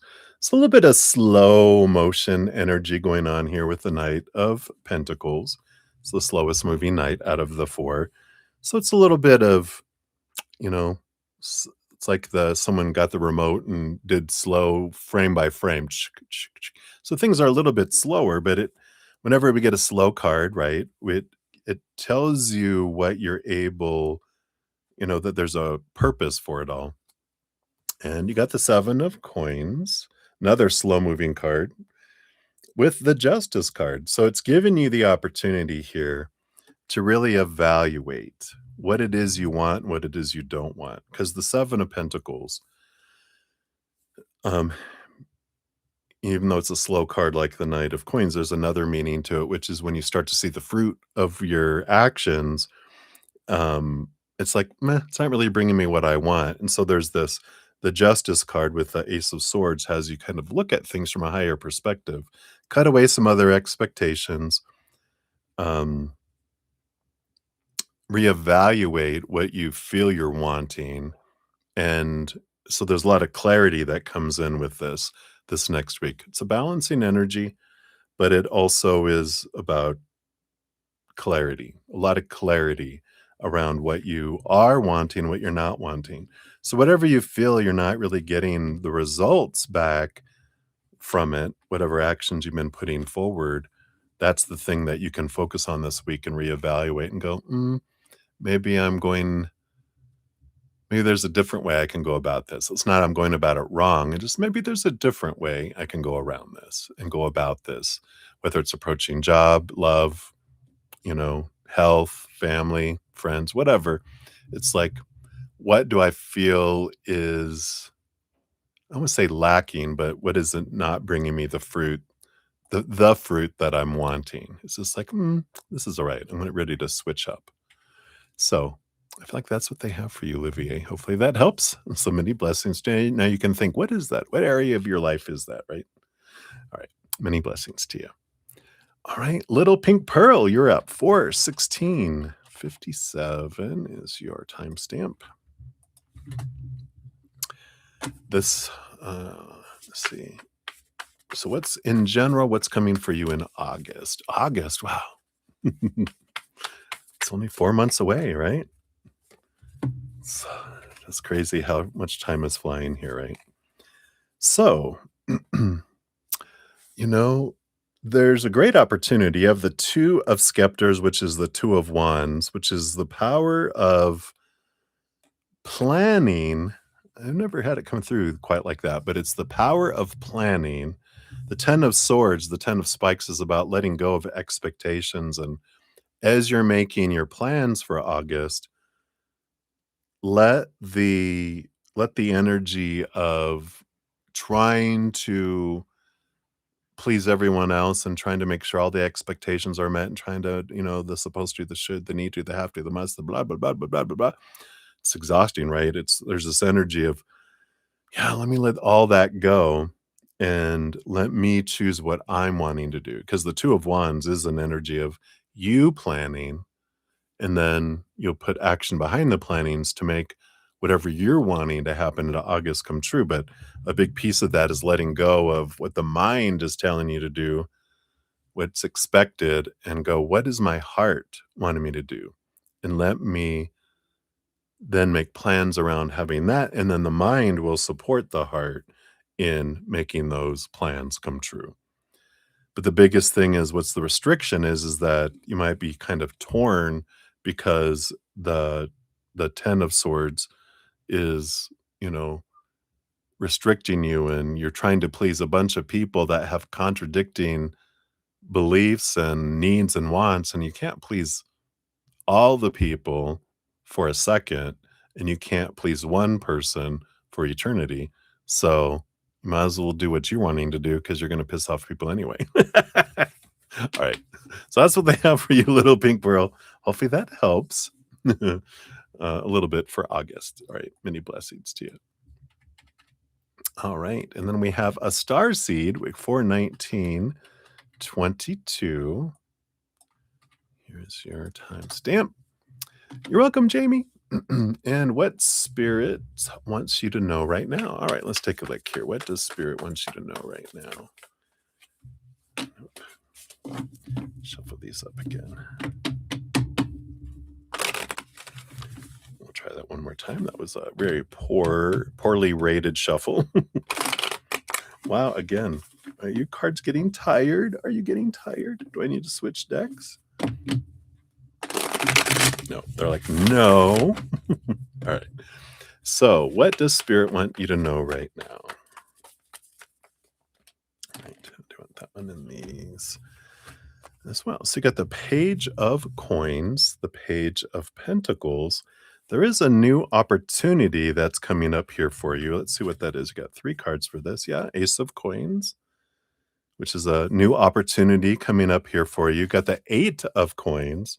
I do feel like this is something that you've been working toward, because the 8 of coins is about putting in like the blood, the sweat, the tears, doing the creations, doing the work. And you're going to start to see here like a portion of the results coming in. The fruits are starting to come in for the stuff that you've been doing. And then there'll be more that will happen. It will build and it will build and it will build. There's something to do here with the high priestess coming in here too. This high priestess energy, it feels like it's not something that I feel you've been very public with. It feels like it's something that you've been kind of keeping to yourself. This high priestess temple, being up in the high priestess mountain, doing what you've been doing. It's been a very internal thing. Again, it's been you've been keeping it close to you. You haven't been sharing a lot with people what you've been doing. And now the benefits and the fruit will start to come in, which might bring it a little more into the public's eye or to people around you's eye, because they're like, wait a minute, what is this? How long you been doing this? How long you been working on this? And you're like, ta-da, surprise everybody. So I feel like whatever this is you've been kind of working on, not in secret per se, but you've been keeping it really close to your chest, that now it's going to be becoming public more and known from other people around you, but you're getting the rewards, and it's you get more of it as the time unfolds. So hopefully that resonates and makes sense to you. That's what they have for you. So many blessings. All right. And Nicola Jackson, you are up 42222. Look at that. And you'd like a general read. There you are. So let's take a look here. What do we have here for you? Boom, boom, boom. You got 3. You have the King of Hearts, King of Cups, along with the 5 of Spikes, 5 of Swords, and the Devil card. Capricorn, Saturn energy. This doesn't feel like work, but it feels like there's been some sort of conflict that's been going on here. And I don't know. I just feel like you're in this kind of period where you've been having some stuff come up, some triggers happening, but they're here to show you with the Devil card. They're here to show you some long held thoughts and beliefs and mindsets. These old, you've been carrying these since you were young. You were given these thoughts around how things are supposed to be and should be and need to be. And some of them are autopilot things that have been going on, right? Which has created this conflict for you. But the conflict has come for you to be able to see these, because they're already impacting you below the surface. They're already on autopilot happening. And they would continue to do it until it comes up in front of you. And then you're like, oh, then you can question this. You can transmute it. You can convert it. And then it's not a trigger anymore. And then you have this great balancing energy that comes in between your head and your heart, instead of this conflict that you're feeling. And so just know that, whenever we're growing, we do have some growing pains, but in the end, it's so much better that we took the time to, like, remove the pebble out of our shoe so that we don't feel like this constant pain. We get used to the pain, and then when we take the rock out, we're like, "Oh, that feels so much better. I should have done this years ago, right?" But there's no shoulds. But I like this for I feel like they're showing you that the reason of the conflict, there is reason for it. It's to set you free, and it's some long stuff you've learned and carried all your life that you're ready to release, and it will free you in a lot of ways, so I like that for you. So that's what they have for you, Nicola. Many blessings to you. All right, and Kat Mia, you were up 4:25:08. So, Kat Mia, here is your timestamp. And guidance for FB. All right, let's take a look here. Got 1 and 2. So we've got the 5 of Hearts and the Queen of Hearts. I feel like the guidance here, Queen of Hearts, very empathic, very, the master of emotion. And we have the 5 of Hearts. 5 of Hearts, I feel like there's this energy here that there's no wrong emotion. There's no wrong emotional energy. There's just different emotional energy. And when I'm done with feeling a certain emotion, I have the power to change that to a different emotion. Doesn't mean it's going to change to a high vibration emotion. I can move from sadness to anger to bitterness or whatever I want. I can change the emotions. When I'm done with one emotion, I'll move on to another one. But I do have the power to choose a higher vibration emotion if I want. I'm not restricted to living in this low vibration emotional energy. That even though I have a I would say like a story that I apply to a situation, I have an emotional soundtrack that, comes along with that. It doesn't mean I can't detach the emotional, um, soundtrack that I have attached to that story. I can detach it and I can apply a new one. I don't have to keep having the same emotion mean the same thing with every situation that's going on. I have the power to change the emotional energy around it, and I feel like that's the guidance that they have. So, hopefully that helps. So many blessings to you, Katmia. All right. And we have Ayushi. Hey, hello, hello. Good to see you. I'll add you onto the free list here. And we have Sudeshna. Hey, good morning to you, or late evening to you. Good to see you. Thank you for your additional donation. And we will dive into yours in here a sec. Let me take a quick sip here.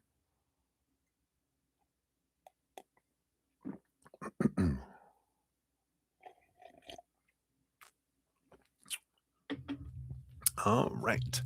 So Sudeshna, 4:27:55. There is your timestamp. I'll give that a love and a like. Thank you again for your donations. So tonight, you saw a dream that one of your brothers in the neighborhood passed away, or one of your friend's brothers, but that brother passed away in real 5 to 6 years ago in an accident, and they live next door.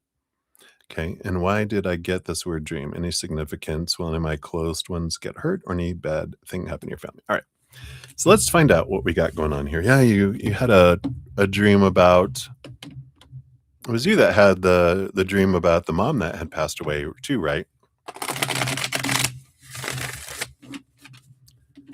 So we'll take a look here. So why did you get this dream? Okay. And any significance? Will any of your closed ones get hurt or any bad things happen in your family? So we have all these cards go flying out here. Okay, it's that one for sure. Okay, that one here. All right. So the bottom of the deck, you do have the 5 of hearts, the 5 of cups, which is about lower vibrational emotional energy. So I feel here, and we'll confirm with, I don't feel like this is a premonition type of dream, like the other one was, and I feel like this is about your lower vibrational emotional energy bubbling up to be dealt with. Stuff that has been kept, stuff below the surface. They're bringing up, the fears of loss, the fear of whatever this.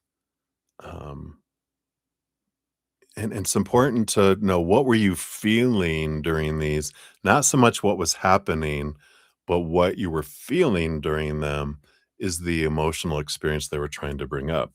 They did bring up, because death seems to be a huge thing that gets your attention, and they wanted to get your attention in the dream, and they know if they do this, it brings the extremity out to where you're like, "Oh my god, I remember this," because otherwise, if it was just a regular dream without death in it, you might be like, "Well, I think I remember the dream," but you probably remember more in detail, you know, because it was so extreme, right? And I feel like that's what they've been doing, and so it is important to kind of try to feel how you felt through it, because it's gonna get you to the root of whatever emotion they're ready to work on and release for you. So let's see here. That's the bottom of the deck, but let's see here. Why did you get this weird dream? Yeah, you got the Page of Hearts and the Nine of Hearts. Yeah, so this does tell me with the 9, this is about your emotions, because the 9 is the Hermit's card, which brings it back to you, and it's to help you take your emotions to a higher place. So it is to release some emotions that are holding you back so that you can be freed from them. So this is for you. It's not a punishment. You didn't do anything wrong. It's your spiritual team and your subconscious and your inner children and all your posse and higher self bringing this up to transform it, because it's ready to be transformed, whatever these emotions are that are going on below the surface. What's the significance of this? We do have the world. Okay, yeah. As I was saying, you have it is your higher self. You got the judgment card, which is your higher self drawing you to somewhere else, and the world card, which is an ending of a significant cycle to bring in a new beginning. And so there is a message within it. It's time for some things to die in your life, right? It's time for things to end. And it's the fear of endings that is coming in with a lot of with this energy, right? Fear of ending of, you know, um, other people's lives, jobs, different things like that, right? So I feel like there's a lot of this that's bubbling up. And it does feel here, I'm wondering here about the because the person that passed away 5 to 6 years ago, there's something that they represent for you in your life. It's like they're the symbol. If you look at them as, what did what did I think of them? What did they symbolize for me in my life? Because that's why your mind and your soul and your heart chose them to represent this character, because they represent something for you. It's not them themselves, it's the belief you had around them, or what impression, what emotions you had around them. So that's the important thing that comes up with that. Um, is anyone going to be hurt? No. Look at all this heart energy. No, we got Ace of Cups, Four of Cups. So no, this is all about your self-love and your emotions. This isn't, that confirms no one's going to be hurt or any bad things happen. That's not what this Well, I mean, that's what that this dream is about. It's not a premonition for that. They're pointing you back to your heart. This is all for you, not for anything that's going on out here, but it is bringing up your fears, um, to be looked at, because that's the stress, right? Your body's trying to say, "All these emotions are hurting me, all these fearful emotions. We need to work them out." So we're starting off in the dream time, and then they will also, um show you examples in the outside world, other people experiencing the things that you fear for you so that you can deal with it from a distance, right? That's what we can do in our dream world. It's not real. Our brain can handle it. We wake up and, oh, okay, it's kind of gone, right? When we see other people going through things, we're like, oh, wow. And that helps me. My emotions come up. I can work through those in the waking world. So hopefully that helps, Sudeshna. But it's not a premonition dream that someone's gonna die in your life. This is all about your fear of endings and whatever this is about that who that brother represented it to you. Like, when if you had to describe, you know, this is who they were, because that's from your perception, that's gonna help you understand why you wanted that mirror, right? So write down, who were they to you? What did you think about them? That's going to kind of give you that perception. So hopefully that makes sense. Right. So that's what they have for you, Sudeshna. Thank you again for your additional donation. Many blessings to you. All right. So I don't have any other. Let me just double check. I don't have any other donations. So we'll switch back to the last of the free readings. We got Starfall is up for 36.15. So Starfall, here you go. Boom, boom, whoops, wrong place. There we go. And a general reading. Let's see here. What do we have here for you? There we go. What else? In there. All right.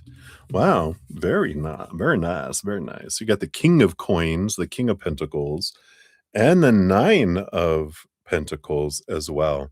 You know, this is really about this wonderful abundance energy in the physical world. Nine of coins can be like a physical dream come true, a financial dream come true, and a really solid feeling coming in here with this King of Pentacles. There's a bit of clarity that comes in with this too. One of the big things the King of Pentacles learns is about when they define themselves by the outside world, that they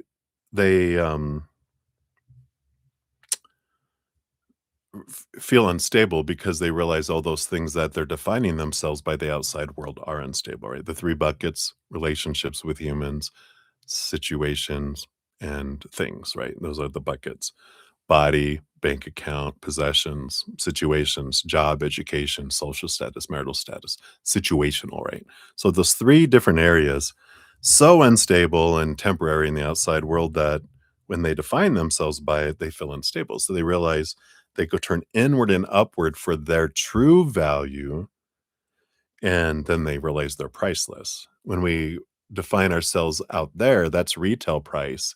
We end up on the um, discount clearance rack, right?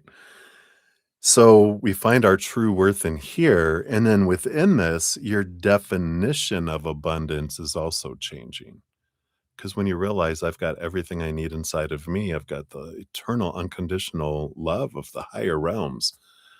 I am complete. I need nothing else because nothing else defines me. I got all I need.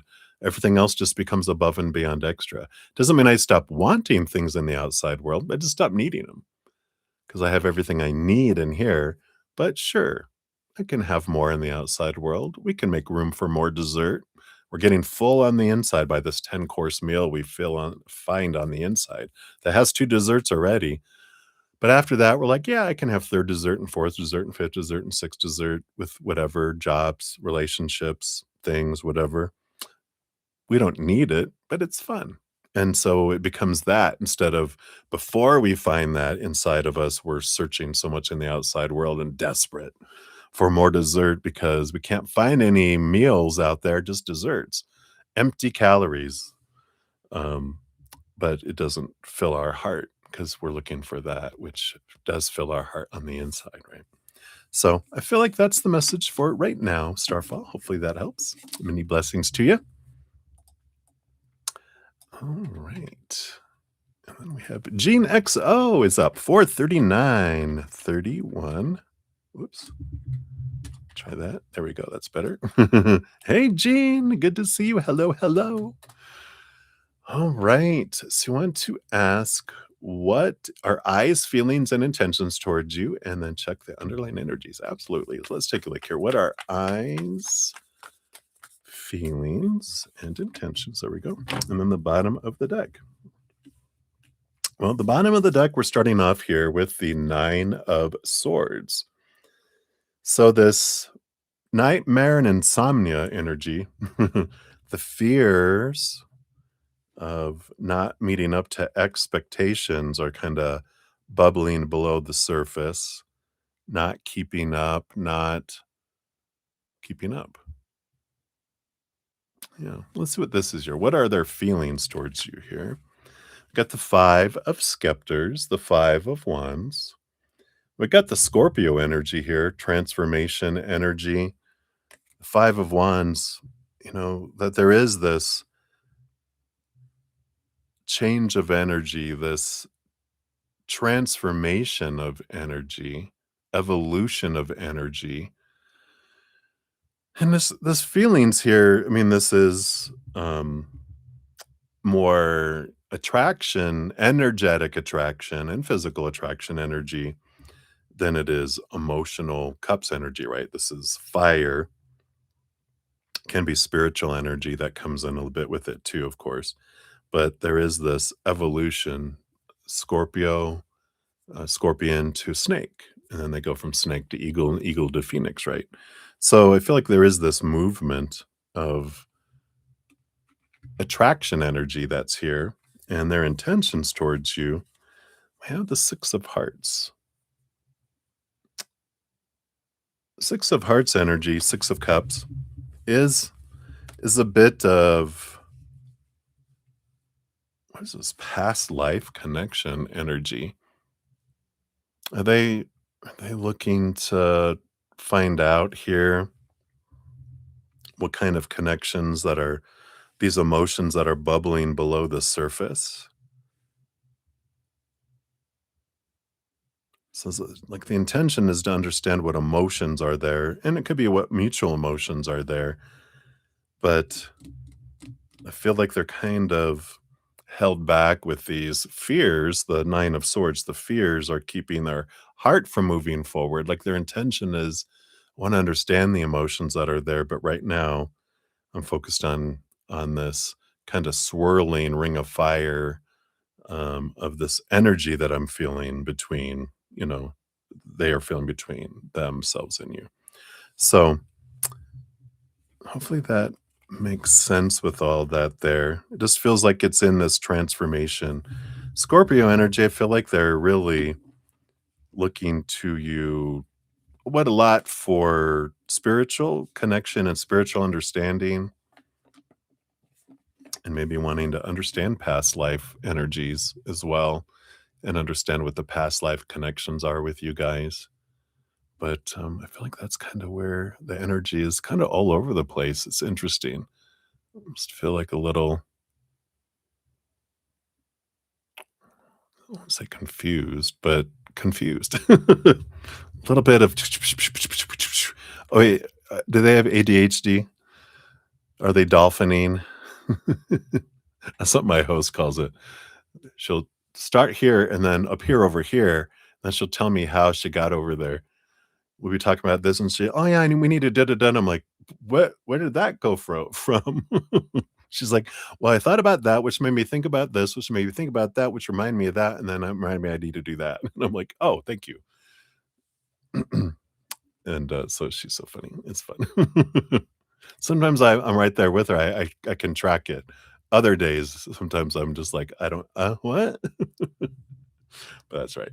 So that's what they have for you, Gene. Good to see you. Many blessings to you. All right. Hey, and Kita, good to see you. Get you on the free list here. All right, and then we got Debbie O, my tech Zen friend. We got you at 44414. Look all those fours. You're probably asleep already. Are you? Are you? Are you sleeping, Debbie? All right. So, an energy check. Let's see what Spirit wants you to know. Besides, it's low and I gave blood and I'm ready for a nap. Let's see what we got here. You got the Five of Pentacles and the Judgment card. I like it.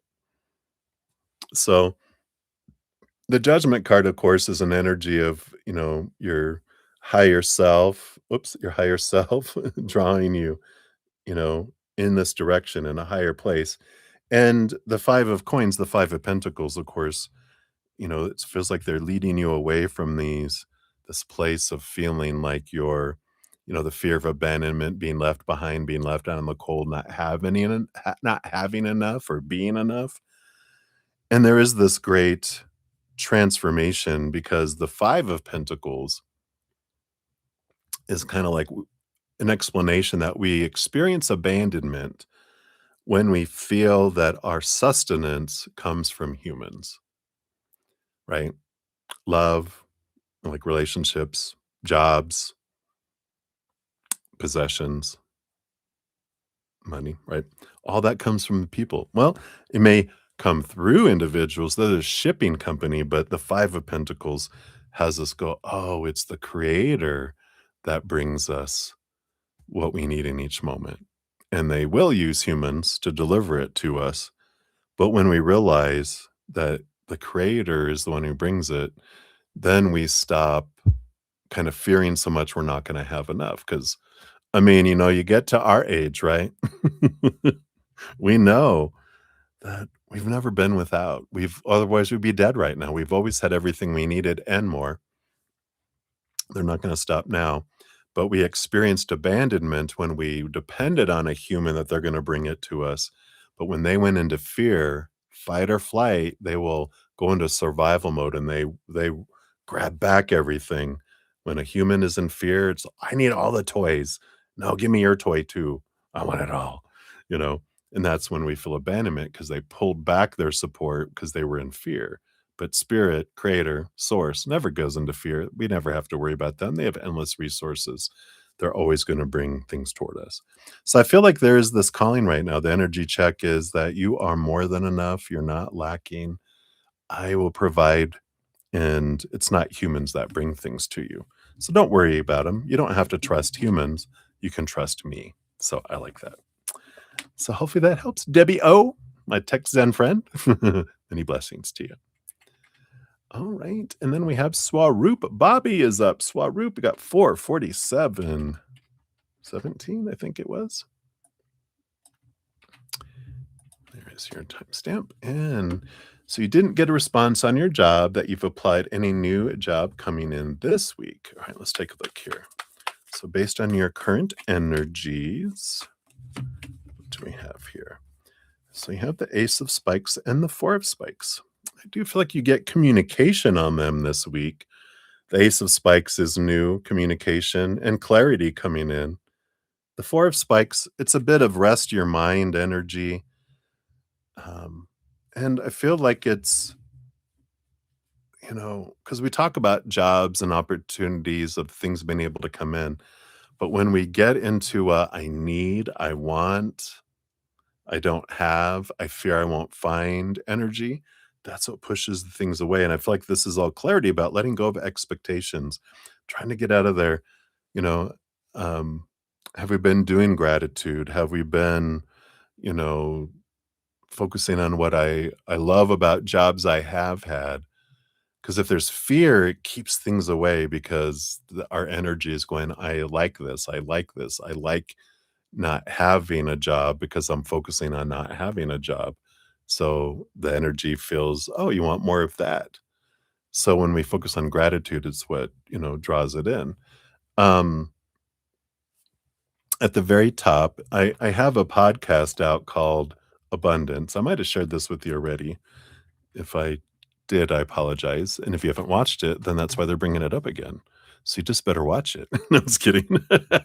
But I posted it in the chat right now. It's also at the top of the free readings under Mini Heal, you'll see it posted there, The Easier Path Adventure 14 Abundance, where it be, talks about the 2 big things that keeps abundance away from us, and so if you look at those can give you some tools on bringing the jobs to you and then opening up the gates to allow the jobs into your life, because it's a two-pronged process when it comes to that. So I feel like you'll get some good clarity in those if you, watch the video.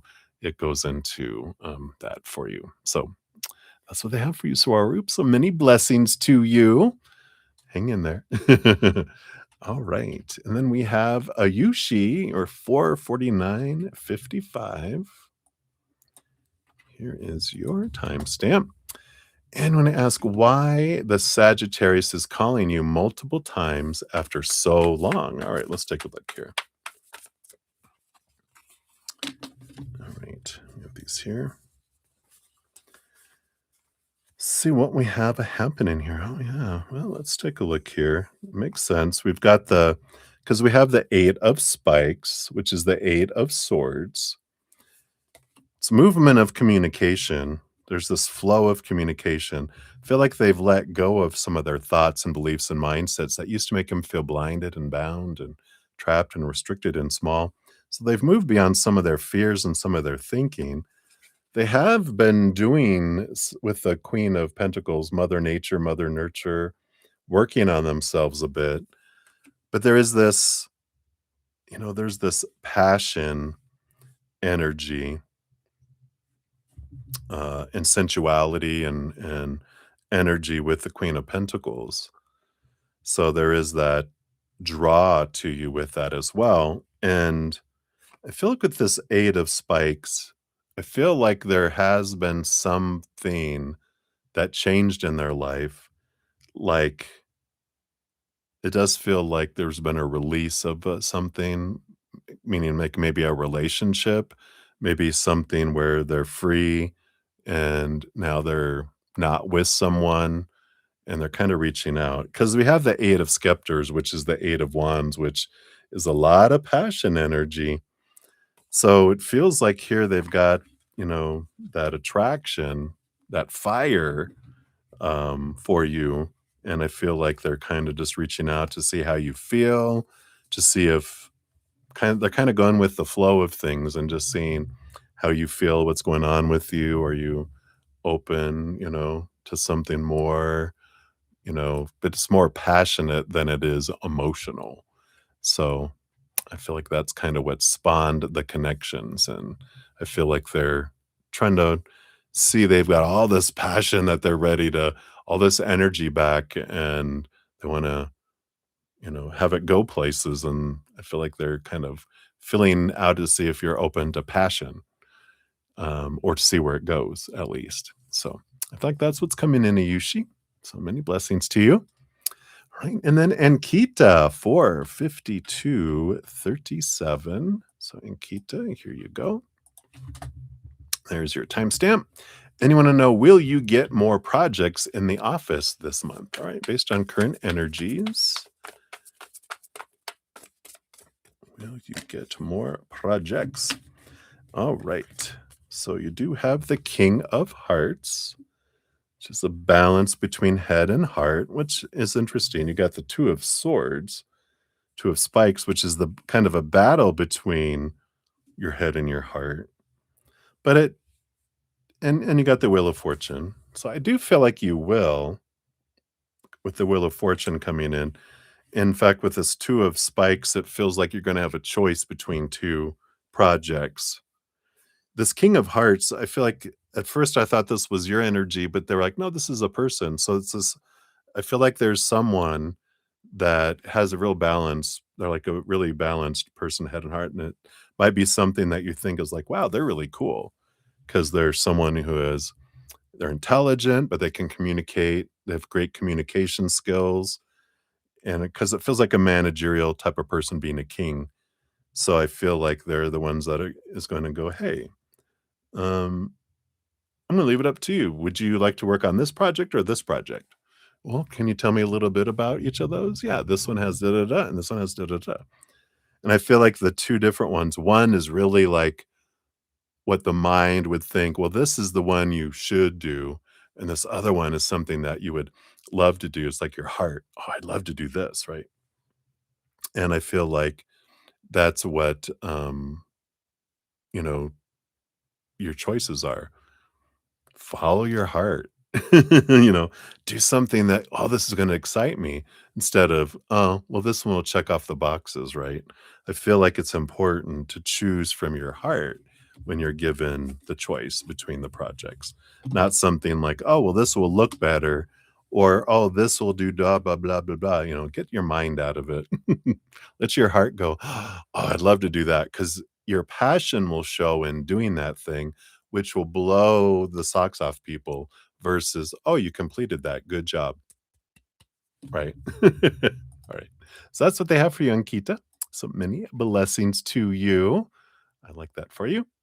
Alright, and that is all that I have, everybody. So I'm gonna be headed off here. And, if you haven't got into my giveaway next week, I do have a giveaway every new moon and full moon. So here is the link to get into the drawing. And I give away a 30-minute personal recorded reading, a private reading, or one of my energetic hedges, whichever you prefer. So be sure to check that if you're interested. Also, I put out this video, the Aries new moon, making the most of that new moon next Friday. So if you want to find out how to make the most of those new moon wishes and new moon intentions, be sure to check that. And then if you haven't checked out my Easier Path um, podcast, I do have one new episode that comes out every 2 weeks. This one's called Abundance, Where It Be. And if you want to catch up on any of the playlists, they're all linked down in the description area of the video. Or if you click on my name, it'll take you to my main channel. It's all at the top, right? So that is what we have, my dears. I am on every Wednesday through Sunday, so I'll be back tomorrow. So if you want to join, I'd love to see you. Until then, remember every second of every day of your life, you truly are eternally and unconditionally loved by the mother and the father of all things, our creator. And of course, I love you guys too. So until I see you again, much love. Hang in there. Enjoy your dream world, and we'll see you soon.